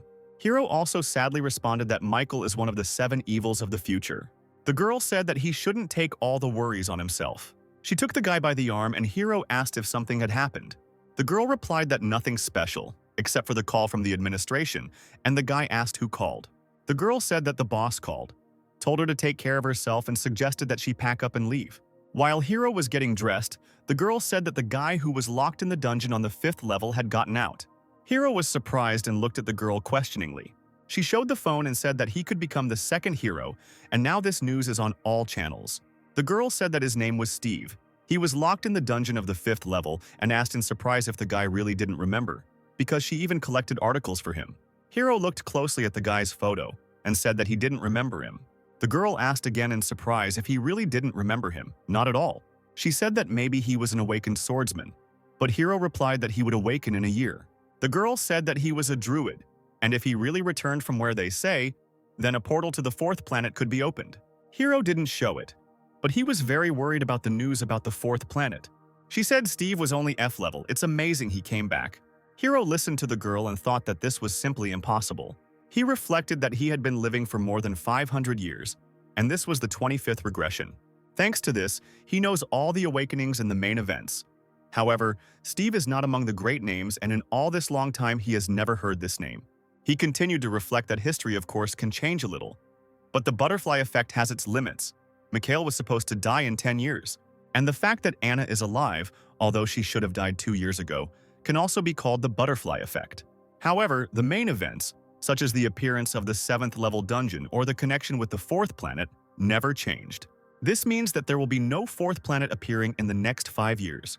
The girl asked if it would not have been better to lure Steve to their side.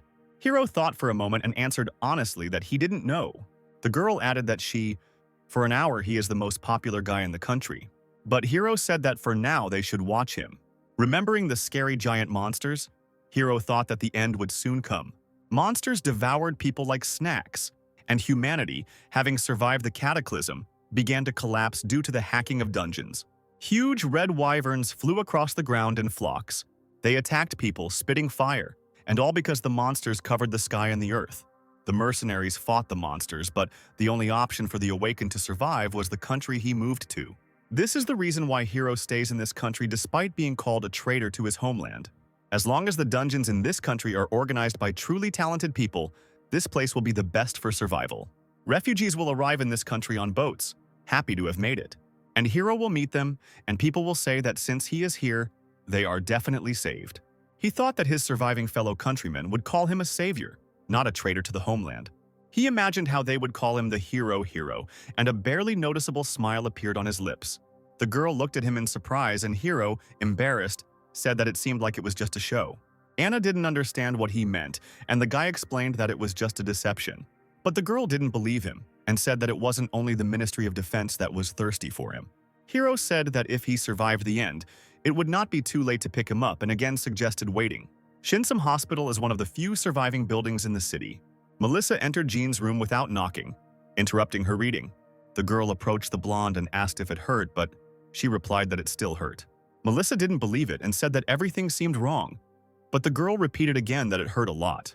The brunette didn't believe it and said that the whole hospital was talking about how a guy in a mask came to her every night and asked if it was Steve.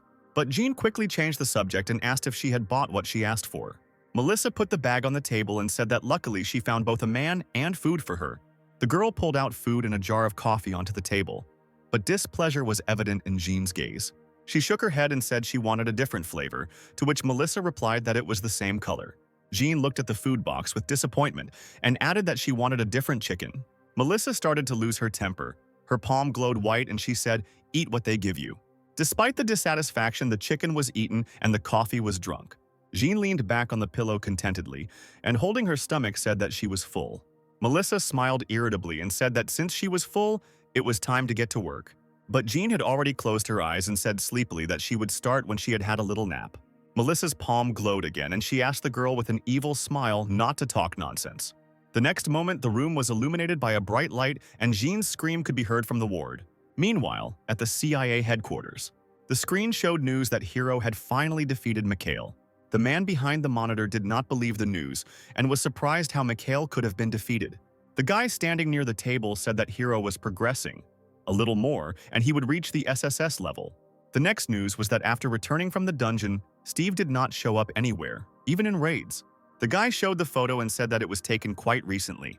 The man looked at the photo of Steve feeding the pigeons and asked where that place was and what he was doing there. The guy said that he often goes there and the man asked if he was lonely. The man was surprised that he was talking to pigeons, and the guy said that he seemed to be in unrequited love or something like that. The man got angry and said that he could introduce him to many beautiful girls. He added that in any case, it was impossible for Steve to be taken over by anyone else and asked the guy if he understood this. The guy said that in the morning a special group of his people went to the country where Steve lives, however. He was clearly frightened and added that the sky was a bit choppy at the moment. But the man did not understand what was being discussed and asked why. The huge airliner flew across the sky, cutting through the clouds, against the backdrop of the azure sky. The girl and her mother were sitting in their seats, and the girl was looking attentively out the window. Suddenly, she called her mother and said that a beautiful bird was flying outside. The woman looked up from her reading and looked out the window with interest, searching for a bird. But the curiosity on her face turned to fear when she saw the bird. A red monster with a fanged mouth was flying outside the window. It was a small wyvern that was flying near the plane, as if playing tag. Other passengers also noticed it and began to approach the window, thinking that this bird was somehow strange. But the two men knew for sure that it was not a bird, and listened excitedly to the conversations of the passengers. One said that it was a wyvern, and the second added that although it was small, it was still dangerous. The guy said that it turned out that the wyvern dungeon was open, and added that they needed to report this when they landed. Suddenly, the guy said in fear that if the wyvern dungeon is open, but he didn't finish because a huge wyvern, larger than an airplane, appeared outside the window. She flew up to the plane and opened her mouth, breathing fire, setting the plane on fire. The plane caught fire and began to melt at the same second. After finishing in the plane, the wyvern flew on and joined the flock of other monsters that filled the sky, and the news reported that an explosion occurred in the wyvern dungeon and many monsters escaped.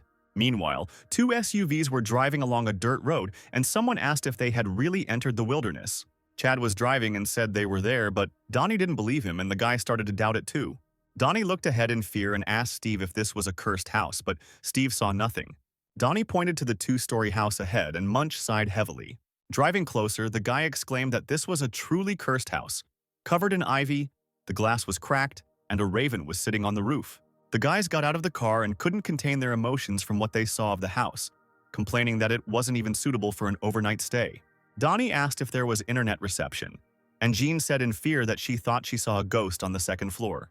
The boys didn't believe that they would actually have to sleep here. It seemed like the building would collapse if they entered, and Jean continued to talk about the ghost. Jean angrily told Melissa that she couldn't live there, and she asked the girl to be quieter. Melissa turned to Steve and asked if they felt uncomfortable because they expected something different. The girl said with a wide smile that restoration work would begin here tomorrow, but Steve said that he didn't need anything. He liked everything as is, and asked if he could settle in.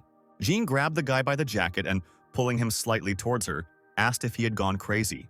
But Melissa intervened in the conversation, saying that people with wild instincts have a special point of view and suggested marking the territory. Steve didn't understand the proposal, and the girl said that they could do whatever they wanted on their territory. Steve liked this proposal and his hand began to glow. Fireflies began to gather around our hero, while everyone else just watched warily. Melissa asked in surprise what it was, and Jean calmly replied that it was the tree spirit. The stream of fireflies became larger and smaller, and little fairies began to fly out of them, scattering in all directions. Melissa asked what he was doing, and Jean replied that she had told him to mark the territory. The little fairies scattered around the perimeter and began to throw seeds into the ground, from which shoots immediately began to sprout. From these shoots, trees began to grow at incredible speed. The guys from Steve's clan watched in awe at the speed, and Chad said that huge trees grew in an instant. The guys didn't believe that what was happening was real, and someone said that now they had a fence. The spirits began to return back, and Steve finally said that the job was done. He said that it goes out about 1 kilometer from the house, so be it. Melissa giggled nervously and said that it was just wonderful. Coming closer, she said that this place will be designated as Steve's Guild, and everything that is on this territory belongs to them. Our hero said that, apart from the ban on traveling abroad, everything sounded good, but the girl said that this point was mandatory. Melissa said that their first concern was Steve's family, and Jean snorted when she heard that. But our hero did not notice this and said that he liked everything. Melissa said that if that was the case, he needed to sign the contract and handed the guy some papers and a pen. But then Jean intervened and said that it needed to be read carefully. But Melissa pushed the girl away and showed her where Steve should sign. Melissa praised Steve and handed him his copy of the contract. The girl shook the guy's hand and suggested that he work hard until the portal opened. Steve said he would keep his promise, and Melissa asked him to trust the government. As Melissa left, she asked Jean to behave herself, and she replied that she would run away if people were not sent here tomorrow to fix the house. The girls exchanged displeased glances, and Jean stuck her tongue out at her departing friend. The SUV drove back through the newly grown forest. Melissa sighed heavily, calling Jean a brat, and the driver asked if it was possible to manage such a large territory with such a small number of people. Melissa replied that if they couldn't do it, they would help. The girl gave the order to collect a raid list of level 5 or higher and put it into standby mode. And somewhere in the ocean, motorboats sailed up to a large ship. They swam closer and opened fire on the ship. The guy shouted the call sign Coral Emerald into the radio, reporting that they were being attacked by pirates and needed help. Another ship reported that it had received the coordinates of the Coral Emerald and added that help would arrive in 2 hours and asked to turn off the engine when the pirates were on board. The pirates swam close to the ship and began to rise. The soldier reported that they were already on board, and there were more of them. The captain said to shut down the engine, turn off all power, and gather in the staff compartment. Suddenly the ship tilted, and the soldiers could barely stay on their feet. The ship's crew watched in horror as something overboard scattered the pirates' boats in different directions. And the next thing they saw was a huge tentacle heading straight towards the ship. The monster entangled the entire ship with red tentacles, breaking the deck like a toy. The ship's crew flew in different directions, and glass rained down on them. In a matter of seconds, the monster had its tentacles gripping the ship, breaking it into pieces, and some of the survivors fell into the water. But in the water, an open mouth with huge teeth was waiting for them. The size of the mouth made the man look like a tiny grain of sand, and it was impossible to escape. And while the huge monster with tentacles dragged the remains of the ship to the bottom, the monster, similar to a shark with many tails, swam forward. The shark returned to the school, where there were dozens, if not hundreds, of the same monsters. Soon, a relief ship arrived at the scene, along with a helicopter. It was reported that the ship had arrived at the scene, however, as a result of patrolling within a radius of 10 miles, no signs of the vessel were found. But this ship also suffered the same fate as the Coral Emerald, and tentacles began to entwine it. And in Steve's guild house, fireflies flew around the trees, helping them grow even taller. And the ringtone of the telephone echoed throughout the house. The sound came from the room where Jean was fast asleep. The girl sleepily answered the call without opening her eyes. Melissa, who called the girl, said that she felt like she had a taste of life. The girl sleepily scratched her stomach and asked what she needed. She was already at work. Melissa asked her point blank if she was with Steve now or not. But Jean only sleepily mumbled that she didn't know, without opening her eyes. Melissa lost her temper and screamed that the sun had already risen and she was not going to get up. The girl looked angrily at the phone, as if she could convey her mood to Jean, who hung up. After making coffee, Jean went out onto the balcony, looking at the giant trees. The girl sipped coffee from a mug, thinking that Steve had planted a lot of things here. Overnight, the tree near the house grew several times taller than their house, surrounded by fireflies. At this time, Steve was watching a pack of wolves, opening the system settings. He gave names to the wolves, calling them any food. Each had an energy level, as well as information about where they were tamed. Steve read a status from one of the wolves that if the energy level increases, then loss of sanity may occur. The guy thoughtfully read the warning and thought that in this case it would be problematic to increase the level. At that moment, Jean came up to him and asked what he was doing. Steve explained that he was naming new members, and Jean asked in surprise if he was talking about wolves. Yawning, the girl said that he should have woken her up and asked why he went out alone. Peku, who had grown bigger, ran up to them. Jean said that he was growing quickly and asked about the younger ones. Steve replied that they had left for breakfast and were probably at the dungeon now. Jean praised his diligence, especially in this heat. Our hero pointed to the forest and asked the girl if she wanted to take a walk. Jean tilted her head to the side in surprise, asking the guy again. In an instant, Steve turned into a huge white beast and extended his hand to her. Jean easily jumped onto his back, and the guy said that he was going to show her something now. The girl smiled and asked if he really wanted to brag about his achievements to her. But Steve didn't answer her question and asked her to hold on tighter. Our hero, in the form of a beast, rushed forward as usual with incredible speed. Jean could barely stay on Steve's back and asked him to go slower. The wolves rushed after them, trying to catch up with the boys, and Jean screamed that she had lost her shoes. In the forest where Steve's guild had settled, several journalists had pitched tents when they heard the howling of wolves. One of them said that there was nothing to catch here, adding that it was also very hot. Another guy said the company told him to get something and complained that he hadn't seen his salary for over a month. He turned to the other guys and asked if there were any who had already been in this forest. Another partner pointed to a number of cameras and said they belonged to the military police, but before they arrived, they would be eaten by wolves. Another guy said that it is impossible to predict when the portal will open, so not only journalists, but influential people were banned from entering. Suddenly, the SUV that Steve bought for Chad appeared on the road. The journalists found out that it was Steve's car and began to look for him excitedly. The car sped past the journalists without stopping. Chad said that even the heat doesn't stop the journalists, and Donnie wondered whose channel it was, his or Steve's. He read the comments under the video. Some were discussing Steve and were surprised that he was only level F, while others were discussing the fight between Hero and Mikhail. Donnie suddenly let out a surprised cry, but when Chad asked what was wrong, he sheepishly replied that nothing. Donnie watched tensely as several major countries sent large donations, totaling 4 billion. The guy was thinking that most of the donations were coming from Europe and couldn't decide whether to tell Steve about it or not. Suddenly, the car pulled up alongside a pack of wolves, led by Steve, and Donnie shouted to him in surprise. Jean noticed the boy's car and waved to them from astride Steve. Donnie waved back and called her his brother's wife, surprising Chad with this phrase. In response to these words, Jean threatened Donnie with her fist, narrowing her eyes angrily. The boy smiled cheerfully and said that they use the same toilet, eat and sleep in the same house. He looked with resentment at Jean sitting astride Steve and said that he had never ridden them like that. And at that time, our hero picked up speed, overtaking the SUV, which surprised the guys. Donnie playfully asked Chad to push himself, and he replied that they wouldn't lose. Chad shifted the transmission into sport mode and pressed the gas pedal to the floor. The car pulled ahead, slightly overtaking the wolf. Donnie shouted that the last one buys dinner and added that the speed of light is against the rules. Suddenly, Jean felt something and excitedly called out to Steve. Steve was calm and only asked the girl if she felt it. The girl's eyes glowed blue, and she said that a crack had been discovered within a radius of 200 meters. Jean remembered the conversation in the hospital when Steve snuck up on her.